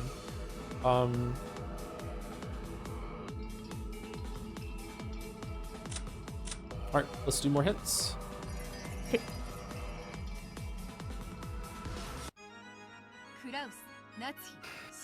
Kraus, Natsuhi, Shannon, Cannon, Goda, Kumasawa. I've looked through the purple statements for all the people we just proved innocent. Yeah, and as a result, we've proven that Genji-san isn't the culprit. After the first Twilight, Cannon announces in a purple statement that he confirmed Genji's death. That clears Genji of suspicion as well. So now, a total of 9 people have been proven innocent. Things are going pretty well. Alright, it looks like Shannon and Kumasawa's purple statements confirm that the 6 people of the first Twilight all died. We shouldn't accept it so easily. Why not? We can trust Shannon and Kumasawa's statements, can we not? Yeah, right? If you're sure they aren't culprits, why can't you trust their purple statements? Kumasawa-san, for example, only said they were lying there covered in blood, so it's not clear whether they were alive or dead. We can't call this a perfect examination of the 6 victims. Shannon speaks of those 6 in a different way. She says each of the children confirmed the deaths of their own parents. In the dining hall, that means George and Nikki, Maria, and I each examined our own parents. However, we haven't proven yet that any of those 3 are innocent. Oh, I get it. Shannon's words prove that the children confirmed each of the 6 deaths in the dining hall, but they don't prove that the examinations those kids performed were legitimate. That's it. Since we can't deny the possibility the kids are lying, we still can't remove all 6 people in the dining hall from suspicion. How troublesome. Those 3 are the survivors who live until the end. Since they're alive, that makes it impossible to prove that they aren't culprits. Battler, George, and Maria. While these survivors are very likely to be culprits, it's probably also hardest to prove them innocent. At any rate, it looks like those 9 are the only ones whose innocence we can be sure of thanks to their confirmed deaths. From here on out, it'll just be pure reasoning based off the purple statements of the 9 we can trust. Nanjo, Jessica Krause, Natsuhi, Shannon, Cannon, Goto, Kumasawa, and Genji. All we can do is read through their purple statements once more. Genji has a purple statement? Things are going to get hard starting now. Let's steel ourselves and take a shot at it. Indeed. It's finally starting to feel like a real mystery.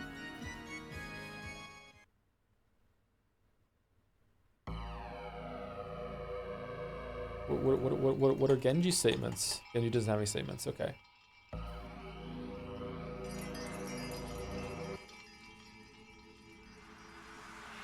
Okay, so no new information from the hints so far, but like confirmations, and that's good.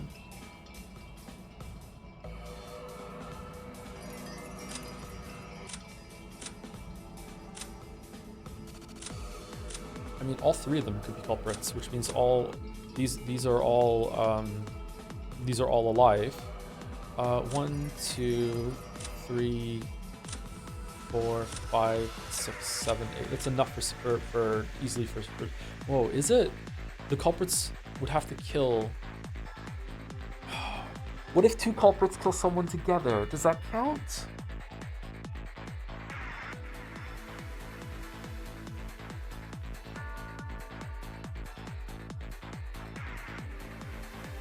Anyway, more hints.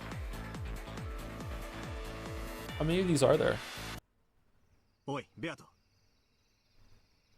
Are there a lot of them? Of the hints? Yeah, there's a lot of them. Okay. Yeah. Hey, Beato, I found something interesting. In this chain of crimes, master keys can never be used. Sorry, I have to catch up and press it real quick. Come to think of it, the group of 9 innocent people includes all 5 servants, doesn't it? Only the servants can use master keys. They can't hand them over to someone else, and since people who aren't culprits themselves can assist culprits, the master keys can't be used for crimes. Since this isn't guaranteed that all 5 servants are innocent, we know that the master keys have nothing to do with the crimes. Yes, that's right. And that makes this even more troublesome, correct? All of these closed room murders, every one of them must be constructed without any master keys. No, spin the chessboard around. This just means that they can all be constructed with tricks that don't involve master keys. I see. So we have the first twilight, the closed room of the dining hall, the second twilight, Natsuhi's closed room, and starting with the 5th twilight, the closed room of the guest house. It seems we must look closely through those again. Let's read through it once more carefully. All the servants are innocent. Master keys can't be used. Let's think through it again with that in mind. Okay, so for the first one, it could be that the culprit is still in the room pretending to be dead, or George hid in the room. For the guest house, it's just someone else got into the guest house and they just don't know that they're there. I do not get the second Twilight. That one I don't get. Let me reread the second Twilight and then we'll do some more hints if that's okay. Yeah, that's Everyone okay. turns to the parlor to discuss what should be done next. The funds route so they can contact the police. Was a mysterious couple hiding away somewhere planning to attack the next victim at the very moment, or the couple here with the mentally together trying to taste the next prey? None of them had alibis and they could be the culprit.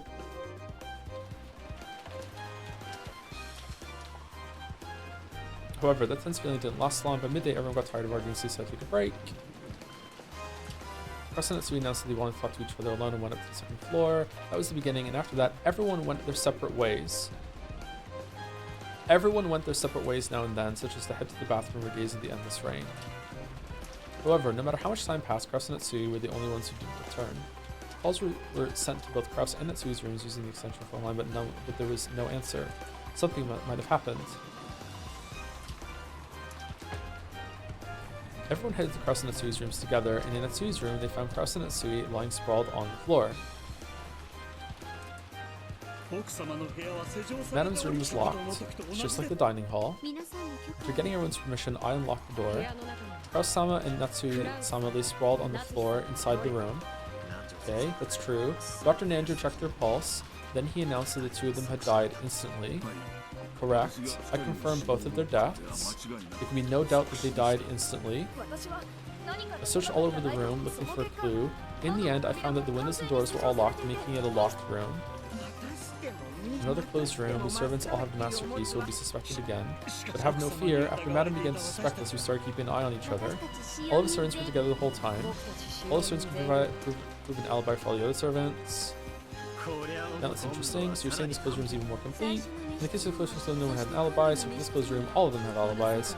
In this world, the servants themselves become living master keys. Since those servants have perfect alibis, it's impossible to lock Natsui's room.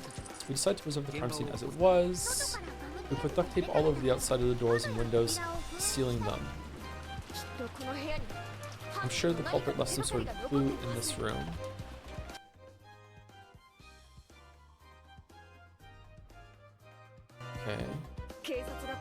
Okay, that doesn't matter. That doesn't matter because the windows have bars on them, so you can't. The windows are out of the equation. The door, however, no. We made sure that no one would be able to enter or leave until the police arrive. Okay, so that's it. So the door is sealed, so it can't be that. Okay. Then we did the same to the dining hall. We also sealed the dining hall in the same way. You might be lying, but the Krause and Natsui's room is definitely sealed. We reached the conclusion that the entire mansion itself should be preserved, so we also sealed the mansion itself, and all of us took refuge in the guest house. Okay, so at this point, the killer is already out of the mansion and came into the guest house, so was already there. Okay. They sealed the whole mansion, packing tape on all the windows. They even used a ladder for the windows on the 3rd floor. The game would get complicated otherwise, so I've simplified it. All of the windows have sealed bars on them, so it's impossible to enter or leave by them. Therefore, we'll say that they can seal the whole mansion by sealing the 2 doors, the front one and the back one. Got it, that makes it easy. What do you think? Actually, killing the 2 people in Natsui's room would be easy. Someone just had to knock and get them to open the door. However, they couldn't lock it afterwards. Only the servants can lock doors, but all the servants have alibis. Unless the servants are all in it together. Wait, you can't lock the door from the inside? No, you must be able to lock the door from the inside. Otherwise, how... Wait, what? Unlock this unless the servants are all in together. More importantly, the first twilight has me suspicious. You think that one of the 6 who died in the dining hall was actually alive and committed the crime? It's because of Erika. Can't help but be suspicious when people are examining corpses. So you think one of the first victims was alive? Yeah, and afterwards they killed Krause and Natsui, then they locked the door from the inside. There you go. Inside the room and found a good chance to escape. Okay. That has to be what it is. The theory does make logical sense. I'll say it in red. The culprit of the first twilight has definitely killed 6 people. Then I'll take a shot with the blue. Oh, they just never leave. Oh, for fuck's sake. They just never leave. They just stay in the fucking room for the whole rest of the game. They just never fucking leave, Lamayo. Oh my fucking god. They just stay there. The culprit locked the door from the inside and hid in Natsui's room. And after everyone left, they found an opportunity to escape. Sure, I'll deny that in red. The group sealed the room at the same time they left. No culprit joined the group as they left. Also, all the seals on Natsui's room, the dining hall, and the mansion itself will never be broken. Hehehe. In other words, you can't use that trick where they hide under the bed and slip out later. Interesting. Nice going, Burn Castell. Thanks. This was the crime of the second twilight. The scene it was Natsui's room, a locked, closed room. This time, all the servants with master keys and alibis. The whole group, realizing the dangers of being inside the mansion, took shelter in the guest house.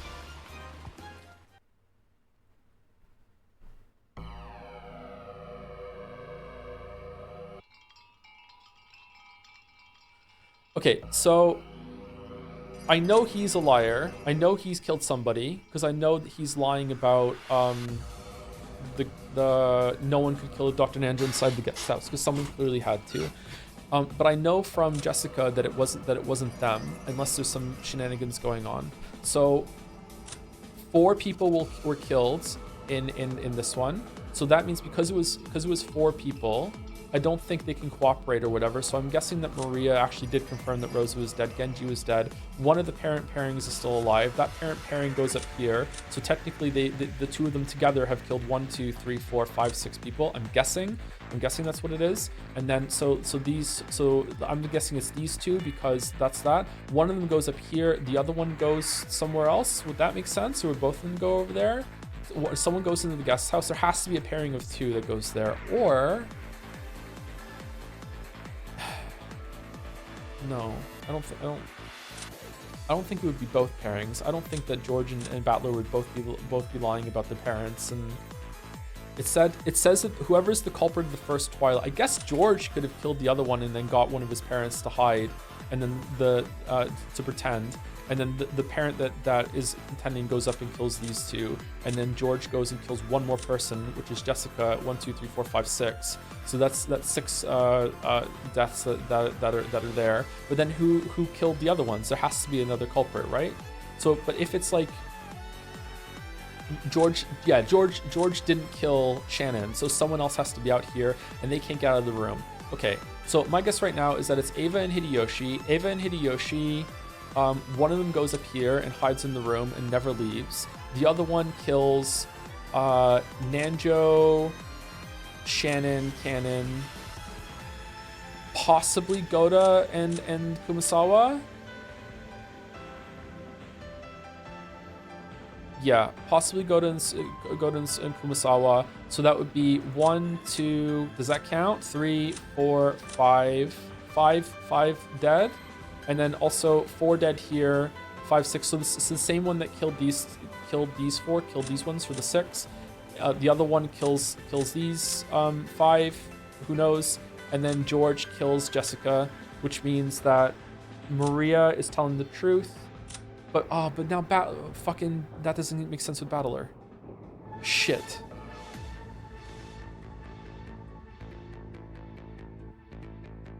Why would Battler say the 3? That's not in purple. George and Nikki, Maria, and I couldn't have killed Jessica.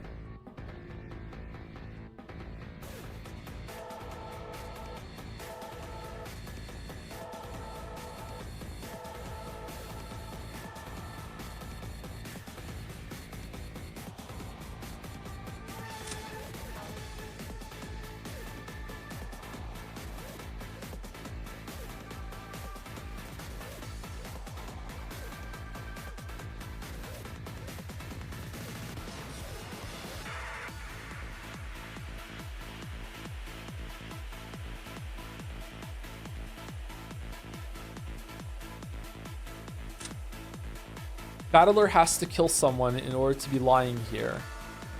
But it could be just like a stretched truth. He's saying George and Nikki, Maria, and I couldn't have killed Jessica because it was just George. But doesn't that count as cooperating? I don't know.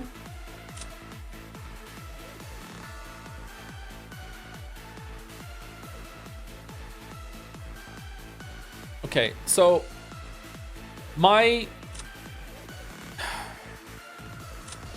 all right, so my conclusion right now, and if I'm wrong, I'm wrong. We'll go through the rest of the hints and we'll see how it goes. I'm locking in my conclusion right now. My conclusion right now is that these 4 were killed at the beginning, and these 4 were killed at the beginning by whoever was in the room, and they were killed by Ava and Hideyoshi. George lied when he identified the corpses. One of them, I don't know which, went into the room, killed these 2, stayed in the room, and just stayed in there for the rest of the game. Meanwhile, the other pairing of the parent killed these 5, snuck into the guest house when they weren't looking as well, went in and killed these 5. And then when Jessica ran out, these 3 chased after her, and George killed Jessica, and Battler is telling the truth here, that they didn't kill them because and the cooperation is just like you just have to accept it, I guess. And Maria's also telling the truth here when George Oni-chan couldn't kill an adult because he didn't, but he did kill a kid. And it also means that we're using that clue that they brought up, and they wouldn't have brought up if it was irrelevant, that George is lying before he even killed someone because he's lying about the corpses, and he's also lying about no one could have killed Dr. Nanjo in the guest house. So Ava or Hideyoshi killed these 4 plus these 2, and the other pairing killed these 5. George killed Jessica, Battler and Maria are innocent and they're telling the truth. However, there is another possibility that Battler also killed someone and Battler killed Shannon. And he is lying here when he says that Georgia, Nikki, and Maria and I couldn't kill Jessica. And that's the only change that I'm gonna say. So that's it. That's my conclusion. That's what I'm at. I'm locking that in. I'm gonna read the rest of the hints now, or I'm gonna go use the bathroom because I need to pee, and then we'll read the rest of the hints now, and then we'll see if Can I give you several pieces of information about the hints before we do that? Sure. There are 21 hints, so it's gonna take a bit, and it does explicitly give the answer at the end of the hints. Okay, that's good. Okay. All right. I'll be right back. Okay.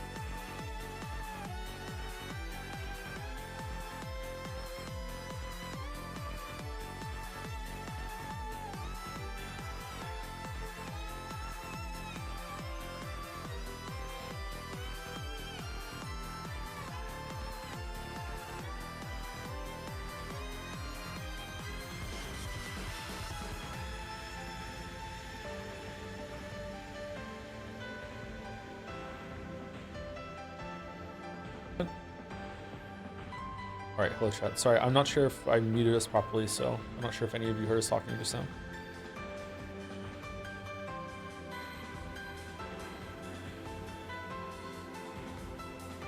Thank you, Tantofaz 18. Oh, did I already say thank you, Tantofaz? It was Froggy, Toad, and Tantofaz. I did already. Oh, sorry about that. Well, the second thank you. Thank you, Tantofaz. Okay, I'm going to keep chat down while we go through the hints. And then we'll do that, and then we will move on.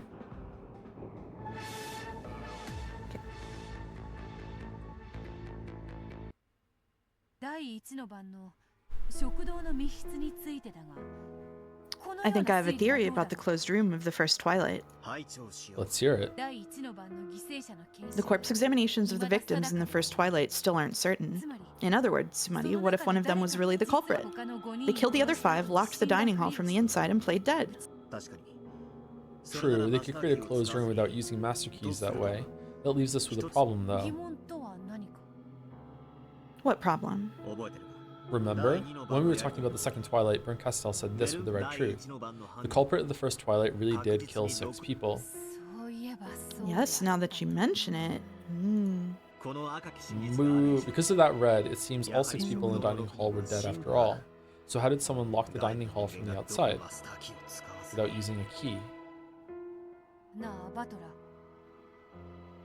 Hey, Battler. Does that red truth really confirm the deaths of all 6 people in the dining hall? Well, doesn't it? In that case, the 6 in the dining hall were all innocent, and excluding Genji, whose innocence has already been confirmed, we can remove 5 more people from the list of suspects, yes? In other words, Sumari, 9 plus 5 equals 14 people have been proved innocent. There are only 3 left. Either Battler, George, or Maria is the culprit. Wait a second. There's something about this that's bugging me. That red truth did say that the culprit killed 6 people. However, she didn't say that red right after the first Twilight. I believe she said it back when we were talking about the second Twilight, yes? I'd like to read through that bit again. Let's search. It feels like that was a strange time for her to say it. Not bad. Can't underestimate these 2. Even their instincts are sharp.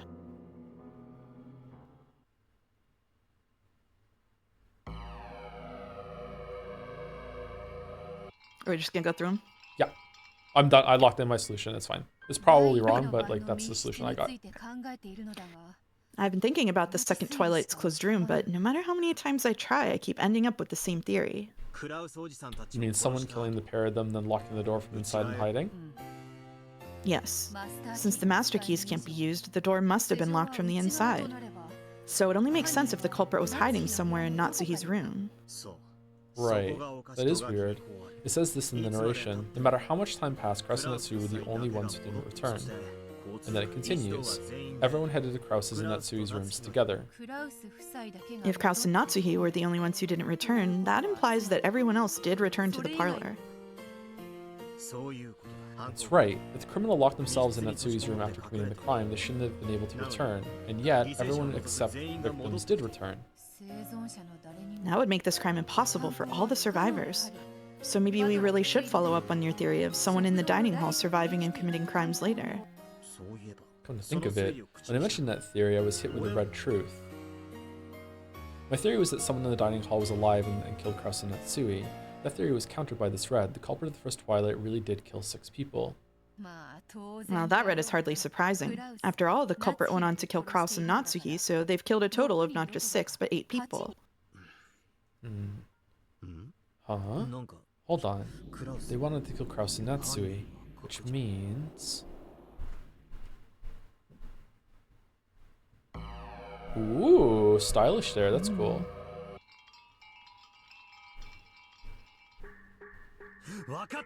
I've got it. We've been fooled. I know what she meant by saying the culprit killed 6 people. What do you mean you know what she meant?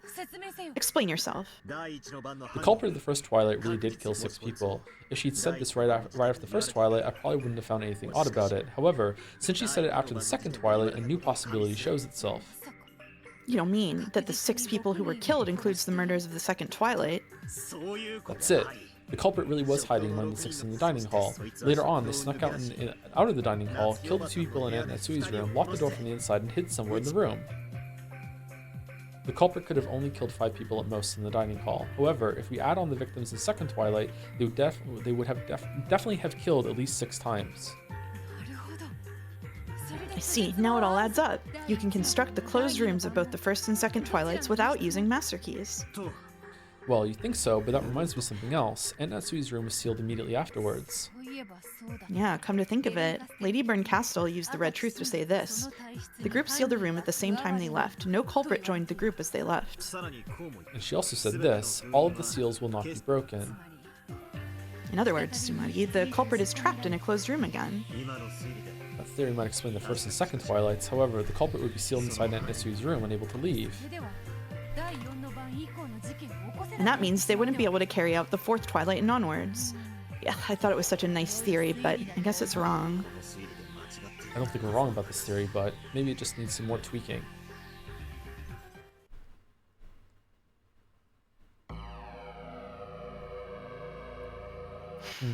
I mean, it's also possible that only one of them, one of them survived, one did this. Sorry, only one of them survived, killed the other 5, killed these 2. He collaborates, and then Battler killed these ones, and it's like these 2 are the culprits along with one of these 2. But that's also possible, but I'm gonna go with the first one I did. Okay.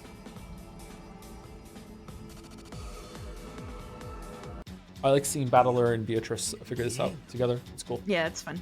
Yeah. No, it does work. There's no problem if the culprit gets sealed up. Not as long as there's a second culprit.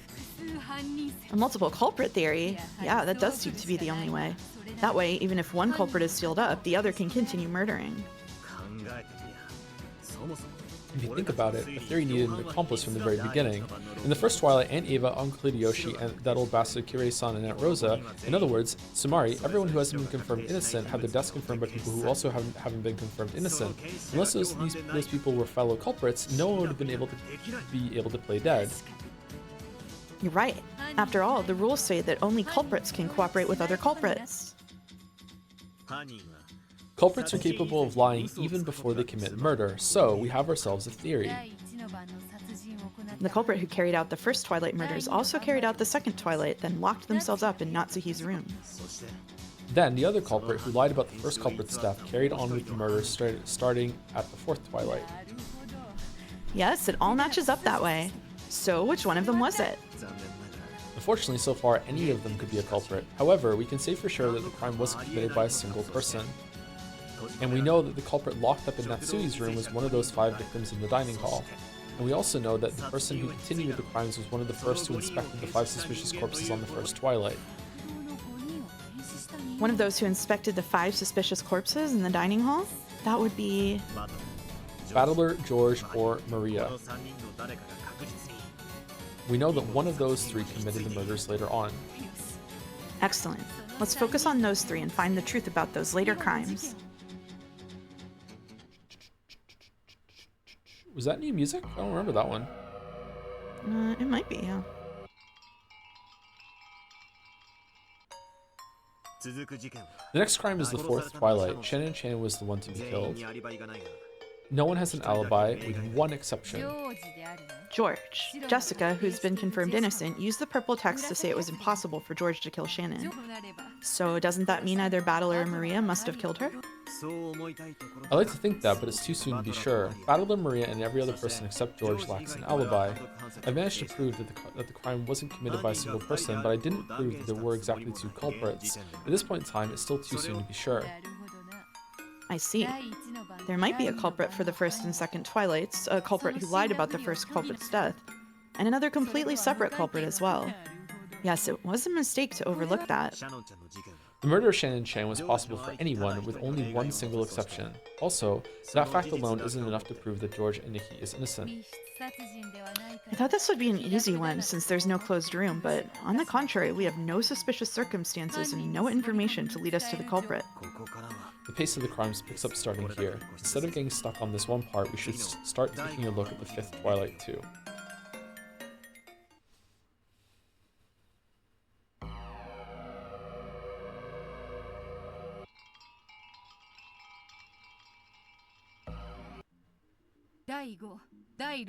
It seems we have a problem with the 5th and 6th Twilights.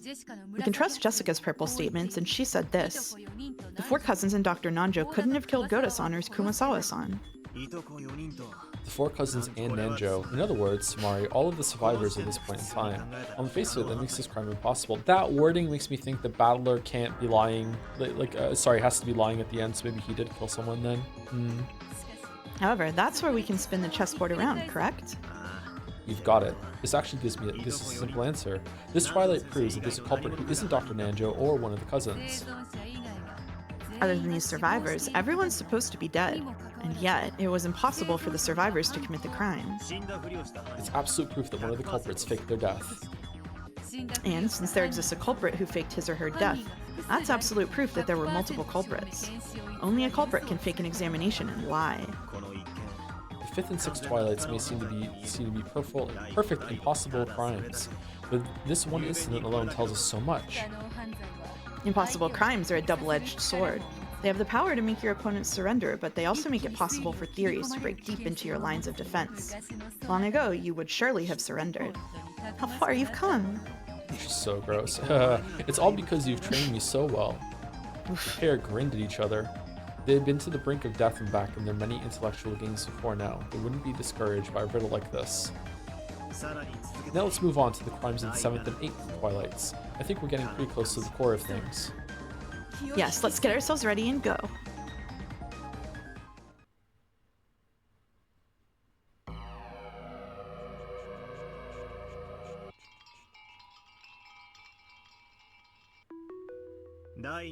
The situation is exactly the same in the 7th Twilight. Since we can trust Jessica's purple statement, the 4 cousins, or in other words, Sumari, all of the survivors couldn't have committed the crime. And yet, there's something I don't quite get. The culprit of the first 2 Twilights was someone in that group of 5 victims from the first Twilight. Though that first culprit was sealed in Natsuhi's room, their child was also a culprit who lied when confirming their death. However, the only kids who can be a culprit are Battler, George, and Maria. That's right, and we've proven that they couldn't have committed murder for the 5th, 6th, or 7th Twilights. In other words, Sumari, this shows us that yet another culprit exists. Interesting. It also happens to be a theory that makes sense. It would mean that the 3rd culprit was also one of those who played dead. It might even be possible to have 4 or 5 culprits this way. I'm not sure about that. At any rate, Goda Kumasawa and Nanjo could not have been killed if there were only 2 culprits. There can be no doubt of that. This is getting complicated. Was it a group of 3 culprits? Or was it a pair working together and someone else on their own? Alright, we can't forget the possibility that there are more than 3 culprits. Of the 17 people who appear in the story, 9 have been confirmed innocent. Let's put Battler, George, and Maria to the side since they survived. The group of people who were supposedly dead but not proved innocent includes Eva Hideyoshi, Rudolph Kyrie, and Rosa, all victims in the first Twilight. Now the question is which of those 5 victims in the dining hall were playing... which of those 5 victims in the dining hall were playing dead? We're close now. This is starting to get interesting. Is it a different pairing of kid to parent, maybe? Okay. I kind of want to check and see if there's a tell for that, but let's keep going on. Spend enough time on this already. As for the 8th Twilight in the end, the layout's exactly the same. Indeed. The narration says that George, Battler, and Maria could not have killed Jessica. The 3 survivors couldn't have done it. The purple statements here sound like they should hold a lot of hints for us. George's and Maria's purple statements are particularly interesting. If only we could trust them, they would be quite a powerful clue. If George Niki is innocent, then his purple statement about Maria being unable to kill anyone would be true, and Maria would be confirmed innocent. In the same way, if Maria is innocent, then her statement about George being unable to kill an adult would be true, and in the end, that proves George and Niki innocent. It would, but we cannot confirm that either of them is innocent. If either George and Niki or Maria could prove that the other was innocent, they would be innocent too. It's like a chicken and egg dilemma. It almost feels like a useful hint, but not quite. Pretty annoying. Proving innocence for either of them probably won't be easy. At least we've gotten the suspects down to a small number. From here on out, there's probably nothing left to do except check each one to see if they could have been a culprit. You're right. Feels like we're getting to the final stretch.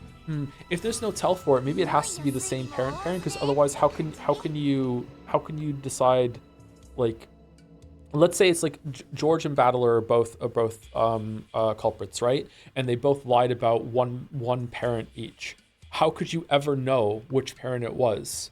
Like, you'd have to guess that it's just one of them. So I guess it has to be like one, and I think it has to be George, because I think George, the thing that Maria said, that's kind of metagaming though. Maybe there is a tell and I'm missing it though, but that makes sense to me. I'm sorry, go ahead. Looks like they've almost made it, doesn't it? I feel like a fish on the chopping board.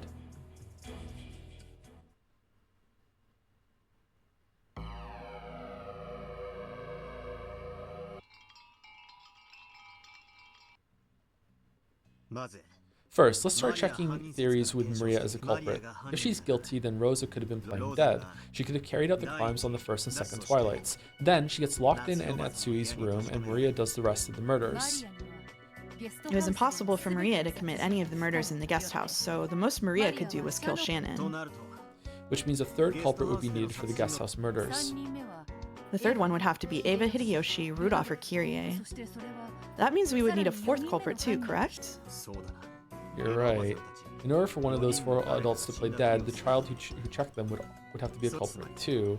In other words, Samari, if Maria is a culprit, we'll need to have at least 4 culprits total. If there are 4 culprits, then each one of them must kill at least one person. The definition of culprit is one who murders. In which case, things don't quite seem to add up. The 4 culprits would then be 2 adults and 2 children. One adult is in charge of the murders on the first and second Twilights. The other adult handles the murders from the guest house onwards. Yes, that creates a contradiction. A culprit is defined as one who murders. That means every culprit must commit murder at least once. Simply put, there are very few people that a child culprit could murder. The children could not have killed in the first and second Twilights. They also can't commit murder after the first deaths in the guest house take place. The only one they can possibly commit is Shannon's murder on the fourth Twilight. The child culprit could only kill Shannon. The second child culprit couldn't kill anyone, so they couldn't be a culprit at all. It means there can only be one child culprit. No.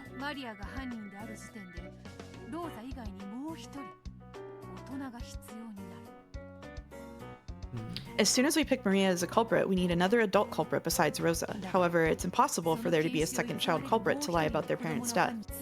In other words, Sumari, it's impossible for Maria to be a culprit.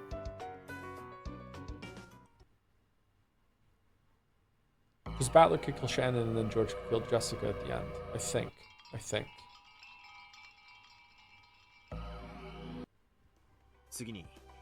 Next, let's try out theories with George as a culprit. Only one child culprit can exist. So if George and Nikki is a culprit, that means Aunt Ava and Uncle Hideyoshi are the only adults who could have been playing that. Oh, am I wrong? Because like, we're doing Battler last? Fuck. So a 3-person group with 2 adults and 1 kid? I see, that sounds like it'd explain all the crimes so far, doesn't it? But hold it, that's actually impossible too. Indeed. It's clearly shown that George cannot be a culprit. Pretty sharp. The kids can only kill Shannon on the 4th Twilight. A trustworthy purple statement has already proven that George couldn't have been the culprit in Shannon's murder. That's it. Just one tiny alibi that only works for Shannon Chan's murder. That's what proves George and Nikki innocent for all of the crimes. So we need not suspect George, which means all of his purple statements can be relied upon. So it's just Battler kills Shannon and then the other parent kills Jessica when he runs out? Okay.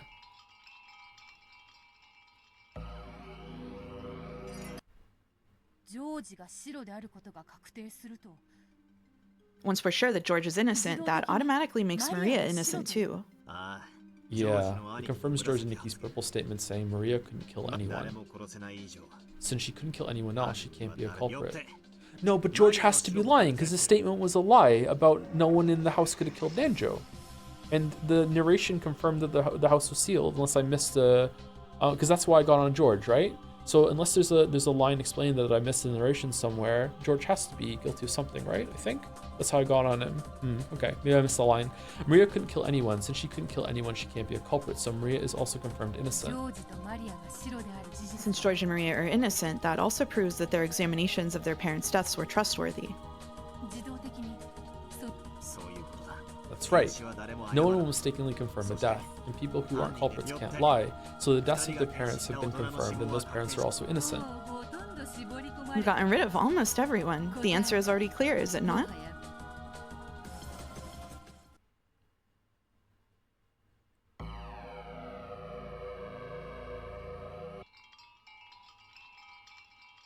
Can you, I don't know if you can tell me, can you tell me when we get to the last one? Like before we click on it? Let me count 1 second. Or is it going to kick me back out here after we do the last one, and then I have to go down here and do the identify the culprits, I guess? We have 3 more. I don't know if it kicks you back out and makes you pick the culprit. Chat can tell me if they want. Okay. First off, there are multiple culprits. That's confirmed. These crimes would be impossible for a single person. To start, one of the adult culprits carried out the first Twilight, then played dead. Since we know that all of the servants with Master Keys were innocent, there was no way for the culprit to lock the door to the dining hall from the outside. So, we know the one who locked it did so from inside the room. Chat says you can't pick it if you get the final hand. Okay. And in order for them to play dead, they needed another culprit to lie when examining their death. Genji-san is innocent, and the examinations of all 5 suspicious victims were performed by their own children, so the child of the first culprit is the second culprit. Okay, now chat, other people in chat are contradicting it, so I don't know what's true. Okay. And the child culprit couldn't carry out the crimes once they start occurring in the guests. However, the adult culprit was sealed up in Natsuki's room, so a second adult culprit was needed. 2 adults, 1 kid. That's what a culprit group looks like.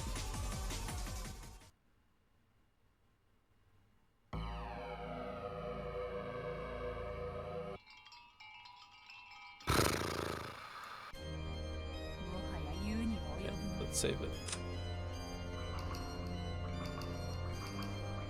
Oh, you can save it here? Okay. Yeah. Let me know when you're good. Yep, go for it. It should be obvious by now. The name of the child culprit in this culprit group is clear. Pretty much. All of the kids have been proven innocent with 1 exception. And the only corpse inspections that a child culprit could lie about were the inspections of that child's own parents. So the culprit group was a family of 2 adults and 1 child. Murder as a family, huh? How sweet. So who are the 3 culprits? There's hardly any point in stretching this out further, is there? Okay, so this seems like the last one. Okay. So where is my mistake thinking that George was lying when he says no one could kill Dr. Nanjo inside the guest house? Because it said that it was sealed at the end of the story, and it wasn't, and nothing else was said after that.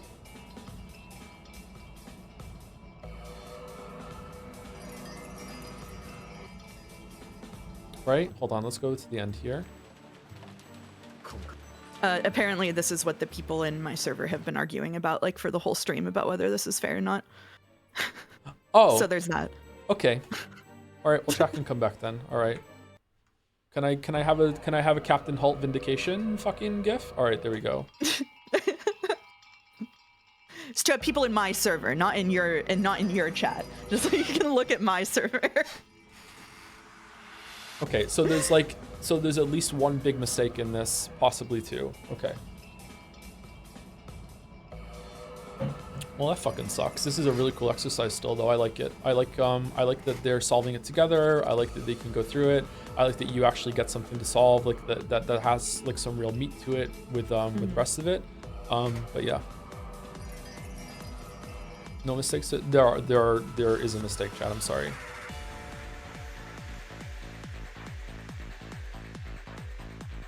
All right, we doing this one, and then I saved it, right? So we can go through it if it kicks us through.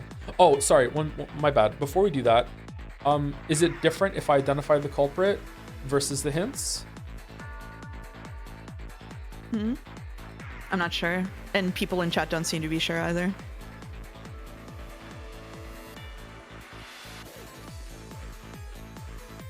There's a line, at least it should have been the case after that line. Here we go. What are we doing? I don't know. Oh. We're fast forwarding too high, or too fast. Okay, all right.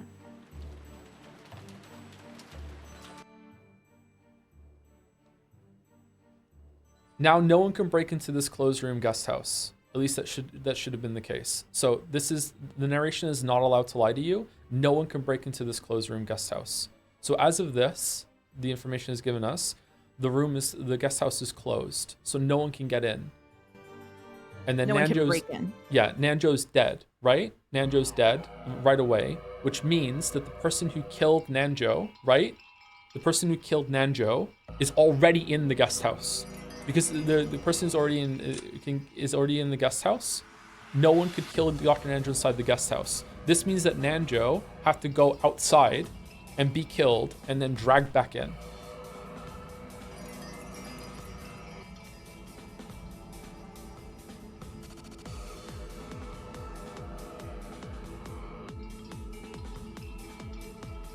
It's very weird. It's not weird, it's wrong. No one could kill Dr. Nanjo inside the guest house. So Dr. Nanjo had to go outside and be killed outside of the guest house. And then be dragged back in. Mm-hmm. So which is the part that you think is a problem? The guest house was sealed. Okay.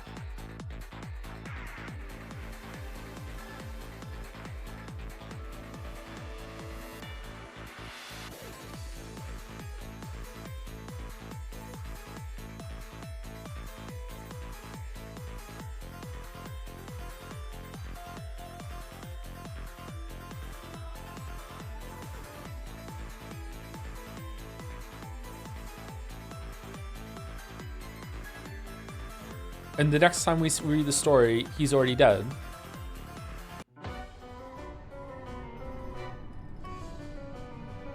He died in the entrance hall of the guest house. He was far too foolish for him to come here alone to check that everything was locked.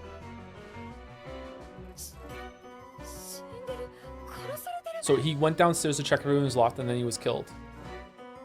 戸締まり密室なのに。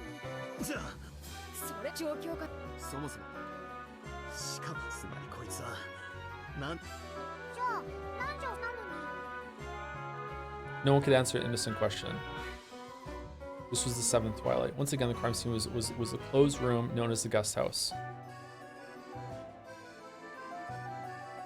And the narration just confirmed that it was a closed room as well. Very specific evidence made this crime scene seem even more impossible. Then the tragedy reached the eighth Twilight, the final one. Okay, so like it's just wrong. It's not a closed room.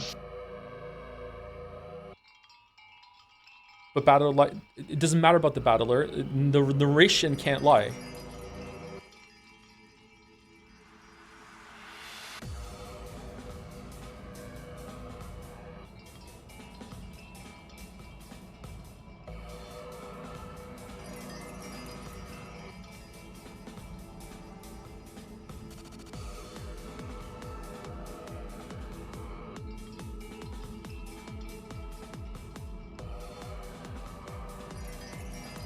Narration calls every room closed room. Yeah, it can be a closed room. Like it was a closed room when whoever snuck into to kill Natsuki and Kraus. It was a closed room murder. Yeah, it's a closed room murder. Yeah, it can still be closed room murder. Doesn't mean it's not solvable.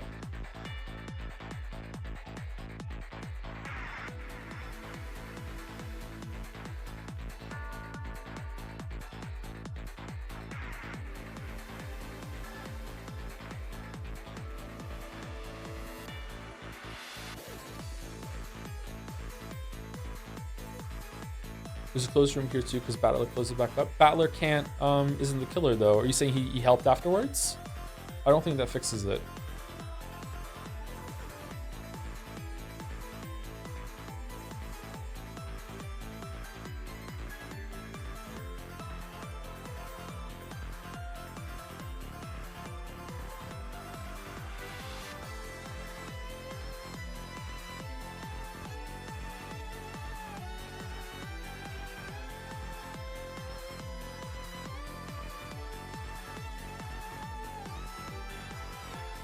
You're right, Joe. Nanjo died in the entrance hall. Narrator says George outright lies. Does narrator say that that Nanjo died in the entrance hall?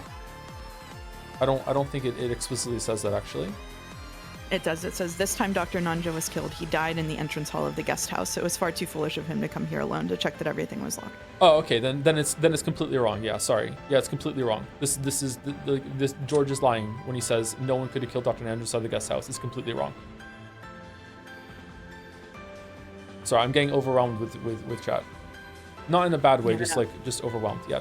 So George is lying when he says this.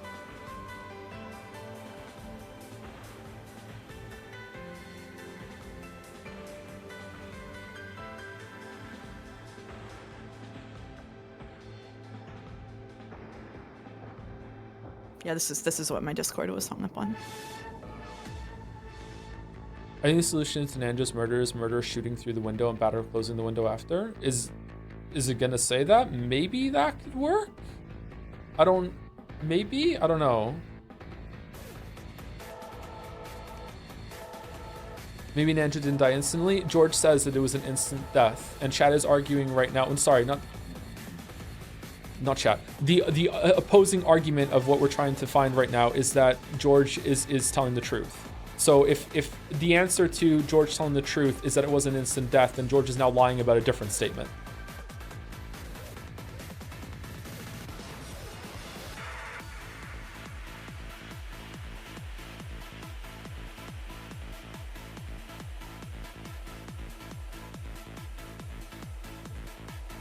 It's just a little frustrating on my end because this is why I honed in on George being the culprit instead of looking at someone else.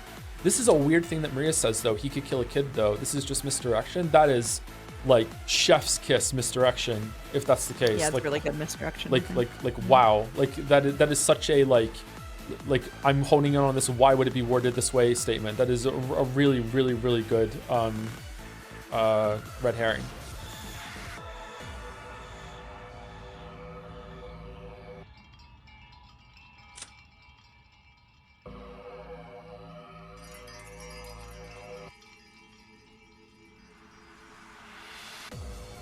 Oh, I'm sorry for saying that there were no major translation issues. I didn't realize that this was related to a translation issue.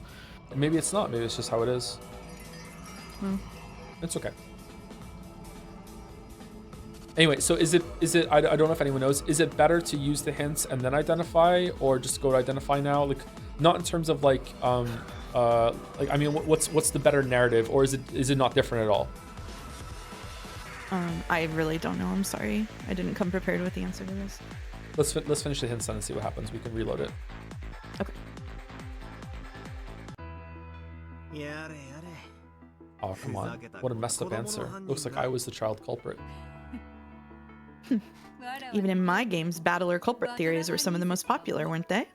I'm just glad I got just didn't leave the room, because that was driving me fucking crazy. That seemed impossible. Yeah, you got the spirit of how all of it was done. Just like a lot of people, I think, settled on George instead of battler. I think that this is like you saw them do it in the hints. Like I think this is the two intended like solution. Like I think you went down the right intended solution track.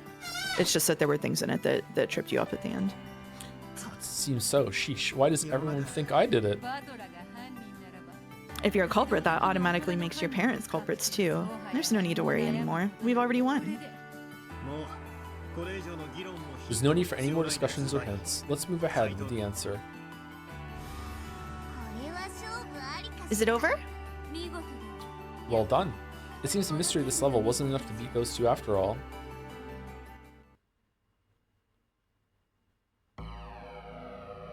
Oh, so it does let you identify? Cool. Okay. Yeah.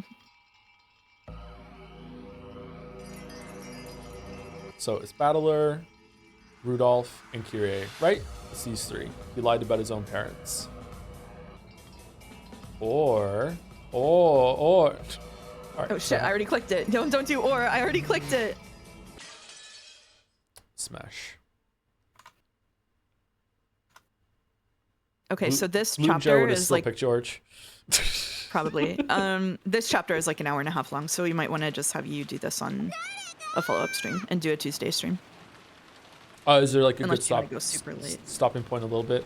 Like, I don't mind going an hour late tonight. Can you go an hour late tonight? Is that okay?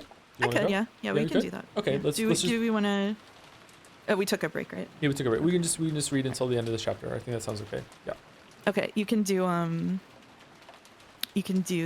think it is this is chapter 2 in the notes that I gave you. Okay. So narrator. All right. Okay. Okay. Somebody, is anyone there? Oni-chan? Ah! May want to check if your dialogue saves. Dialogue log saves. My version broke right here. What? Let me save it, just in case.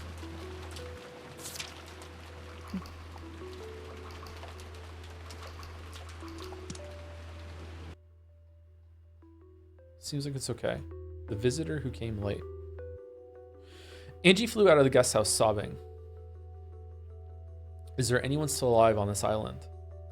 When she checked the cousin room earlier, it had been completely empty. However, she remembered that she hadn't seen Battler George or Maria's bodies. What she didn't know was whether this meant they were safe or whether she was about to be reunited with them as corpses. Where are they? Where? Answer me! She dashed around through the rain. Where was she going? Nowhere in particular. The lost little sister dashed around in circles searching for her brother, drenched with rain and all alone. Eventually, I thought I heard my brother's voice from beyond a bush. No, it wasn't just his voice. I heard George Oni-chan's voice and Maria Oni-chan's voices too. They were eating berries that they found there. I called out to the top of my lungs, but they didn't answer. But it's okay now. They're right there, just on the other side of the fence. I could even faintly see them through the fence. When I ran around the fence, I found myself standing in front of a shed or something. It must be a shed to store tools for the rose garden. The three of them were standing in front of the shed. Oni-chan? I cried out, but my voice didn't reach them. Even though I yelled so loudly, something felt very wrong about all this. When people hear a voice, even when they pretend not to have heard it, their bodies tend to show some sign that they've noticed. However, there was no trace of that in the three of them. Even though I was screaming so loud, it truly wasn't reaching their ears. The instant I understood that, my dash towards them slowed and came to a halt. Though we appeared to be in the same world, we were actually in different worlds entirely. It was like seeing someone on TV, or was it more like seeing a ghost? I could see them clearly, but as far as they were concerned, I didn't exist. After all, look. Even if I stand in front of them, their eyes can't see me. If I try and touch them, will I really be able to? What if my hand just went right through? I was so scared at the thought that I could do nothing but stand there in shock, even though I was so close to them. Damn it. I don't have a clue anymore. Someone must have snuck in from the outside of the island after all. And they're massacring the Ushimiya family. No matter how we lock ourselves in, someone always gets killed. Ooh, it's the work of a witch after all. It's fucked up, Battler. Everyone calm down. Let's calm down and think. No one exists on this island except those with a direct relation to the Ushimiya family. This doesn't make any sense. After all, we've just seen several murders that would be impossible for any one of us. Well, that's true, but is it really? Maybe we've just missed something. Missed something? For example, that's right, maybe someone was playing dead. Since we're the only ones on this island, the culprit must be one of us. That means someone we thought was dead was actually faking. But Nikki, that's impossible.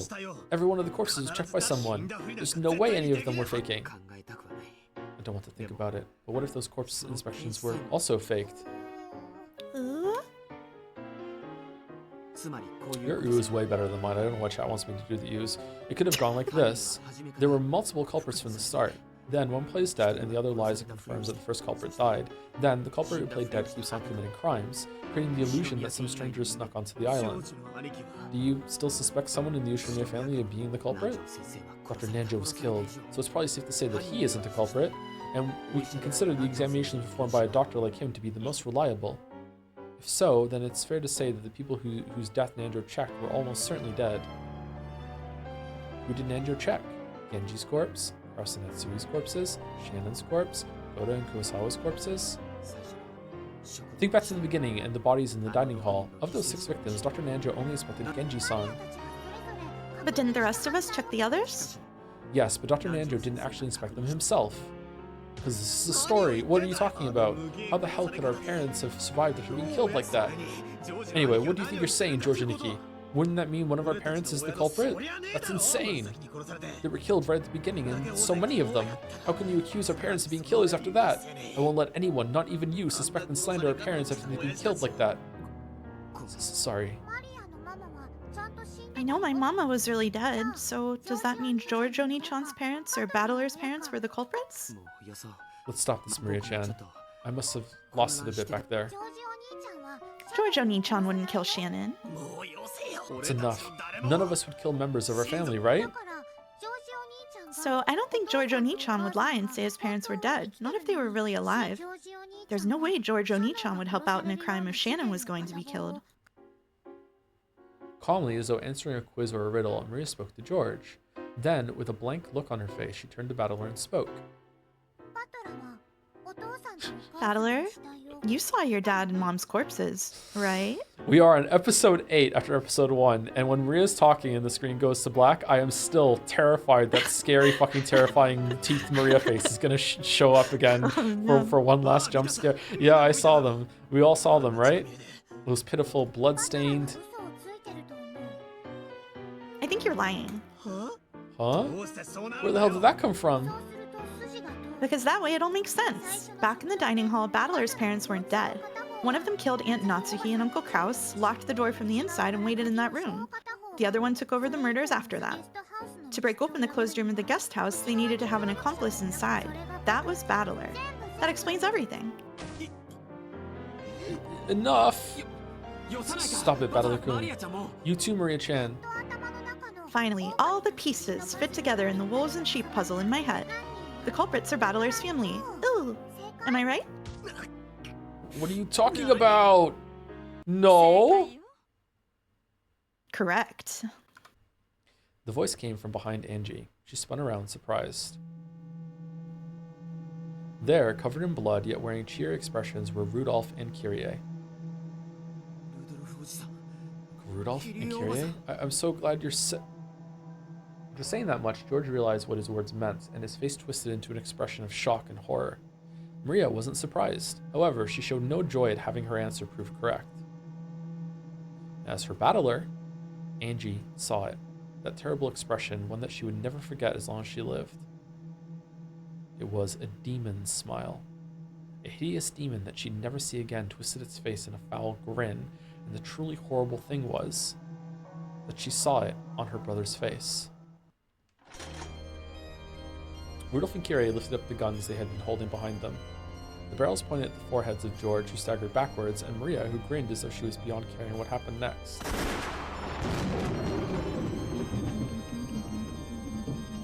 There was a flash of lightning and a crack of thunder. Nothing more could be heard. Then, as George and Maria were snapped around by that roar, the strings holding them were snipped. The two dolls fell into puddles with a splash and stopped moving. Dad. Oh, sorry. Mom? All this occurred right before Angie's eyes. Aw, cool.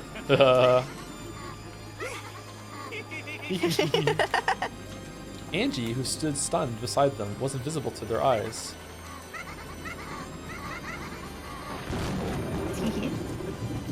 They guffawed, overcome with laughter. Then, right in front of Angie, they started joking and complimenting each other on their kills so far. The three hideous faces, the faces of her family, made Angie want to cry and vomit at the same time, and she felt as though she would suffocate. Angie dashed away, covering her mouth. She wanted to escape the disgusting laughter coming from her beloved family as soon as possible. Then, she slipped and fell face down in a puddle of mud. She didn't try to get up. In fact, she instead chose to cover her ears to block out the disgusting laughter that she could still hear.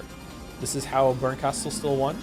As she did, from the shadows of the fences and bushes in this inky black rose garden, several dark things slipped into sight.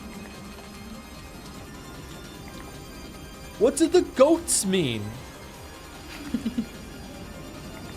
Huh? Angie looked around in surprise to see eerie black shapes appearing from all over the garden and slowly surrounding her. It was a crowd of people with goat heads. Their outfits were all different. Some wore suits, while others were dressed casually. However, all of them were covered with darkness and all of them had goat heads. Angie, bewildered, accidentally let her hands fall from her ears. By now, she couldn't hear the disgusting laughter. However, in their place, she could hear the words spoken by the goats. We can just alternate goat lines. You can All go right. first. Kyrie and Rudolph are the culprits. Battler is the culprit. Battler is the culprit. Meh. Battler culprit theory. Battler's family culprit theory. As the goats continued to mumble in eerie voices, they surrounded Angie and began to draw nearer. They all pressed around her, each of them naming Angie's family as the culprits. At first, everyone joined in on the Ava culprit theory. The sole survivor from Rikenjima got almost all the wealth herself, so such a theory was only natural. Why was Ushiromiya Ava the only one who escaped to Corridorian? And why did she refuse to so stubbornly to talk about what happened that day? It was decided that the Ava culprit theory fit all these facts. However, when Ava died of illness and people learned that all the vast wealth she had created by unscrupulous means would go to Angie, public opinion, or rather the forgers, created and spread a new culprit theory. This was the Rudolph's family culprit theory. If it was normal for everyone to come to the family conferences, why was Angie the only one who didn't come this time? Did Rudolph's family have some reason for not bringing the young Angie with them? They did take Battler, but he wasn't Kyrie's son. Then, when it was revealed in some magazines that Kyrie's family had close ties to a massive gangster organization, all eyes suddenly gathered on Kyrie herself. The truth of how Rudolph had made a killing out of fraudulent business practices was also laid bare, and almost immediately the couple became thought of as the most suspicious people on the island. Damn, they nailed it. Hideyoshi and Ava's company might have been heavy-handed at times, but at least it had operated within the law. Or so you know. However, the more Rudolph's company was investigated, the more dirt was dug up. Furthermore, testimony was dug up about various scandals involving party tickets from the time Rudolph and Kyrie were students, and it was clear that they were far more suspicious than Ava's family. And so, in a flash, the Rudolph's family culprit theory expelled the other conspiracy theories, including the Ava culprit theory, and reigned as the greatest of them all. It wasn't really because it was more plausible than the Ava culprit theory. They had just gotten bored of the old theory and wanted a new sensation based.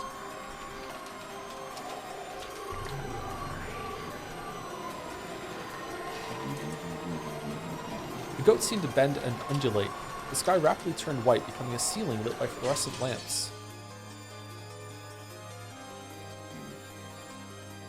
What? The goats had changed completely, becoming the shapes of girls wearing goat masks. All of the girls were wearing the same clothes. It was a uniform, the uniform of St. Lucia Academy. Did you hear? The real culprits were Rudolph and Kyrie. I heard. Yeah, I knew there was something suspicious about them leaving their kid behind. Didn't Ushiromiya Ava say herself that she was poisoned to death? Isn't it obvious who was behind that? Must be nice for her. She gets her whole family's riches all to herself, right? I always knew the Rudolph family culprit theory was right. I always thought there was something wrong with Ushiromiya-san. Whisper, whisper, whisper. Giggle, giggle, giggle, giggle. Rudolph and Kyrie are culprits. Isn't Battler a culprit too? Rudolph's family culprit theory. Rudolph and Kyrie are the killers.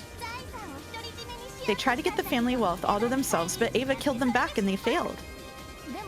But in the end, Ushiromiya Angie gets everything anyway, doesn't she? Rudolph and Kyrie are the culprits, of course. Rudolph's family culprit theory. Rudolph and Kyrie and Battler are the culprits. Rudolph and Kyrie and Battler are the culprits. They're saying your family were the culprits, Ushiromiya-san. What do you think of that? Hey, what do you think? But in the end, you get all the family wealth to yourself, don't you? Even at the end, Ushiromiya Ava never told you anything, right? I always knew that girl was suspicious. This also explains why Ava hated you so much. Hey, say something. Tell us what you think. She really is a creepy kid, isn't she? Can't you at least tell us what you think of this theory, creep? A blade of air swept over me as I crouched down, holding my head. Will's back?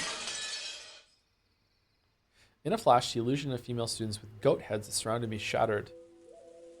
I was curled up in a puddle in the rainy rose garden surrounded by goats. But then, those goats were also sliced in half, and the upper half slid to the side. That was a cool sequence. That jumped a lot there. It was like seeing a master swordsman slicing through a stick of bamboo. This way. The voice came from that black cat. The black cat with the bell that had guided me here. Incredible that it can talk. But that doesn't matter now. I dashed after it. goat shrank back. A hole opened up in the encirclement. The black cat dashed through it. As I hurried through it, the goats began to chase after me. Countless heavy footsteps thundered behind us. Where are we running to, Mr. Cat? The cat ignored my stupid question. Where are we running to? It's obvious. As far away as we can make it. Oh, is it Will's cat? However, there was an unbelievable number of goats. It wasn't just a group chasing us. There were probably goats hiding throughout the rose garden, and everywhere we went, a group of them would appear and block our path. Each time we bumped into them, we ran down a different path in this maze of a rose garden. So I didn't even know which direction we were running anymore. It couldn't be. We aren't running around in circles inside a massive crowd of goats, are we? When we ran into the arbor once more, I learned that my fears were justified. The 4 paths that led from the arbor were all blocked by a crowd of goats. Of course, the path we had come down was also blocked by our pursuers. There was nowhere to go and nowhere to return to. We were finally trapped. Mr. Cat, what should we do? We're surrounded.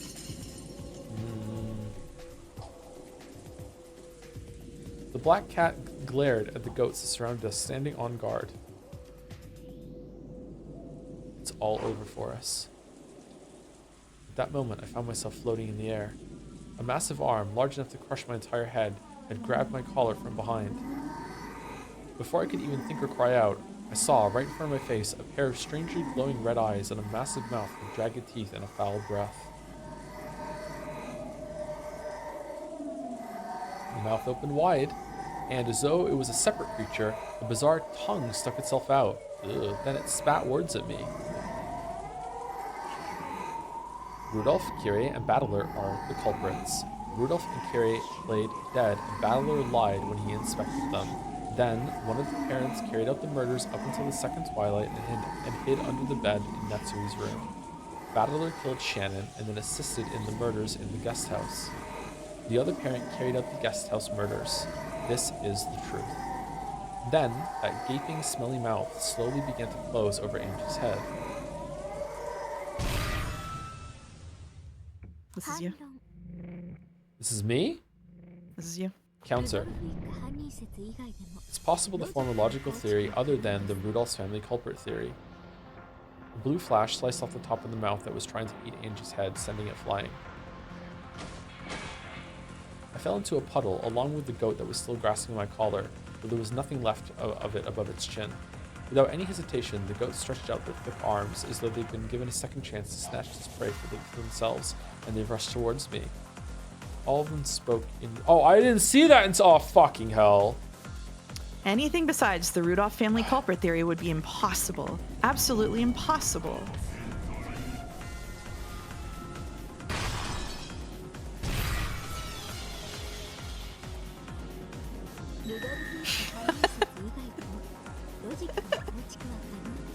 My brain, like, actually censored the assignment you gave me. I didn't see it until right now.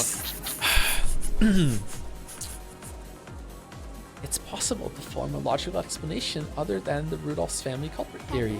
For example, a theory with George's family as the culprits is possible. What do you think, everyone? Yeah, it is! It is! Fuck! This is you. A red flash and a blue line became blades of wind that passed over my head, doubly slicing the arms of a goat that tried to pick me up. I think the next goat dashed not towards me, but towards the black cat that was protecting me from behind. As I sat on my butt, staring upwards toward the rainy night sky, the massive goats were in the air right above me, fighting the black cat or someone. George's family culprit theory is impossible. George can't kill Shannon, so he can't be a culprit and he can't lie when checking corpses. No, it is possible. A culprit is defined as one who murders. No one ever said they have to murder a character who appears in the story. Fuck off! In other words, Sumari, if George committed murder outside the island, someone before this crime, he could be a culprit without killing anyone on the island, and it would be possible for him to lie. Okay, so Natsui could have been lying because she threw a fucking baby off a fucking cliff. Is that what you're saying? Oh, okay, alright. The deep red curves bit into the goat. Its massive body was knocked into the air because it became about 7 logs of flesh and was thrown into the rose bushes. This time, the terrible force of the attack shocked the goats. They faltered, shook, stepped back. Finally, I understood. That red slice. It had come from a weapon that could draw red slashes. No, it also drew blue slashes just a second ago. It was a massive scythe that could speak both types of truth, red and blue, at will. I looked up at the sky, then let my head hang down backwards.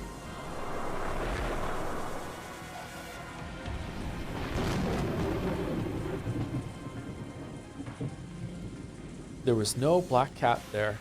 It was a girl holding a large scythe. Oh, Rosa could lie because she killed Kuodori and Beatrice. Nice. How's that? This level of reasoning is possible for Furuto Erika. What do you think, everyone? When the crowd of goats recognized the girl who called herself Erika, a stir passed through it.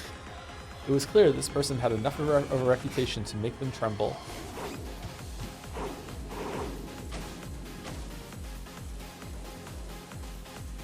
Erika lifted me up, flew into the air, and landed on top of the arbor.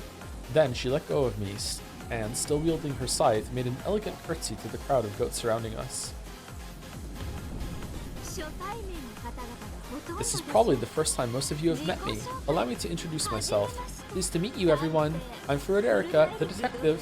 If you're one of those blockheads who can only think of Rudolph Stanley culprit theory, stand down. If anyone thinks it can counter my argument, please feel free. Of course, I won't be holding it back either.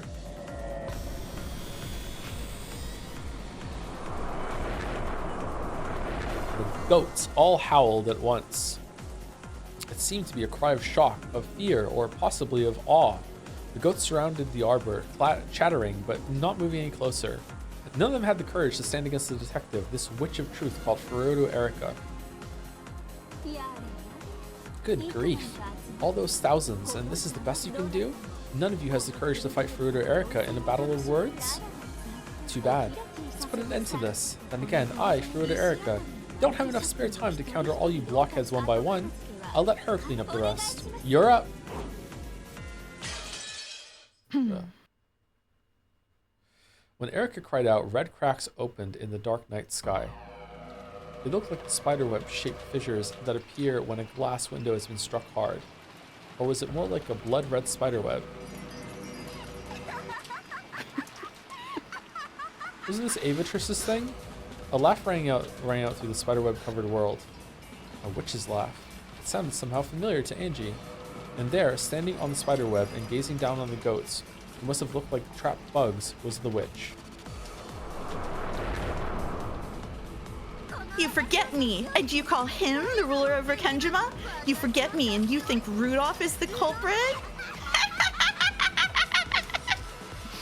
It was the witch who had hidden inside of Ava, a witch of the future, who would one day call herself the Endless Witch after the cat box closed over this world.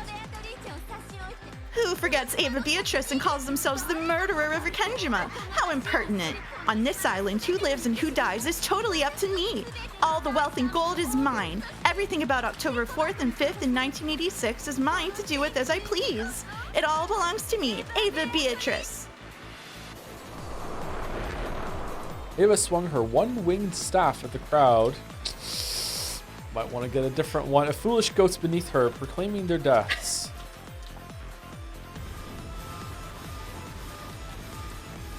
I'm just gonna close my eyes. Okay. The ceiling of spiderwebs that covered the heavens plummeted, and more spiderwebs seeped out of the ground at the goats' feet. Then the webs from above and below met, and thousands upon thousands of goats were caught in their grasp. Then, as Ava swung her staff, it swirled, around and around, like egg yolk being mixed in a bowl. Eventually, it was all packed into a massive blood-red goo. The moans of goats drifted out from inside. That entire crowd had been compressed into a meatball a few meters across.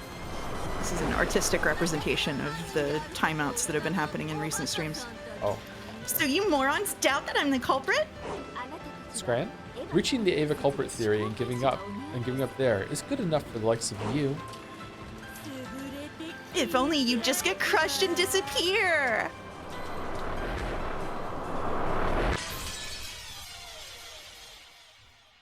Oh, thank you for the 10 gift subs, Terraflop. Thank you very much.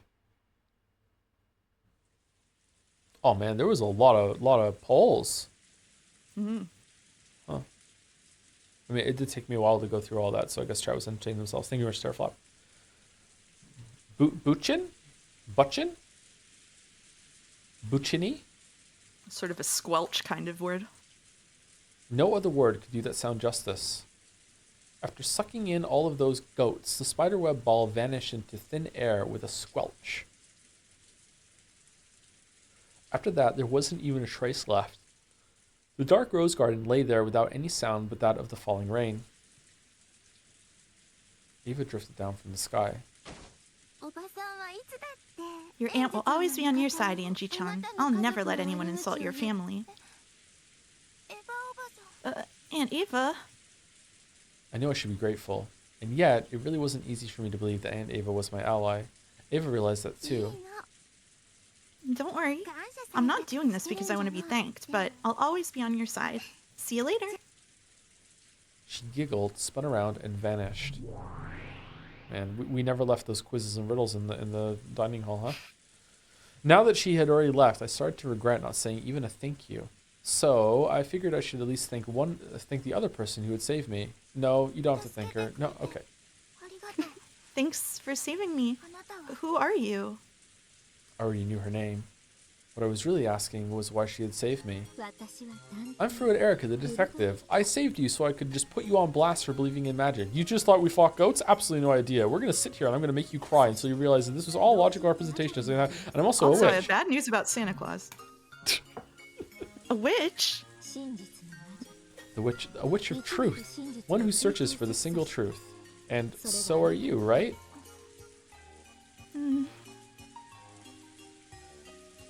Those 2 days, October 4th and 5th, 1986, I've been so desperate to know what happened that I took a step off the roof of that skyscraper, drifted through several witch games and fragment worlds, and abandoned myself to this long journey with no rewards.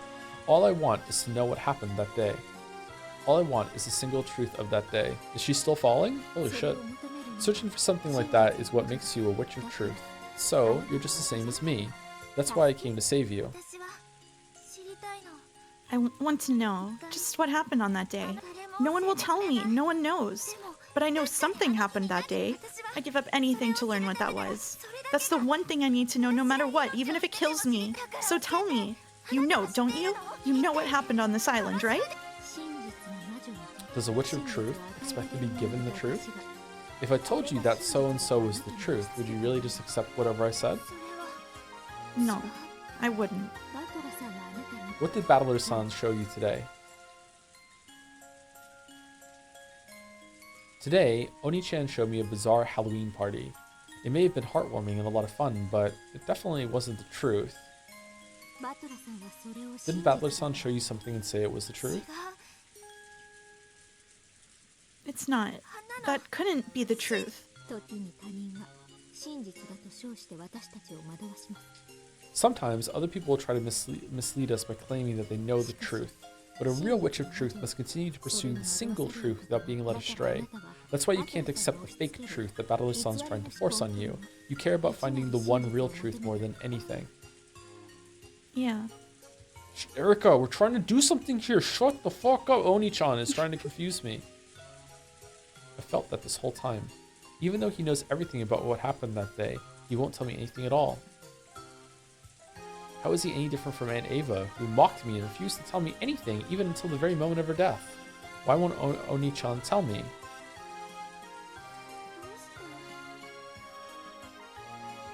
Why? Why won't he tell me? The dam inside my heart burst. Why won't Oni-chan tell me what really happened? Why? Why? I'm the only one who doesn't know. No one's telling me the truth. Tell me. Tell me what happened that day, Oni-chan. Oni-chan! I cried out at the rainy night sky. Hot tears poured from my eyes, but they were covered by the cold rain that beat against me, so no one other than me would know that they were tears. No one would know my pain and sadness. I'm always the only one, alone, all alone. Someone tell me! Tell me what happened that day!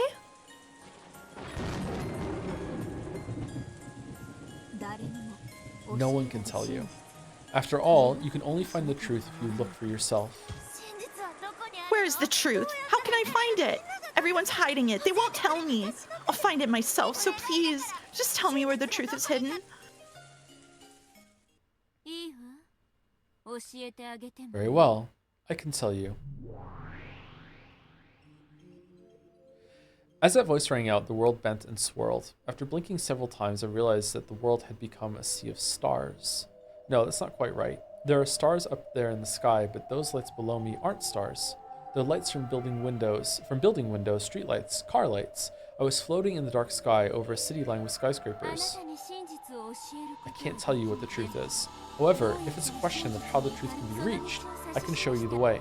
あんたは You. Various bad memories are jumping out of me from the back of my mind. That's right.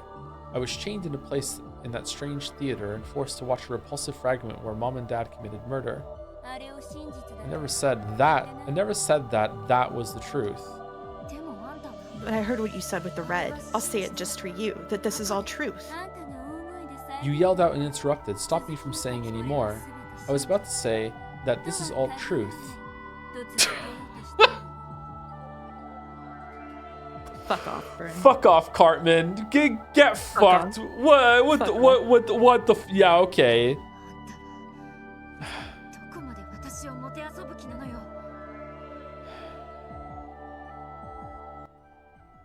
This is all truth isn't necessarily so. Just how far are you willing to go to mock me? それは謝るわ I apologize, but I did want to test you. 何をよ Test me how? あなたが I wanted to see if you were ready to accept the truth, no matter what it may be. 真実は The truth can betray you sometimes. In fact, there are times when it shows itself as the thing you desire least. あの影 That fragment I showed you is probably the worst one you could possibly imagine. However, if you lack the strength and the courage to withstand even something like that, then you aren't fit to reach the truth. I have no comeback. Finding the truth is my goal. I just want to know what happened on that island on that day. I don't like to think that I only want to hear what I want to hear. Am I really prepared to face the bloody, unbearable truth that probably awaits me? If I find the truth, it'll mean having to look straight at my family's tragic final moments and accepting them as they are. Okay, maybe she's lying. Right now, without getting into it, I really, really, really do not like that. I really hate that. That's the worst part of this episode so far. I really don't like that. And if I do accept that, it means abandoning my faint hope for a convenient miracle. The idea that one of them might have survived somehow and might even return even though 12 years have passed. I know a miracle like that would be completely ridiculous, but if I'm honest with myself, I have to admit that I've been comforted by that faint hope these past 12 years. I want to know the truth, but I want one of them to come back. Those two wishes contradict each other. By learning the truth, I'll be forced to accept that no one's coming home. 真実 The truth is always cruel. At times, it can even cut down your hopes. Most of the time, humans don't realize the cost of learning the truth. I simply wanted to see if you have the necessary resolve. I must choose between my two contradicting wishes. Will I find the truth and abandon my optimistic hopes for my family's return? Or will I give up on the truth and keep waiting for the family that will never really return for all eternity? Will I freeze up and let myself be fooled by the childish illusion my brother made for me? Tell me, Angie, are you truly determined to learn the truth? I am. その決意は And your resolve will not falter? 揺るがない It won't. Why are you talking to Berncastle like this is someone you can actually have a dialogue with? Kick her off the building and just move on. After hearing my immediate reply, Berncastle stared at me. She's evil. Are those expressionless eyes of hers measuring my resolve? Now that my brother is covering up the truth even after becoming game master, the only thing I can rely on in my search for the truth is the path that Berncastle can show me.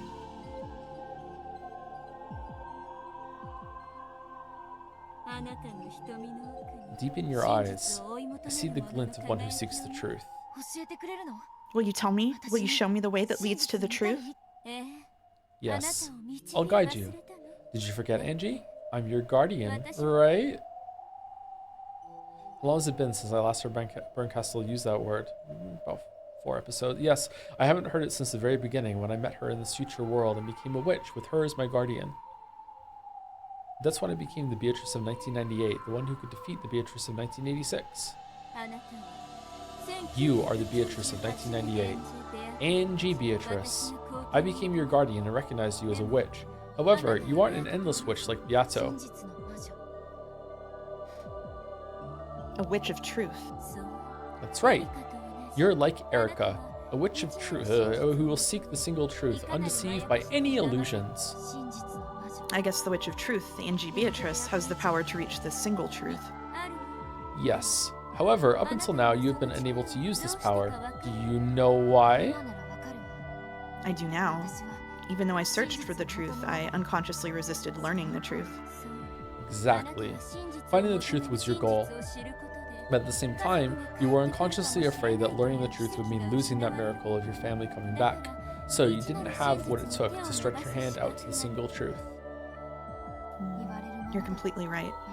I have to admit that I was naive. Thank you to June Chilling or June Chilling for the new sub also. Thank you very much. Welcome, welcome. I must admit it. My entire family is dead. Now that I've acknowledged it, I must expose why they died and who was behind it. Thanks. The fragment you showed me in that dark theater was there to open my eyes. Many, many games have gone by waiting for you to become a true witch of truth, but I think there was a purpose to it after all. Sorry, to it all. After all, now, in this final game, you really have become a witch of truth. Tell me, what happened on the island that day? I won't ask you to tell me directly, so guide me. What can I do to reach the truth? It's a bit too chilly here. Let's move. To where? To a place better for drinking tea. Egypt.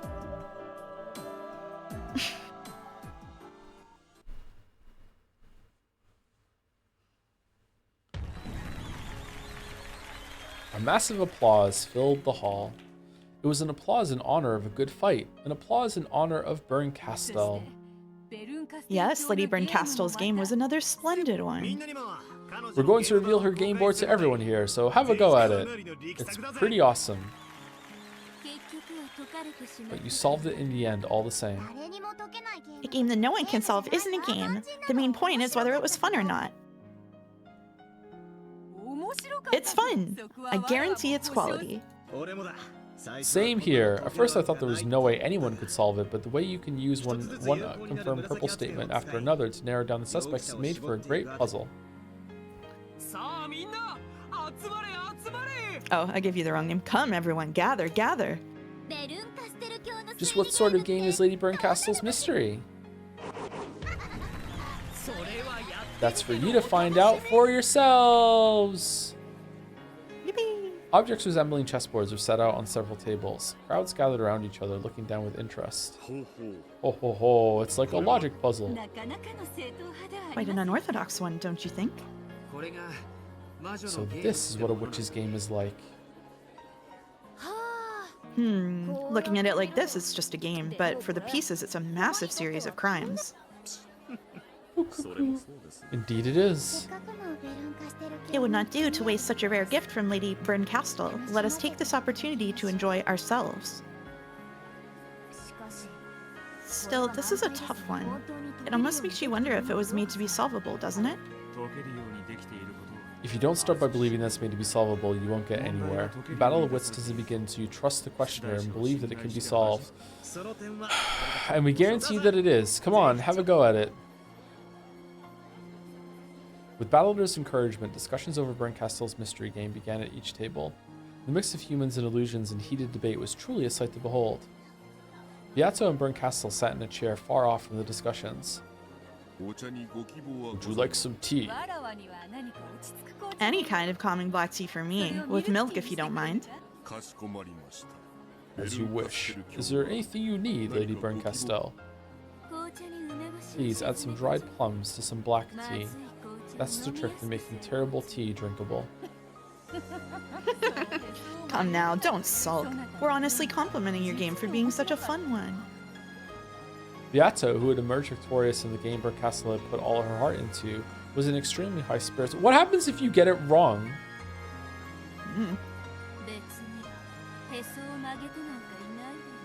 I'm not sulking.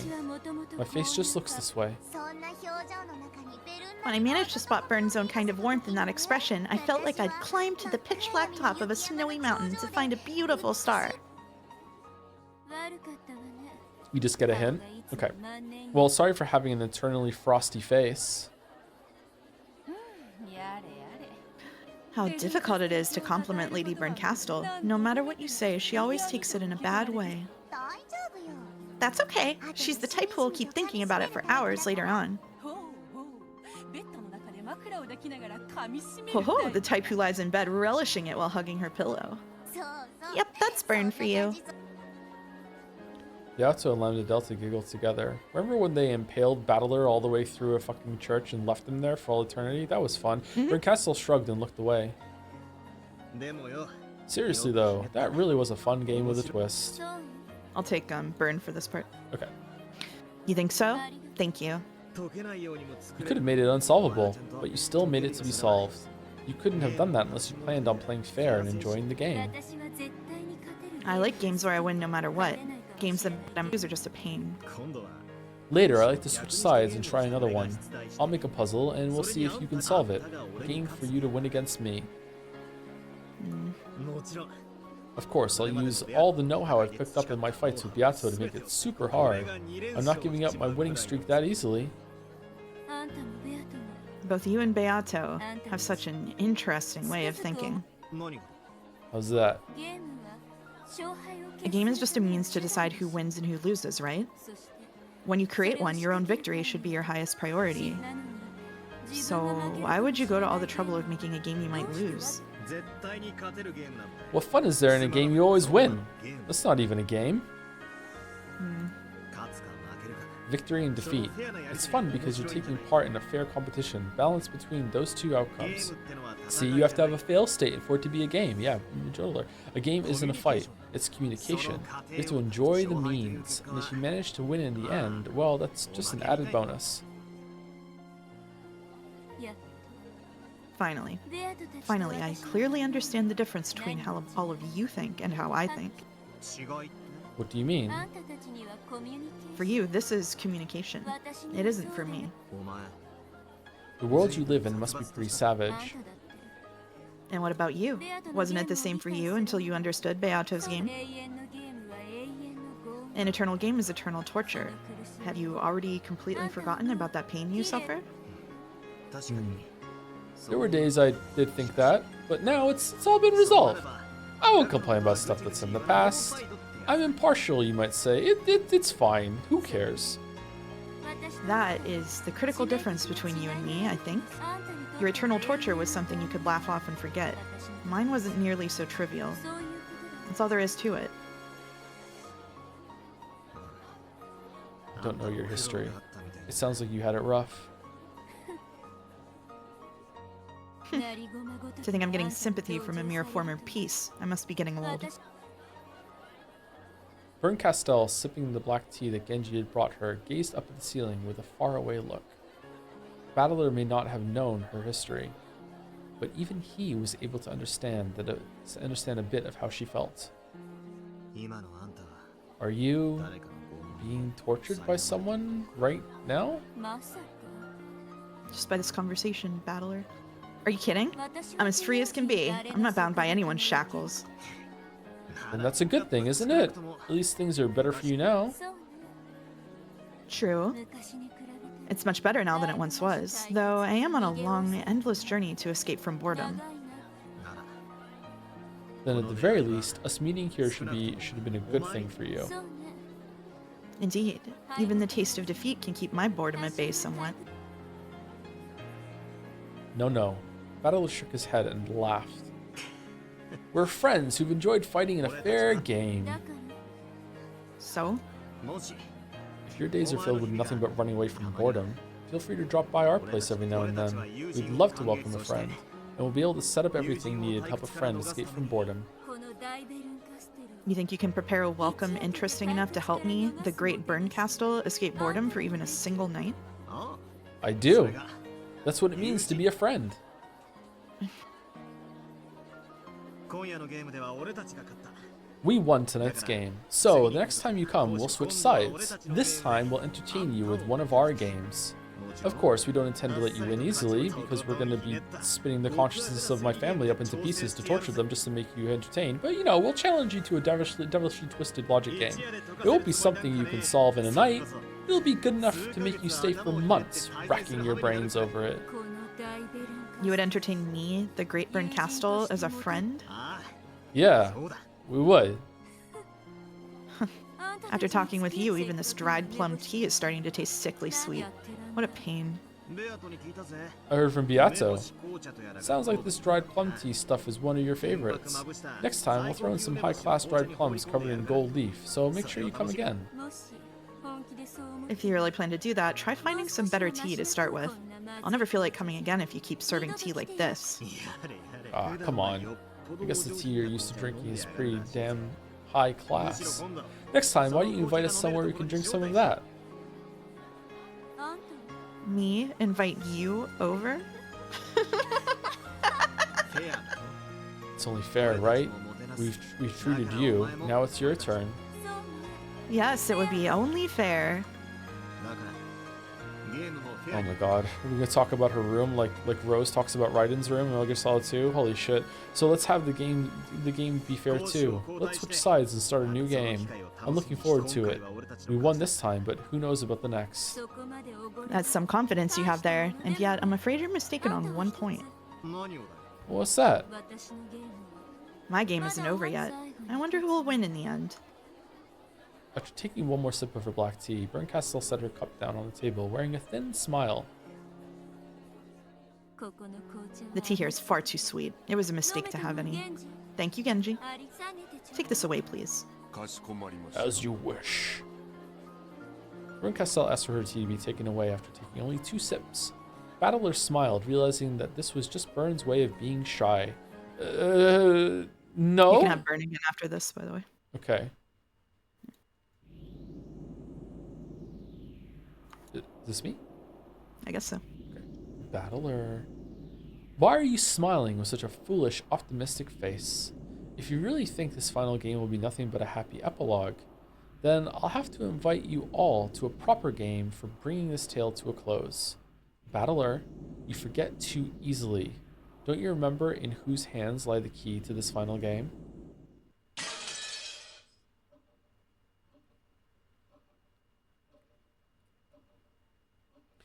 The inside of my nose itched. I've never regained consciousness to a smell before. It must suck being unconscious. It's not great. Slowly, I opened my eyes. Wait, when did I lose consciousness in the first place?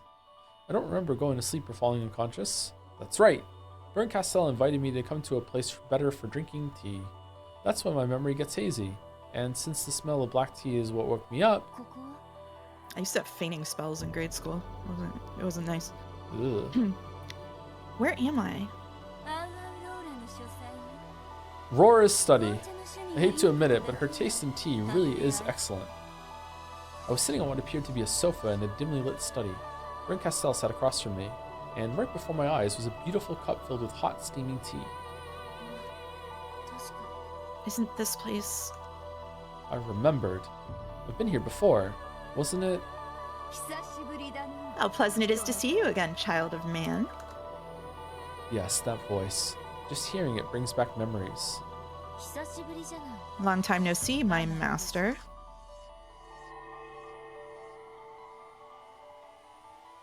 I didn't think I would get the chance to welcome you into my study again. To think that game of yours is still continuing. It won't be continuing much longer.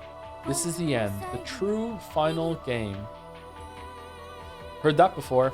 This was the study of Featherine Augustus Aurora. Ooh. I heard a sound. What was the sound? Oh god, what's that? Lord Battler and his wife.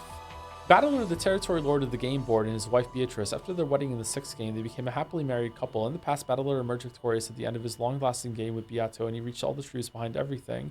The two of them have now invited Battler's little sister Angie to a final game. Just what sort of tale will he weave with Beato at his side? What just updated? Featherine? I heard a noise. Oh, Leon's there.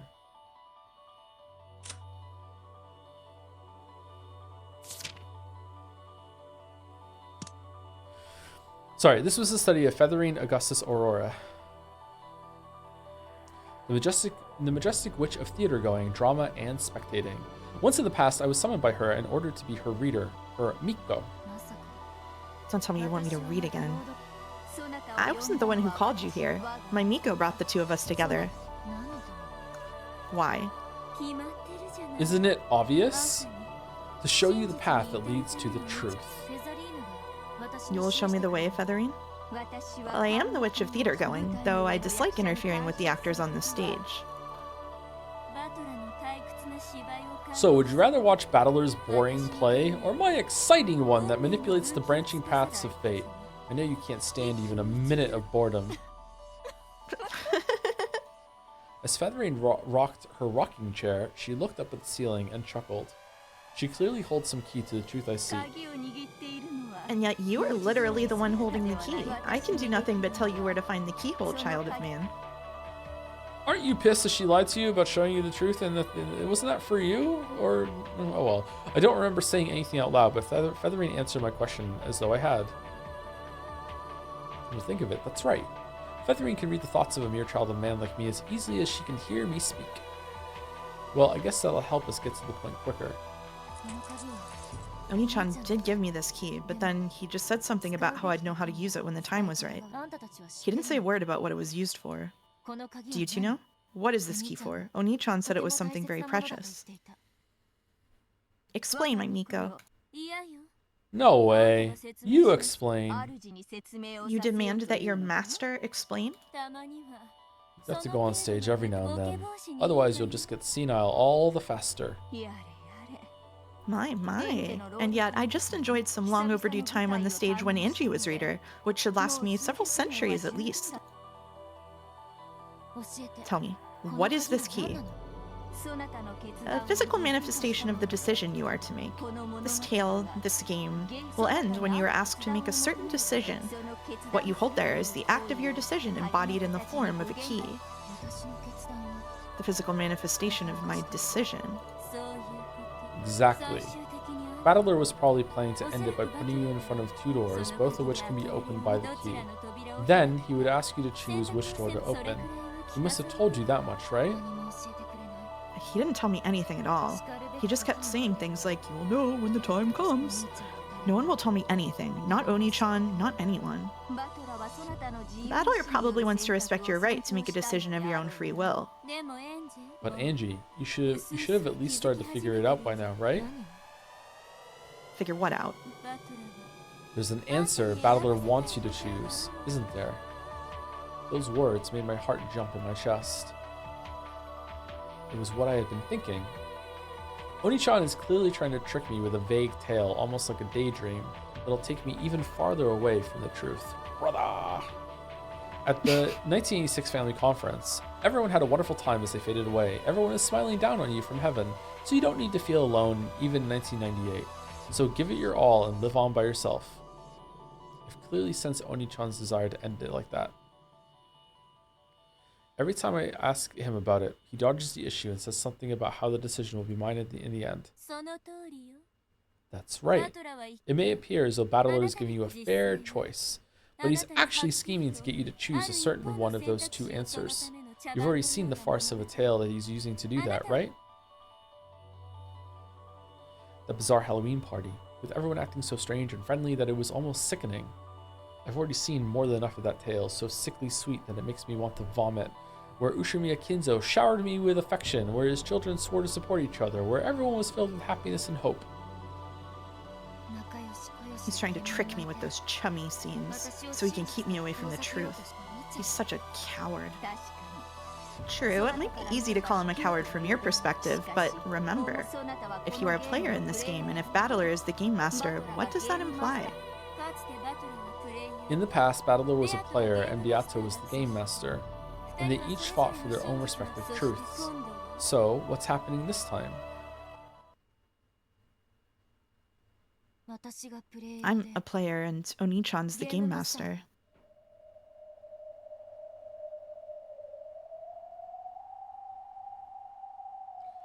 Could it be that I've misunderstood everything from the very beginning? Oh boy, Oni-chan said he'd tell me what happened on that day, so I assumed that following him meant I had learned everything. Isn't that the same as, say, Oni-chan accepting everything Beato said about the crimes being the work of a witch? What a stupid mistake I've been making. So this game has always been a fight between me and Oni-chan? I'm surprised you joined in without realizing that. Battler really is sly. He quickly started up the final game without letting you realize that simple fact. Well, it was the same back in Beato's games. Battler was drawn into her game before he knew what was happening, before he even knew how to fight. That's why I taught him how. And now it's exactly the same. You were forced to start this game before you understood anything about it, and I've come to tell you the truth. To tell you who you're fighting against and for what. I was too shocked to speak.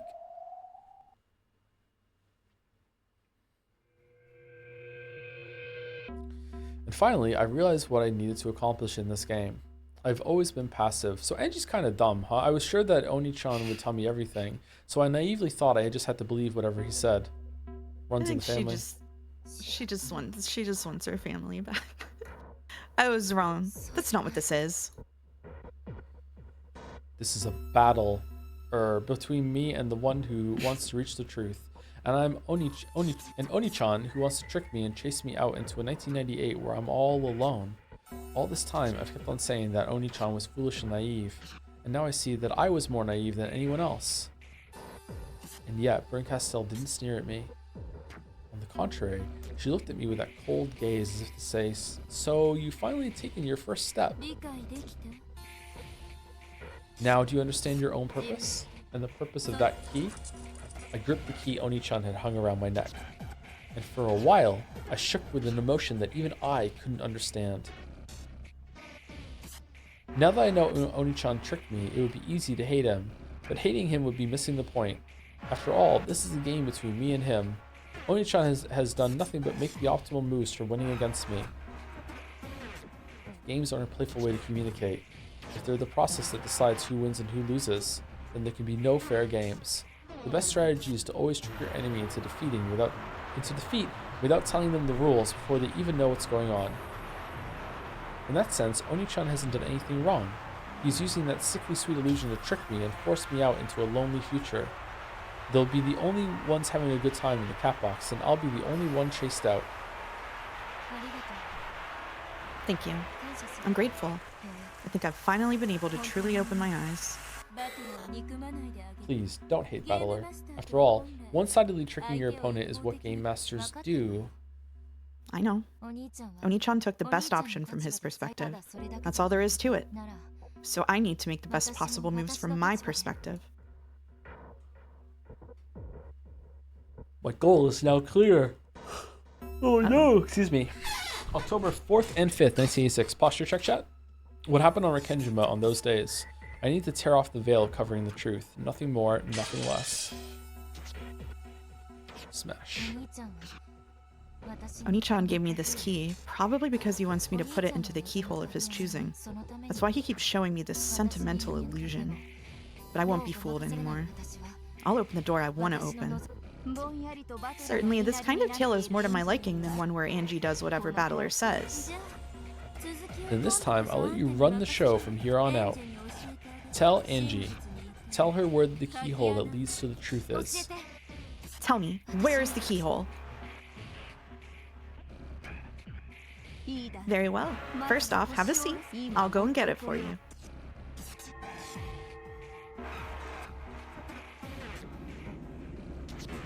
When Featherine rose from her rocking chair, my vision seemed to twist and bend.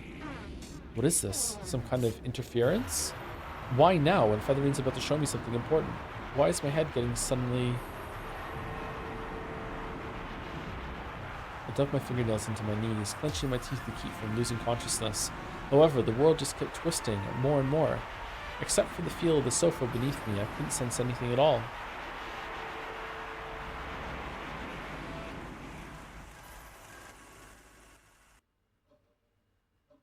場 Lady? Huh? 先方がいらっしゃったようです Looks like they've arrived.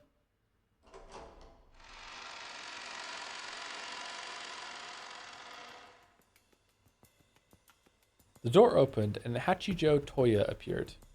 What's going on? This isn't the world of witches, but the world of humans. This is a bathtub. I was sitting on a sofa and Amakusa was behind me. There's no need to feel confused. What's happening? Feathering and Hachijo Toya are the same being. To her, the difference between the two worlds is a trivial thing. Chrono Trigger music's back. To put it in the words of that theater lover, it's like having a slightly different background behind the stage. So there was no reason for me to feel hesitant. Should I call you Madam Hachijo this time? How complicated names are. Even though both of us are still here, just like before, you have to wonder what to call me. True. Calling you Feathering would be a bit rude to you now. For an actor, the name of the role they act is only temporary. Precisely, child of man. Feathering? Amakusa's eyes went wide as he wondered what I was suddenly talking about.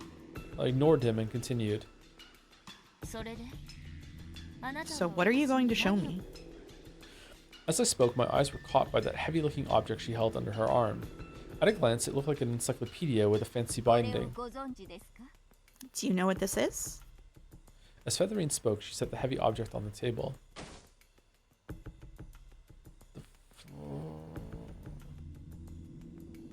How is this here? Where are we? The first thing it reminded me of was a grimoire. The heavy book had a mysterious, mystical feel to it, like something Maria Oni-chan might carry around. And the most remarkable feature of it was the large, sturdy lock that held it shut. Why would someone go so far to keep people from reading a book? Well, it might give you like an intelligence check boost, you know? Like, you have to read it really carefully. Yeah, it might have a demon inside. Yeah. Why don't you take it and observe the back? The back? I flipped the heavy book over on my lap. And as soon as I saw it, I gave a small gasp. Eva. Ushiromiya Eva. Without a doubt, those words were written there in Roman characters. What is this? Aunt Eva's diary? Could this be that rumored? Do you know something about this? Just a rumor. They say that President Eva had a secret diary and that she always kept it locked up. They say she took it with her everywhere she went. At least that's what I heard from some of the other bodyguards. A secret diary? Why is that here? It was in the hospital room where Ushiromiya Eva passed away. Fuck do you have it? The diary was hidden behind her bed, so it remained in that room for some time after her death before it was found. Then, by coincidence, it was probably found by someone who worked for the hospital, or else a patient or their family. Of course, by that time there was a huge movement dedicated to the Rekenjima mystery. A locked diary found in the hospital room where Ushiromiya Eva spent her last moments would be absolutely priceless. The discoverer probably handed it over in secret to one of the witch hunters who would be able to accurately determine its worth. Luckily, the witch hunters who got their hands on this book were all noble and upright people. Yeah, okay. Not content to boorishly destroy the lock and even reveal the truth, they simply satisfied themselves with the fact that the truth of that day slumbered just on the other side of this mysterious lock. Thanks to that, Ava's diary has remained undamaged to this very day. It is already known that Natsuhi, wife of Kraus, the oldest son of Kinzo, sealed up all of her complaints and repressed feelings by writing them down in a diary, which she treated like a sort of charm. Has it been like a week? So Aunt Eva did the same thing? It's possible, at least. Opening up a diary like this would be a pain, even if you did have a key. It's sealed up tight like a corset. Gross. Amakusa was right. This wasn't a diary made to be casually opened and reminisced over. It's probably safe to assume that she used this diary to forget things by writing them down and sealing them away, just like Ushiromiya Natsui did. Then, she brought it with her into her hospital room and hid it behind the bed without telling anyone about it. Don't tell me that diary is... Are you saying Aunt Eva wrote down what happened that day? By reading its contents, you'll probably learn everything. However, we don't know where the key that unlocks it is. Huh. I'm pretty sure that they probably sell them at the hardware store. It's like $150 for a really good circular saw. I think, yeah, I jumped, sorry. Then I looked down at my chest. That's where my brother hung that key. Huh? It's gone. The key's gone. What's wrong, lady? What key? It's been hanging from my neck the whole time, hasn't it? I never noticed it. You had a key hanging from your neck? I understood almost immediately. In the world of humans, I haven't found the key. The me with the key is on the game board in the world of witches. Make me the me with the key. I'm gonna unlock this diary. Featherine lifted a finger, spun it around, and the world twisted again. Oh no, now the book is not here in the world of the witches. When I returned to Featherine's study, the key popped back into existence, hanging from my neck. At the same time, the diary on my lap popped out of existence. Where'd the diary go? It should exist somewhere on the game board. Since it is one of the keyholes you are to be given, it must exist. You go get the moonstone, Angie. It's at the top of the tower. Then you can do it. Did Oni-chan hide it somewhere? Since Battler wants this to be a game between you and him, it probably isn't hidden completely. What do you mean? Even if Battler thinks of the diary as a king he mustn't lose, there would be no game unless it exists somewhere on this board. In other words, Sumari, it's somewhere in the Ushiromiya mansion. Or you may already have been given an opportunity to witness it, like how a swindler has already hidden a trap in microscopic letters on the first page of a contract you sign. Can't think of a game that does that. If Battler follows the customs of the mystery genre as the game master, clues must be shown. So the choice that leads to Battler's defeat must have been shown. Angie, try and remember. You should have seen Ava's diary in Battler's world already. In that instant, from the back of my mind, drifted the very first scene of this final game.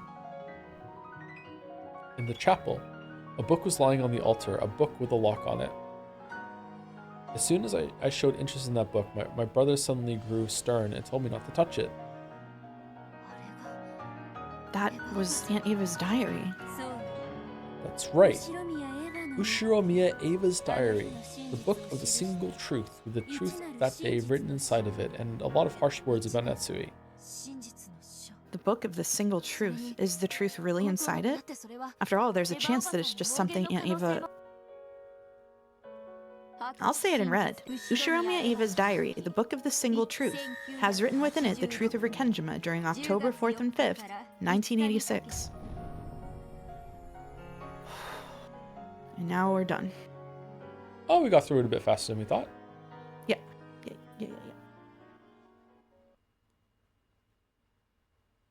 But how do you know that? Magic! Magic. Okay, is Walrus life?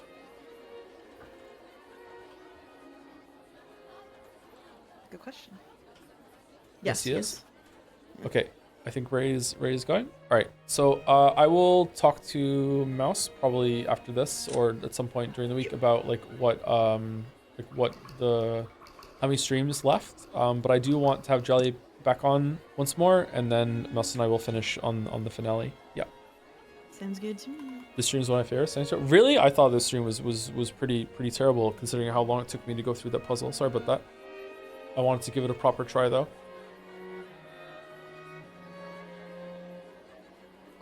So far I'm quite enjoying episode 8. I think it's pretty good. Maybe the bad parts come later, or controversial parts come later. I don't know. I'm enjoying it.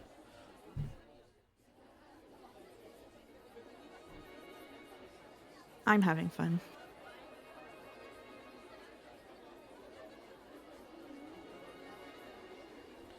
Yes, we scran. Yes, we scran. Anyway, so I think I'll be back on Tuesday with Expedition 33. Although we have to talk about that. Expedition 33 on Tuesday, and tomorrow I'll be on Mouse's stream with Sekimea. I don't know if we're going to do extra Sekimea streams at some point. I have no idea, but I think it's going to be Expedition 33 for the rest of the week. I think I we can won't be- consider it. We can talk about that too. I won't be here on Monday though. I'm gonna take Monday off. Like no, maybe Monday. Anyway, Ray's going through. See you later. Bye, chat. And anyone stick around. See you later. Thank you very much. Have a good rest of your weekend. Bye bye. You're